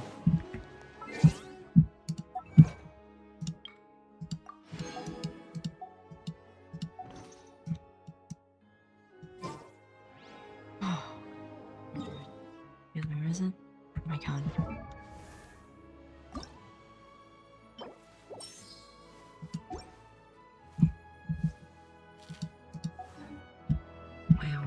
Wow. We get some answers as to what Paimon is, though, even though we already had speculated who she was. But I guess we just don't know the details.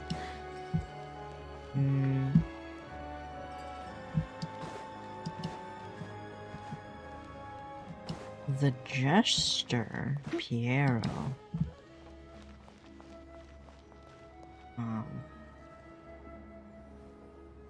I guess there also cleared up some air about who he was.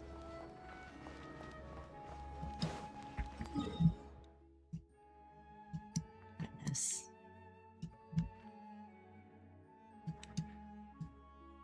I have to explore all this. Goodness. Wait, the treasure compass. How do you get that? I guess I have to do the...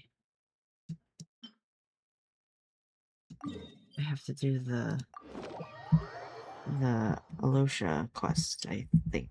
That's how I do it.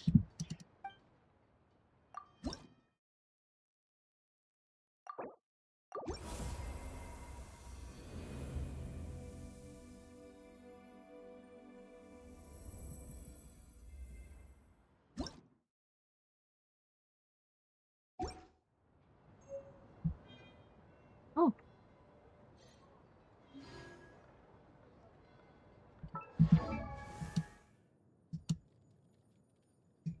Alone.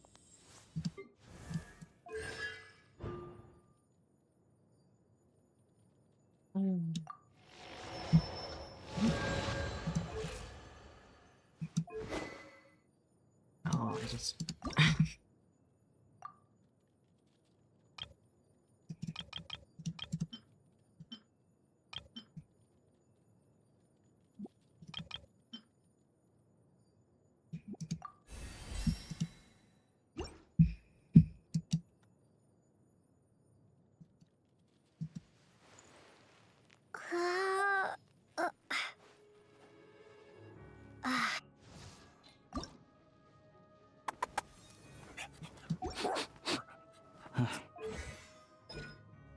Oh.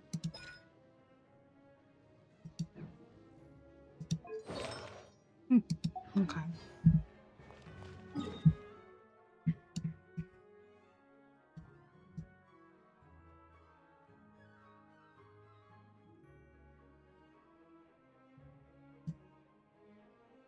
Where's the train? I can never find the train. Where's my train?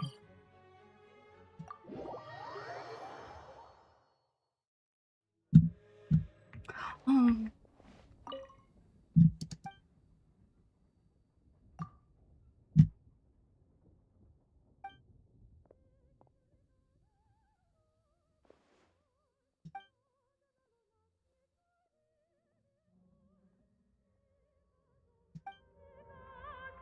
Oh, cute. Are all my like collectibles gonna go on here?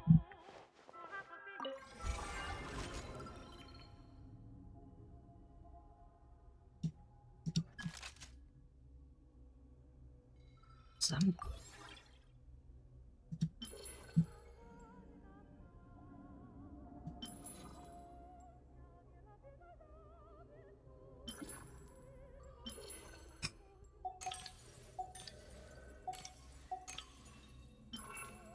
Attachments.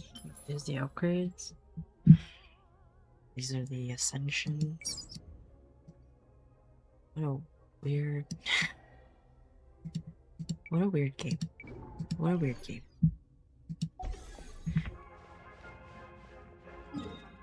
Let's go use this on this.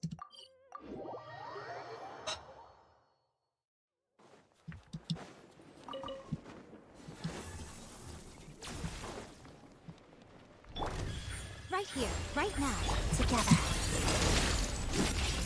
Nothing lasts forever. Emerge, right now. Amor.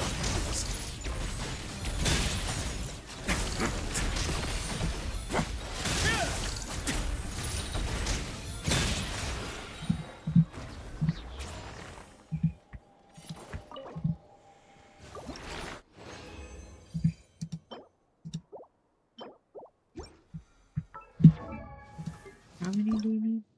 8.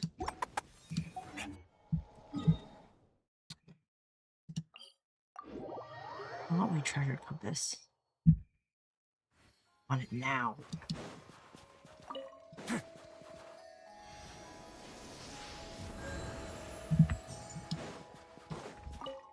need this.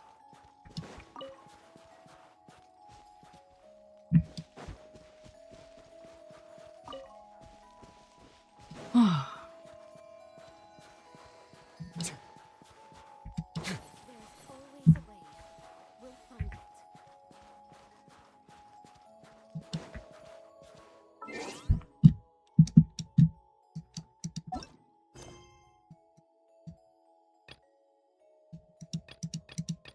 Good gracious. Alright, what's time? We have to do exploration. Oh, I have to do this event. Wait, we gotta do this. LOL. But you can't. Oh, hold on. Well, maybe I'll have enough tickets.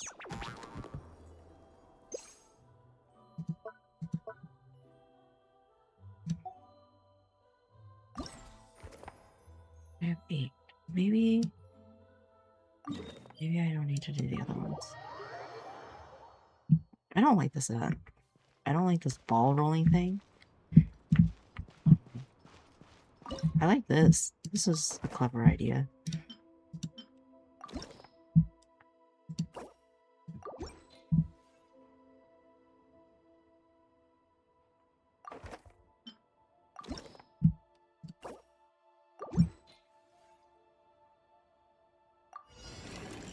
Give me the 2 pieces I'm missing.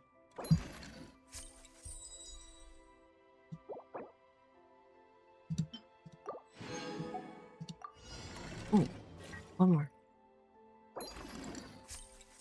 Hey.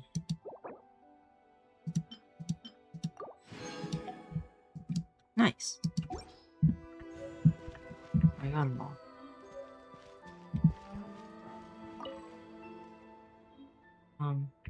You need her.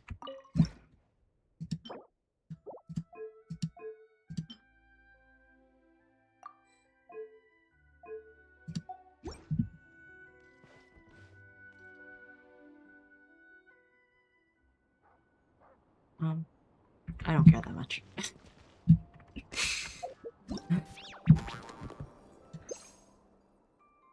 I have all of it. I'm done? Yes, I'm done. I got all the things. Oh, I could keep doing it to get more things.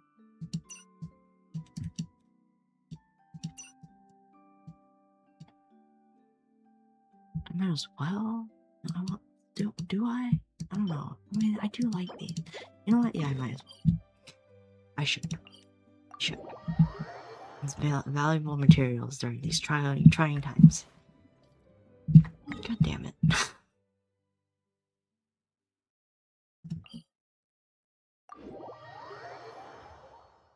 The annoying thing is that I have to do it every single day. This is a different kind of cold than what I'm used to.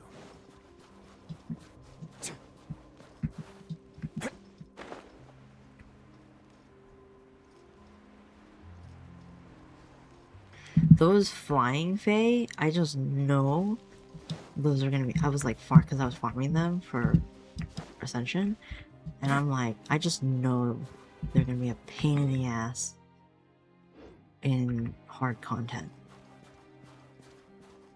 They are going to be an absolute nightmare.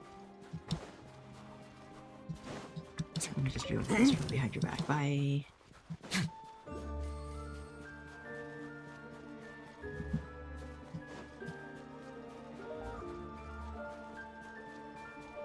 Definitely, I saw this without the ice from the distance. Oh well.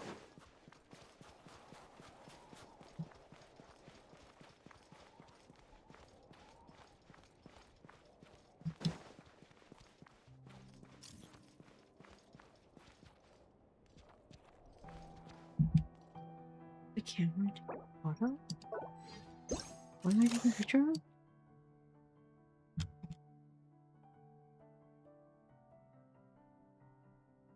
Is it that? Oh, it's this. Oh, symmetry. Where? Oh.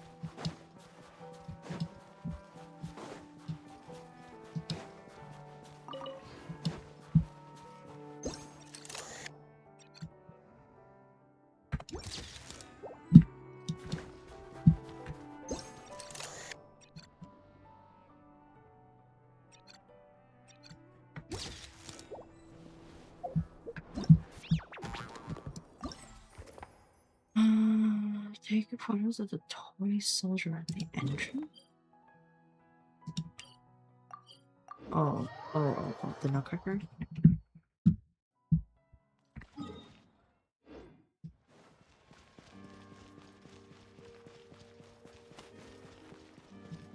The Nutcracker.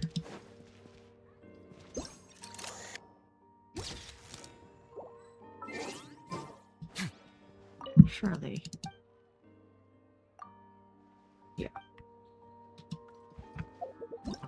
Yeah, I didn't hurt to try.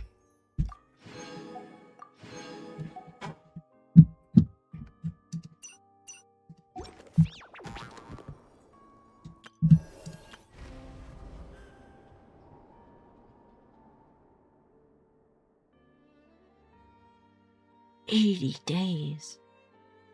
Wowzers.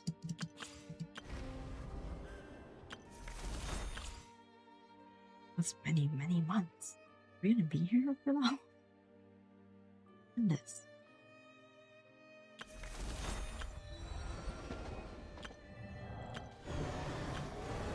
Okay. I just want my compass. And then all those quests. Oh my goodness. Overwhelmed.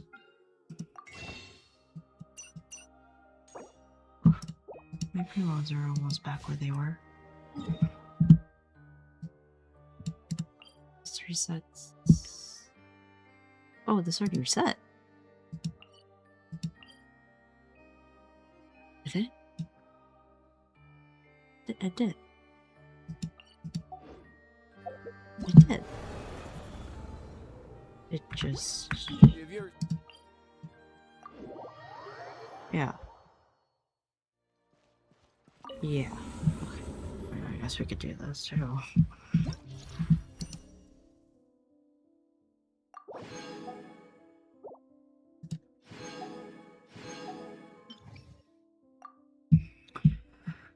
Cryo and Pyro. Cryo and...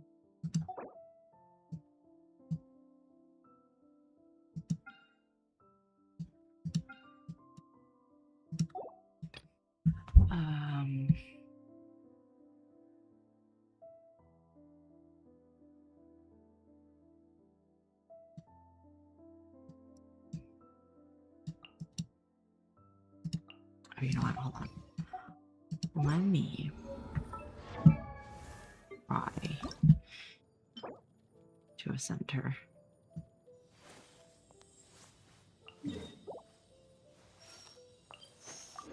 A little bit.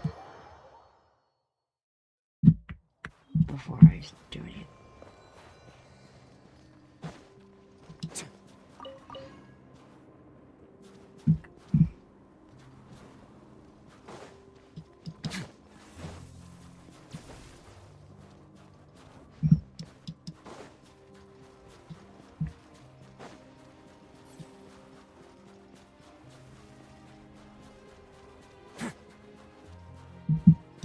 Hello?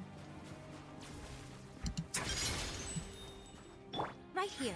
Emerge. Right now. Shadow me. You're away. Rough? Sure! Doggy dog! How could this be?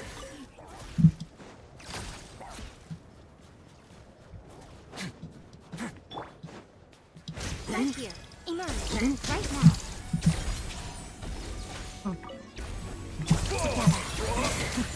Sure! Snow swan's grace. Have a seat. How could this be?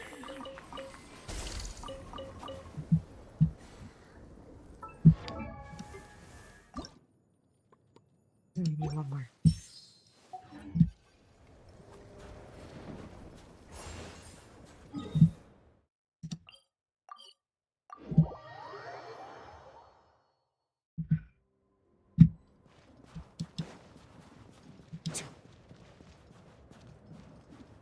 I just realized we're killing them and collecting their flesh. Their scales. Oh? Now who thought? Emerge. Let's do this. Ooh. Oh, wow. So I think in the past, we just kind of collected their badges. Like the Fatuis and the bandits. But this, we're collecting their flesh.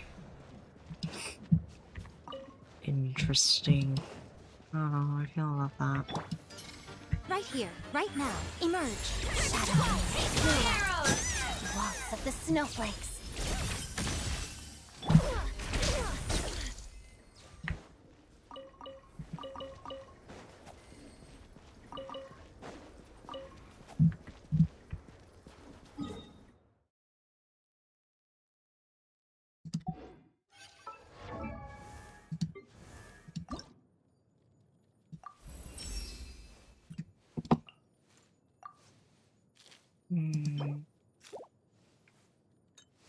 Yes, I have this really weird way thing of ascending things. I like my things to be even and rounded out. Except for this one. This one can just be whatever, since it can't be helped. Oh, ooh, I can ascend her again. Oh, just do the thing. Okay. Okay, we're going farming, folks. Yeah, we're going farming. I need to kill more of these. Need to get the boss. Yeah, okay. This sucks, but gotta do it. We got to do it. Right now. Right here. Emerge. Big mistake. Begin. How did that?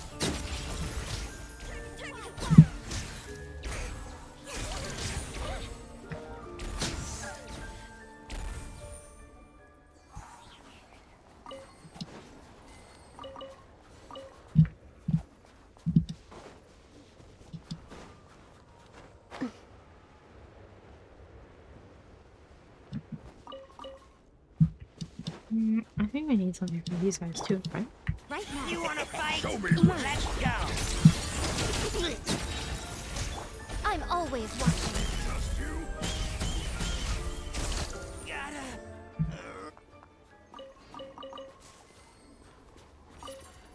What did I do this for? I'm not sure.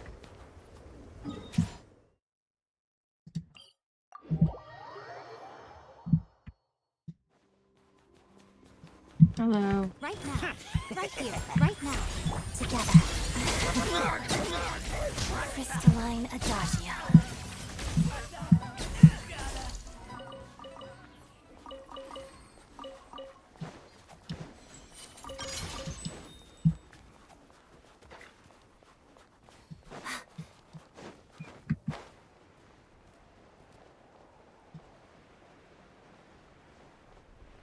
You are cute. LOL.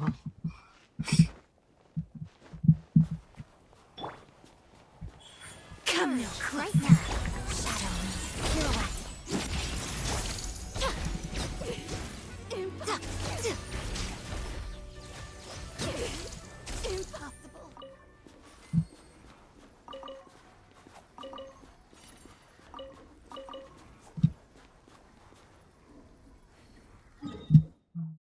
Oh, wait.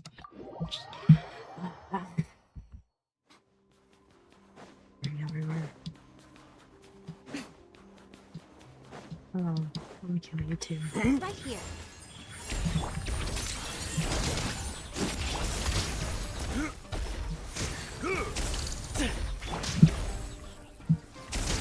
Oh, goodness.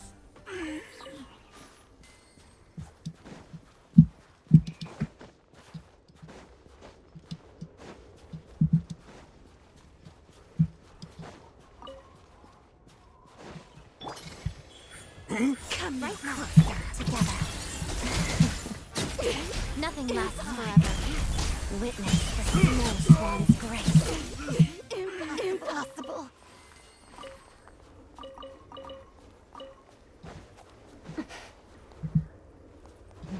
Okay. All the way over here.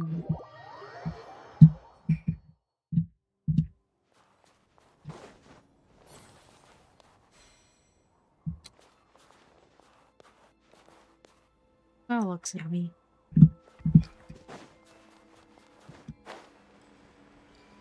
Hello. Try me. Emerge right now. Right here. Hard down.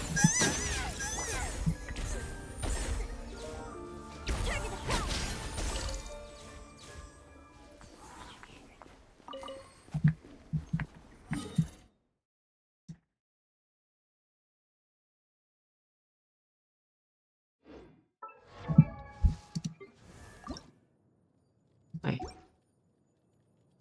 Oh, oh.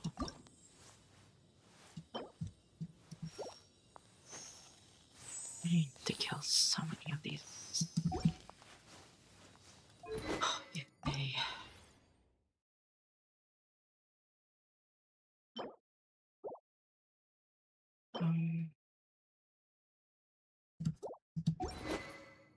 Yeah, I need to kill them because this. Forgot about this. Oh.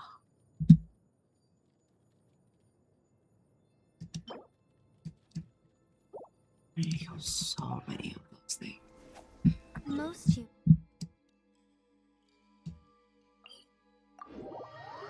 Farming. Old school farming. It's been a while since I had to do something like this. New region. Whoa!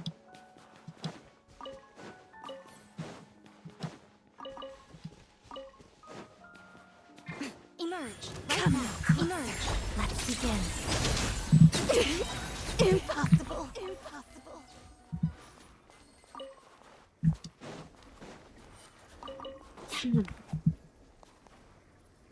Replace. All right, let's head off.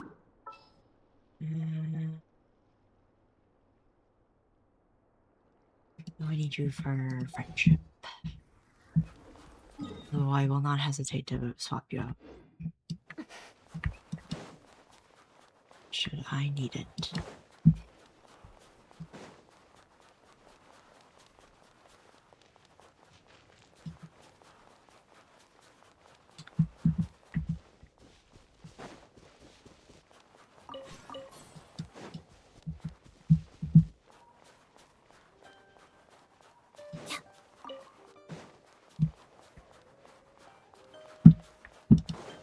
Hello. Right here. Taste my arrows! The wind knows me. Fallen leaves, adorn my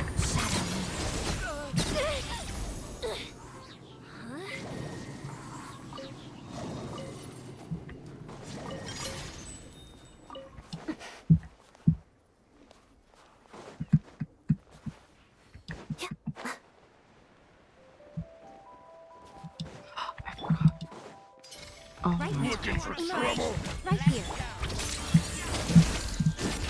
Crystalline Adagio.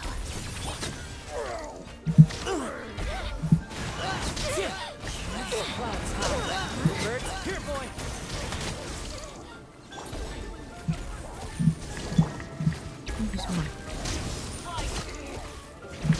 I'm always watching. Right now. You win this one.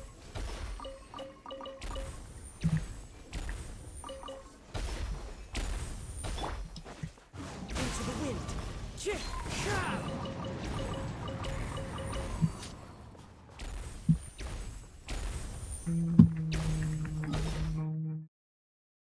Learn no more?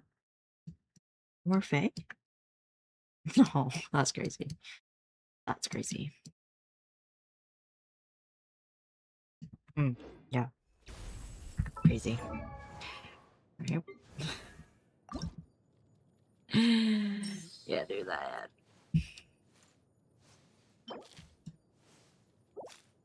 That's crazy. Alright then. Kill some of this. There's no more Fae to kill.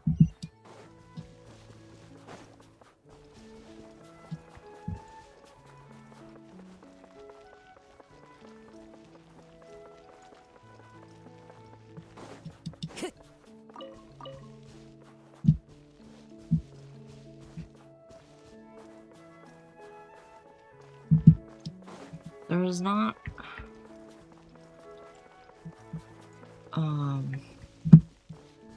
it feels like there's not a good way to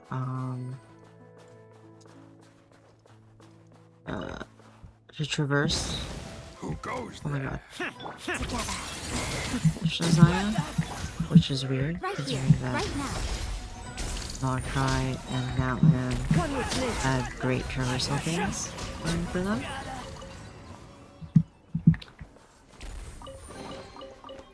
But I'm not seeing easy traversal here.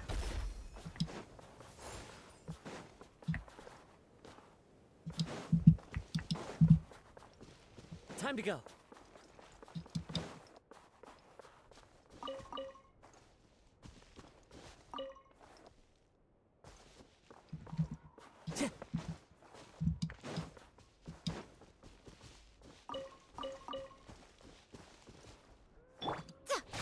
Show them.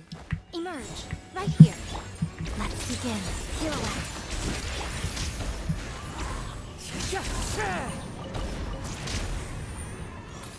Oh, they scream in pain.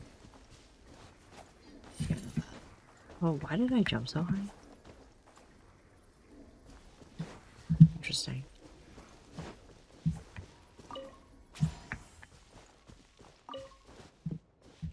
Don't like this painful screams. No.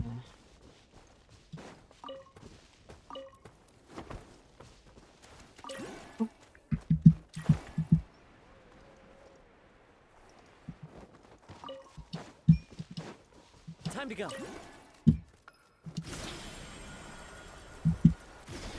Star.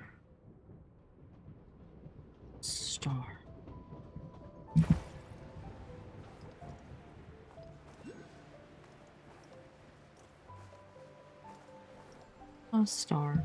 Oh. Right here.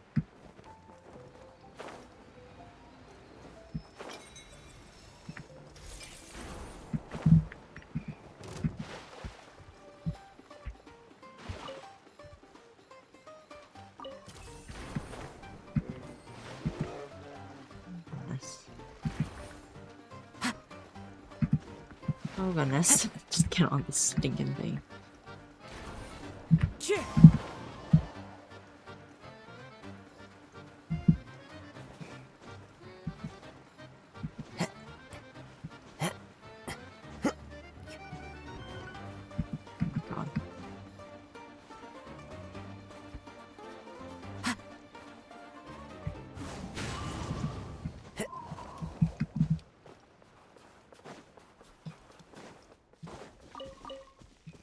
I'm getting distracted. Just, I know these are gonna be for someone.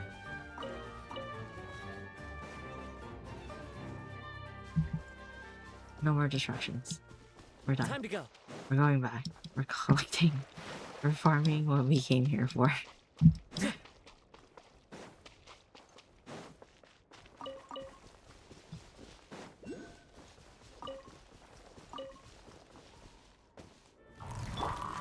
Emerge. Shadow me. Cut it death. Gotcha.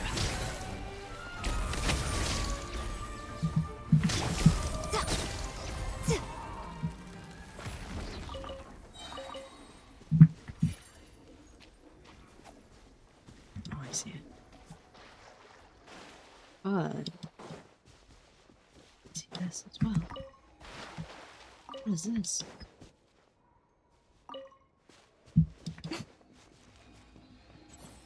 Right here. Emerge. Right now. Let's begin.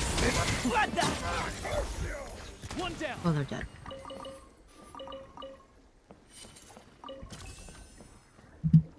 I see. I see. Okay.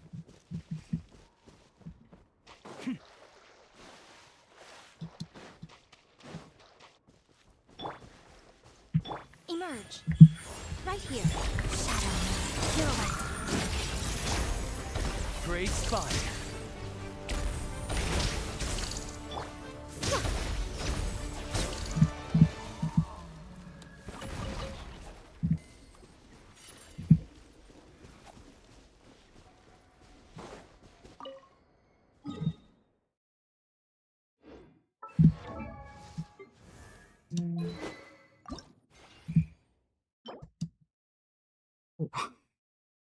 This sucks.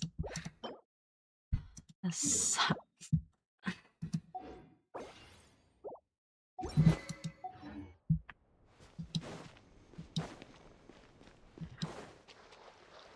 I'm gonna go to bed. Right now. Right here. Let's begin. Cut it death. The wind knows me. Fallen leaves. Adorn my night. Oh, I forgot this thing breaks.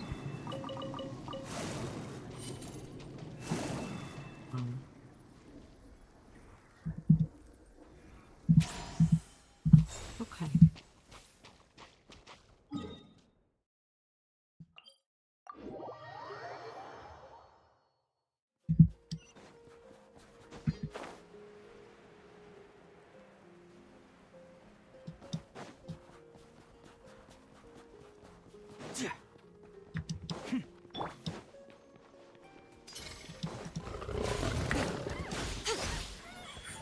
Oh, right now. Emerge. Why doesn't break? Shadow me. It's dog eat dog.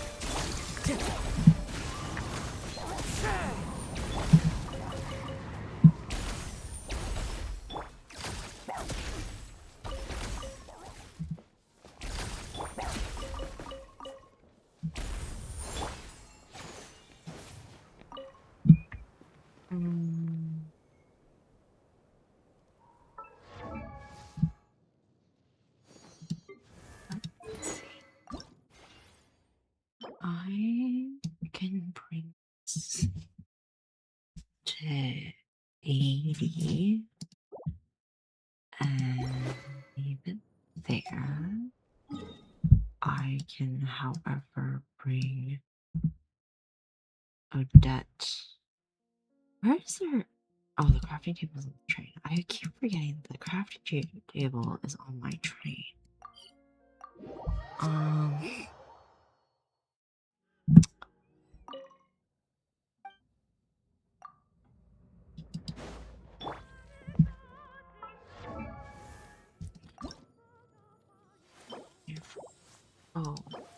Shit. Right. I forgot.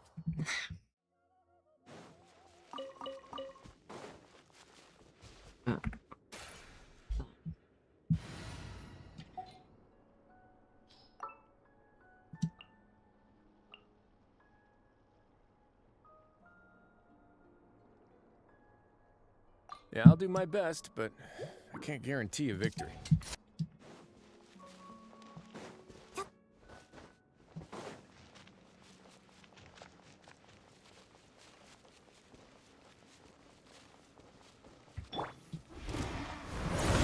Right now. Emerge together. Lots of the snowflakes. A sight to behold. Wait now.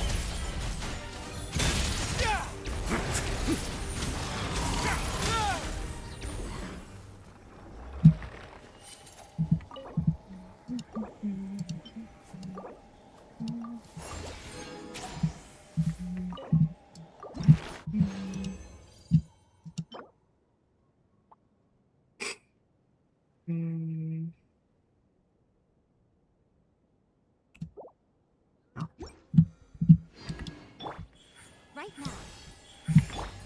Shadow, silhouette. Adagio. Let's begin. Time to improvise.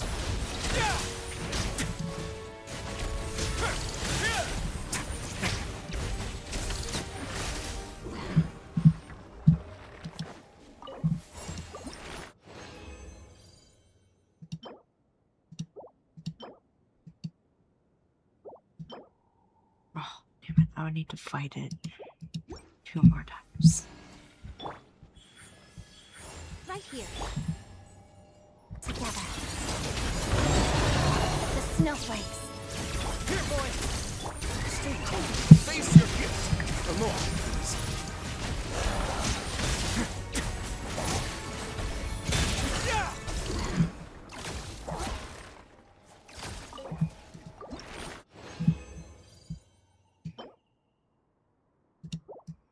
It would have been nice if you magically gave me a 4th one. Emerge. Let's begin.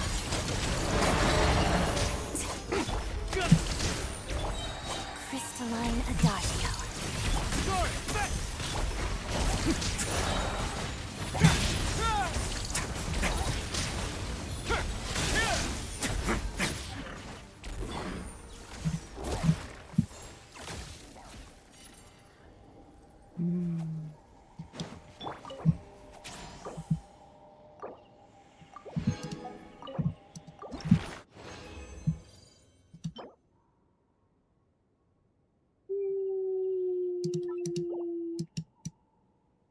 Probably don't have no. A word of It's okay. advice.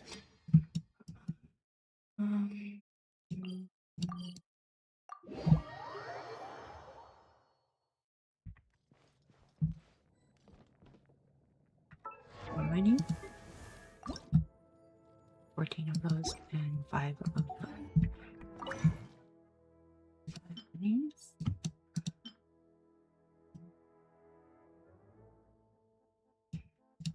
Register 6.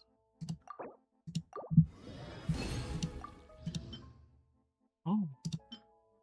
What I do? Alright.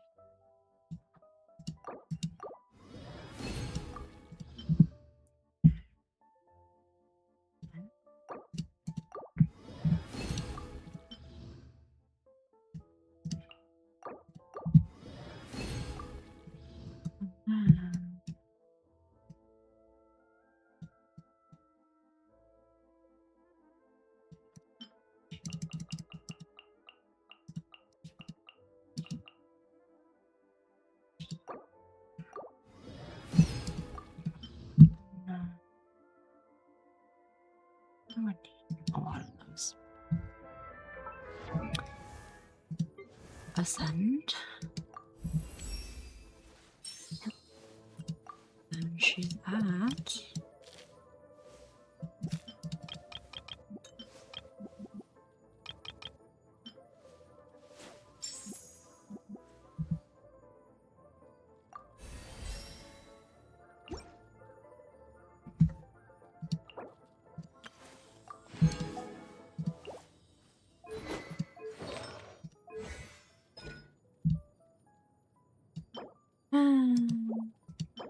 Just convert them all. Just convert them all. Just convert them all.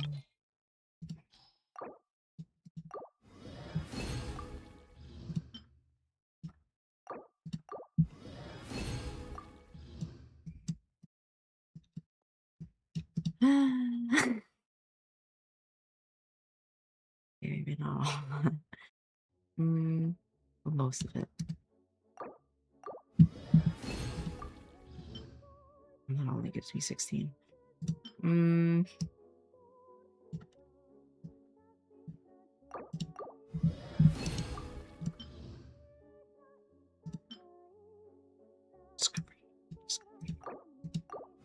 Just convert it all.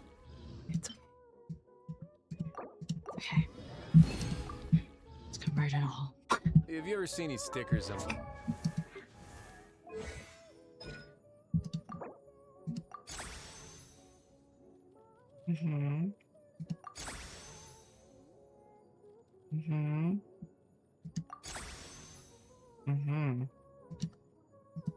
I'm probably not crown her.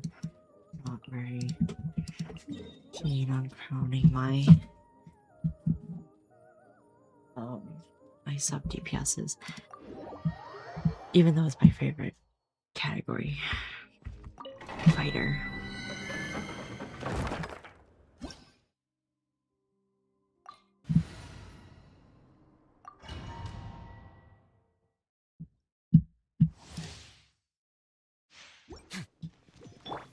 Right now, emerge. Shadow, Harada. Have a seat. Nothing lasts forever. Right here, right now, emerge.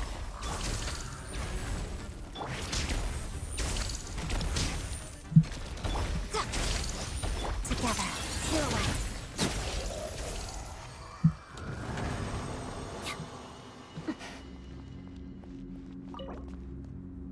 Strong. She's strong.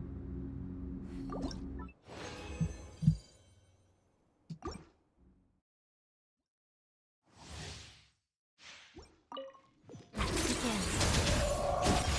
Witness the snow swan's grace. Show them. Right now, emerge. It's dog eat dog. Ready or not.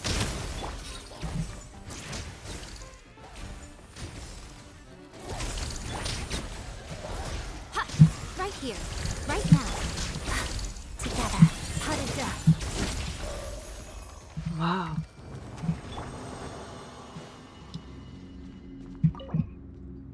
Okay.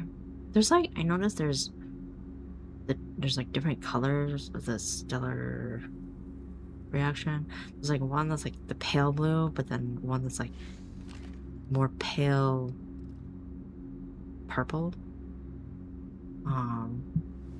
It's hard to tell the difference between the two because they're so similar.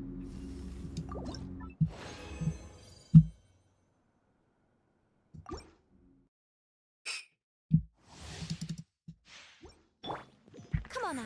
Right here. Emerge. Crystalline Adagio. A sight to behold. Right now. Emerge. Sigari, back! One down.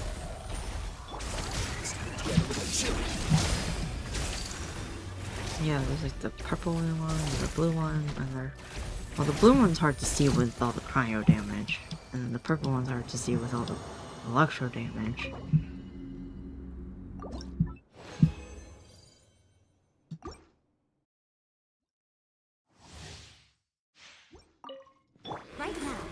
patch. Right here. Shadow lots of the snowflakes. Here, boy. Gotcha.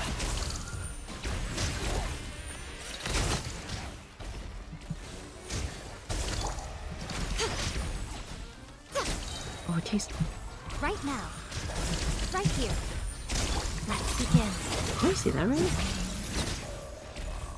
Did it just take aggro?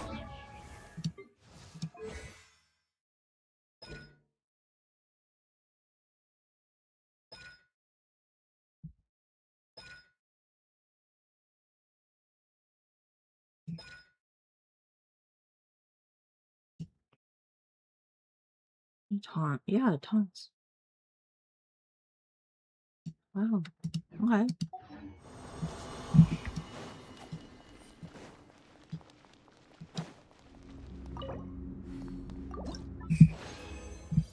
Hopefully this is enough. Hopefully. Yes.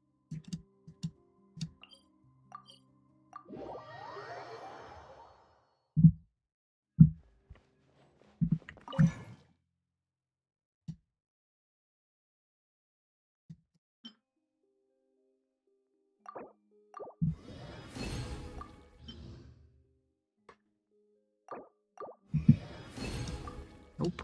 Nope, nope, nope. That's okay. Okay. Doesn't need to be. Oh, I don't even have enough of this, so. It doesn't even matter. We're missing one more level. That's okay. That's okay. This, however, needs to be leveled.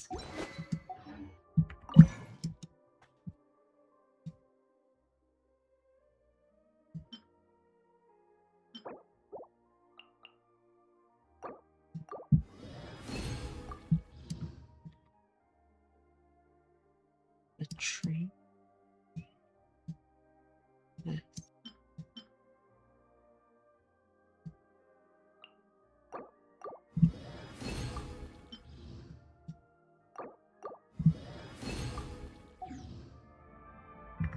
Let's see how we can take this.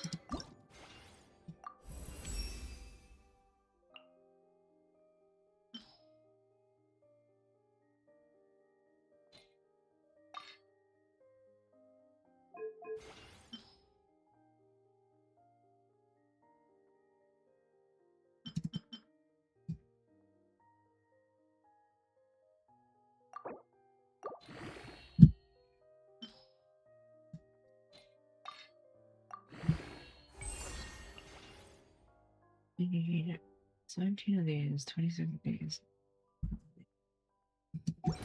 26 bar.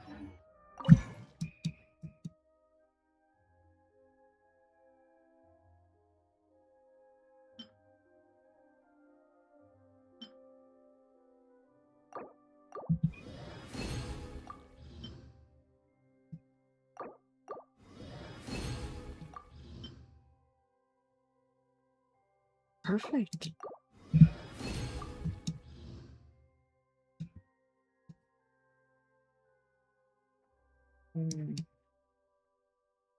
First one was just like,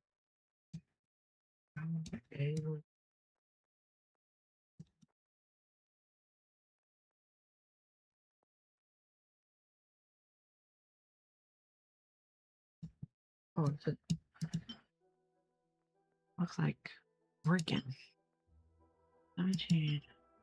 I need 17 of this.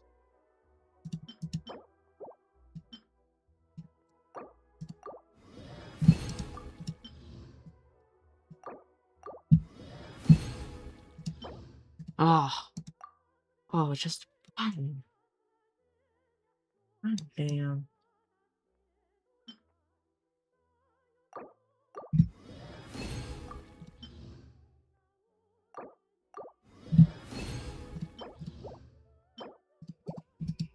If only there were double the hours and...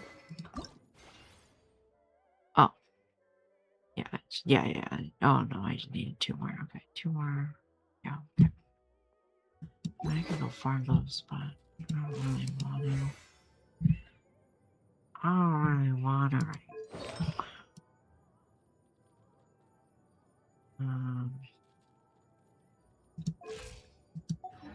Sure. Actually, make that triple.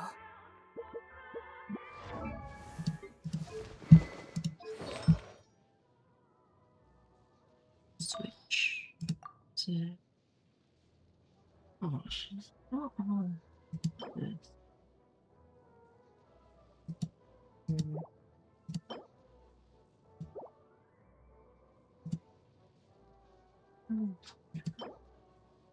She's very versatile.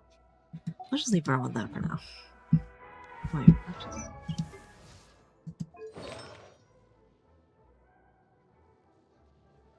going on here?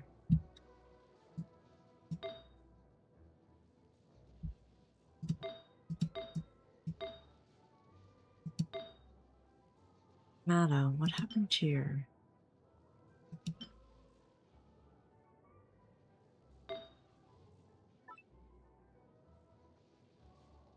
Someone else take it. Did someone else take something from you?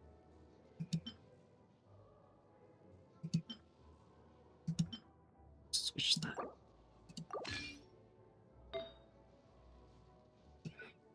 Why do you look like...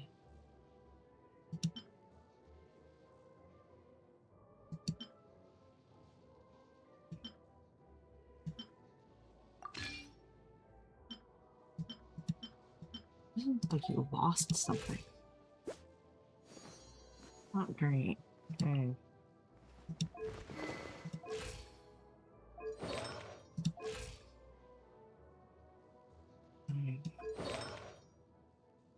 Whatever. This is just we're just gonna go like this. It's okay.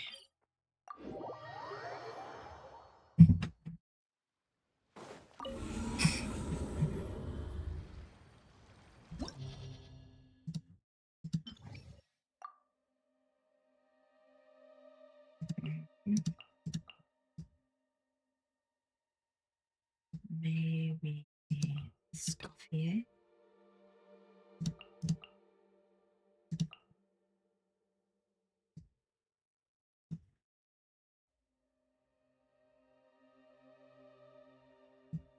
Where are you?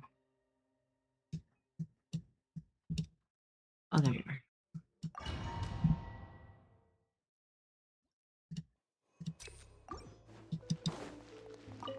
Emerge. Right here. Shadow me. Crystalline Adagio. Adagifrost!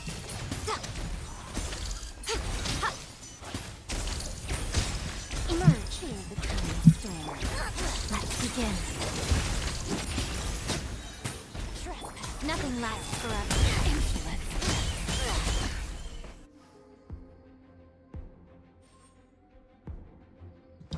Not bad. Not bad. Observe. Be silent. Fear the dark. Close your eyes. Fear the dark. To dust.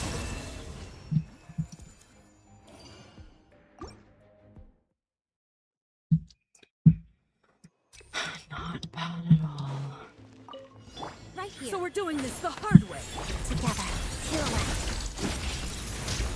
Witness the snow swan's grace. A little amuse-bouche. Have a seat. So we're doing this the hard way. Looking for trouble? Let's begin. Not bad. It's just the two of them, mostly the three of them.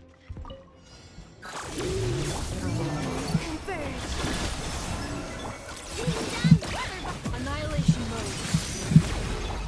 Be silent. Do you fear the dark? Observe. Fear the dark. Be silent. To dust. Cleanup sequence preparing for dust up.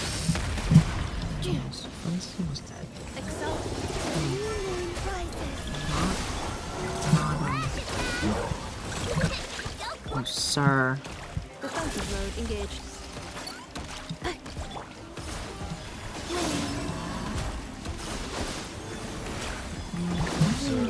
The night comes. Close your eyes. Night falls. Not what I meant to do, but it worked out anyways.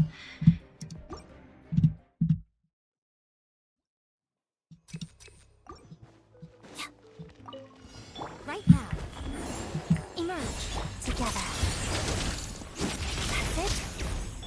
Off to the freezer! A burst of flavor! So, hut. Walk of the snowflakes. Right now, right here. Emerge. Shadow me. Hot as death. A dash of frost! Didn't need to do that. A moonlit night for all. Be silent. Fear the dark. Observe. Fear the dark. Nice. Oh.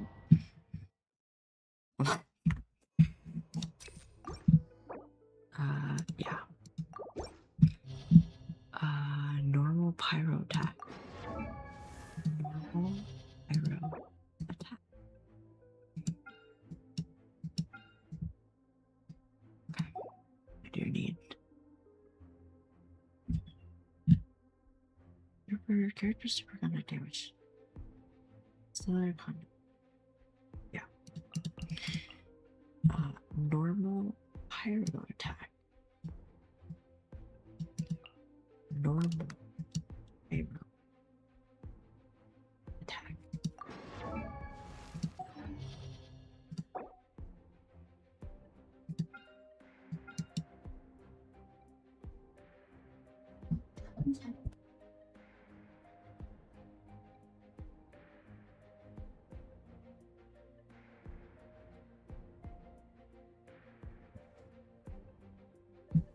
Hello.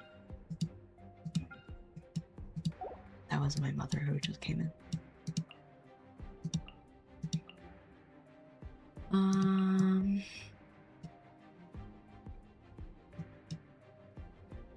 Zoology.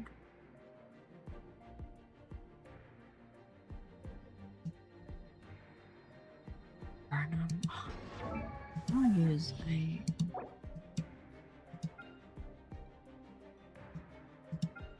Oh yeah.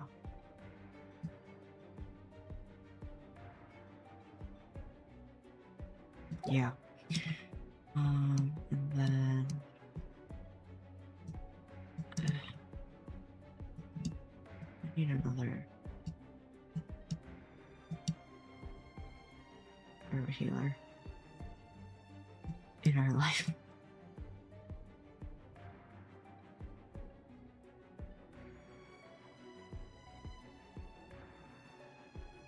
Or shields.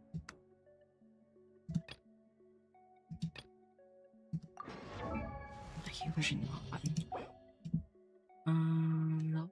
Maybe double shields to that. The damage that's about to be on me when Arlecchino can't heal. Right now. Right here. Witness the snow swan's grave. Let's begin.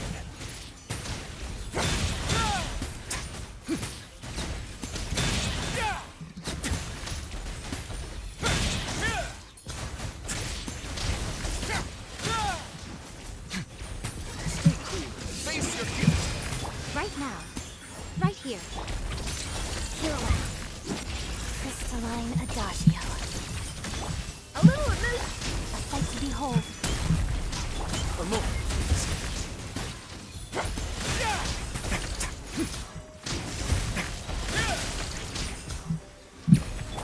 Right now. Emerge. Right now. Together. Hot as death. A dash of frosting!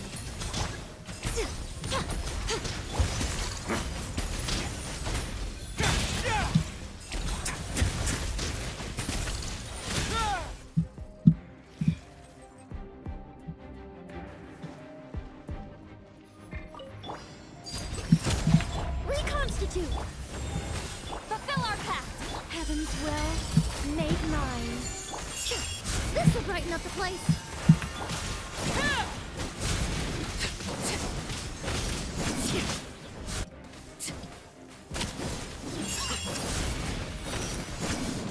Laid bare. Get to work! I think not. Our little secret. Extract! A little ambiance.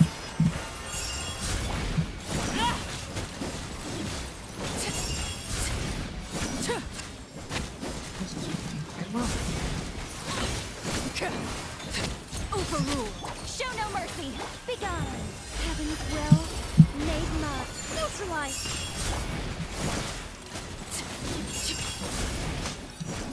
Lovely.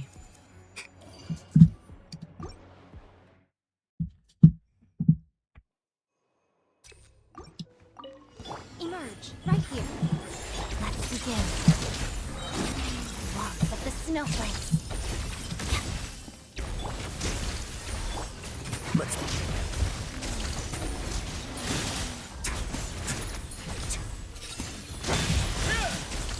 Oh shit, this is what I think that was unlocked up. Or has unlocked.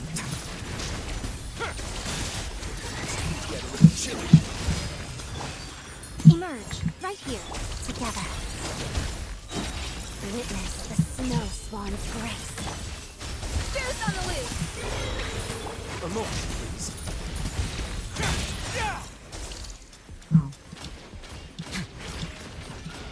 Hello?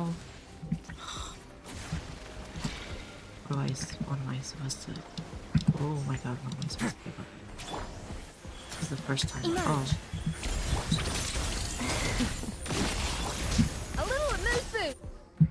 Dead. Get to work! Bitch. Such defiance! Ah. Suffer the wrath of Eastling!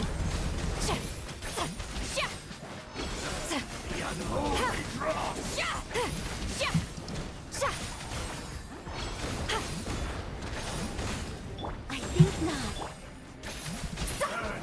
Reconstitute!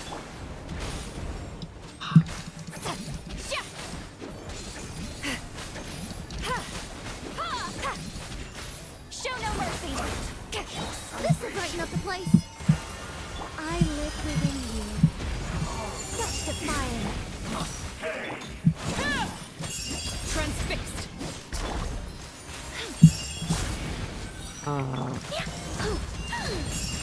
Fulfill our pact. You two. Touch.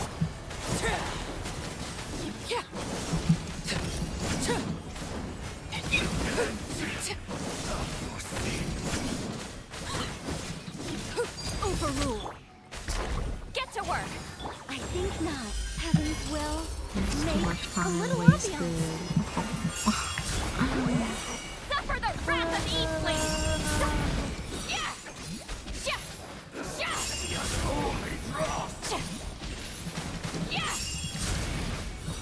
Show no mercy. Neutralize.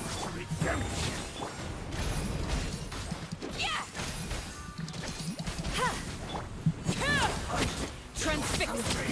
This will brighten up the place.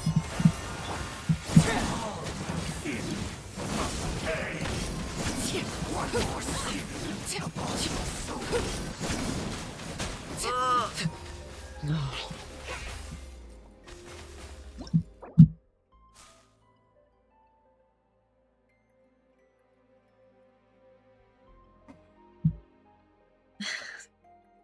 Of course they put the fucking Baptist in there. Just Laid bare. Get to work. Reconstitute.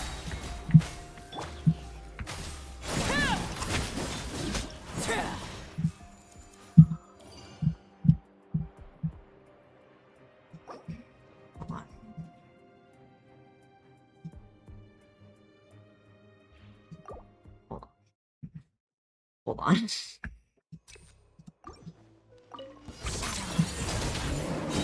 Right now. Emerge. Right now. Lots of the snowflakes. Off to the freezer. Can I go back? Let's begin.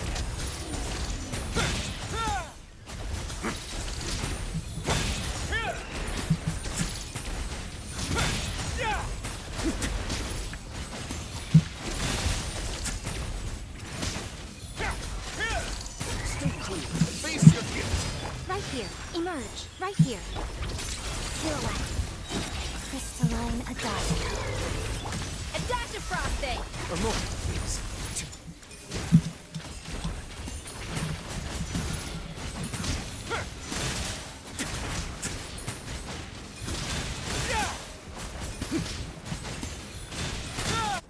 Okay.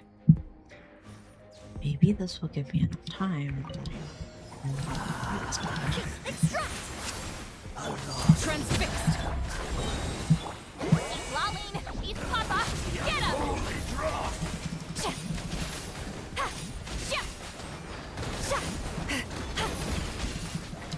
Show no mercy!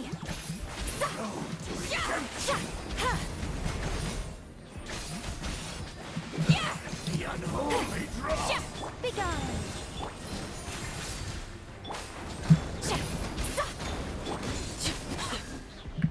Laid bare! Be gone! You two! Time to... A little ambiance! Our little secret! In one more Overruled! Fulfill our pact! fight, your salvation. I live within you. The unholy draw! This'll brighten up the place. Get to work. Suffer the wrath of Eastling.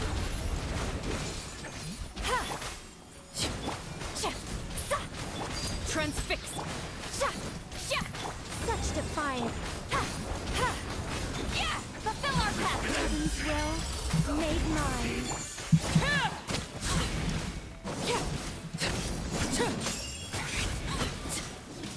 Neutralize. Be gone.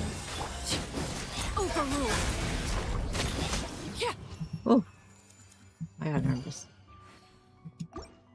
I just started panicking at a second there.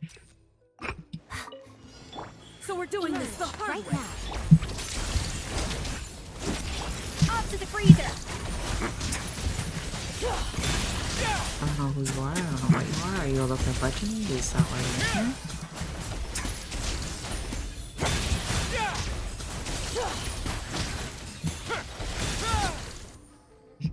Okay, bye. Transfixed. Show no mercy. I think not. I live within you. Why are you so... Russian plural. He's lolling. He's Papa.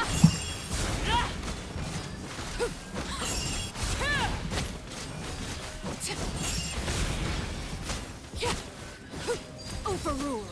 Get to work. Such defiance. Extract. Our little secret.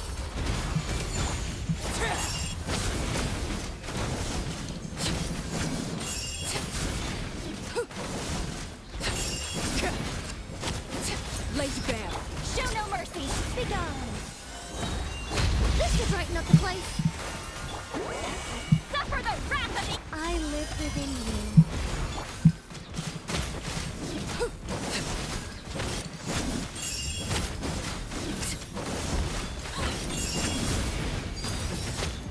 Get to work. I think not.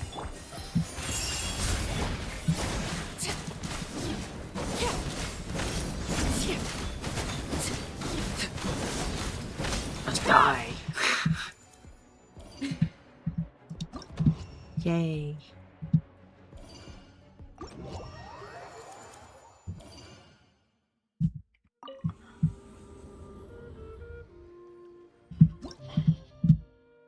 Oh.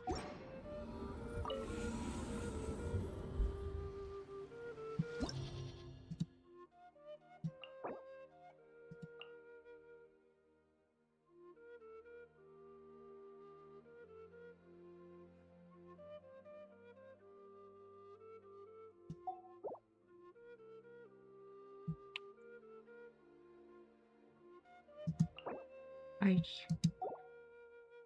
guess it wouldn't tell you your stats. Okay.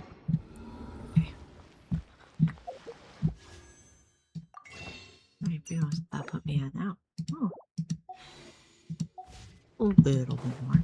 Just a little bit more.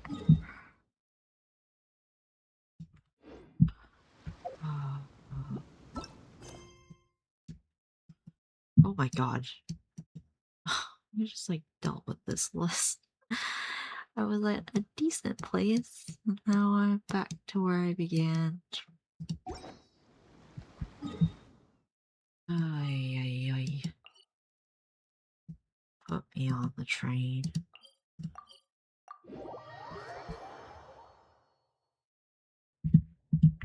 This. Probably.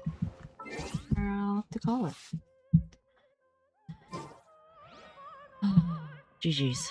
GG's. Finish the story. It was a pretty decent story. I just did not like that middle part. That middle part was not. It was too long.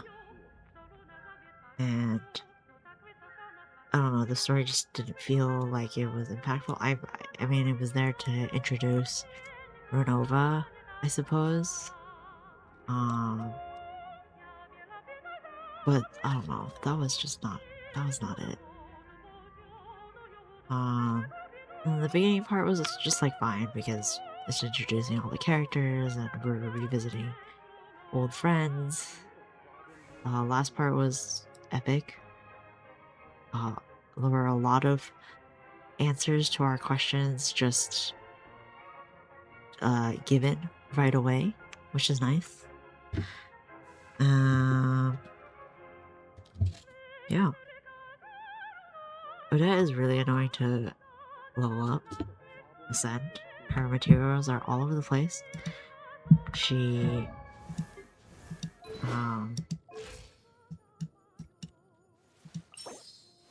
and just starting in a new region always has its difficulties because you gotta start over. But she's basically there. And then we just got a artifact farm for her, and yeah. Okay. GG's. Good night. 6.5 hours. It's 5 AM for me. Okay, bye.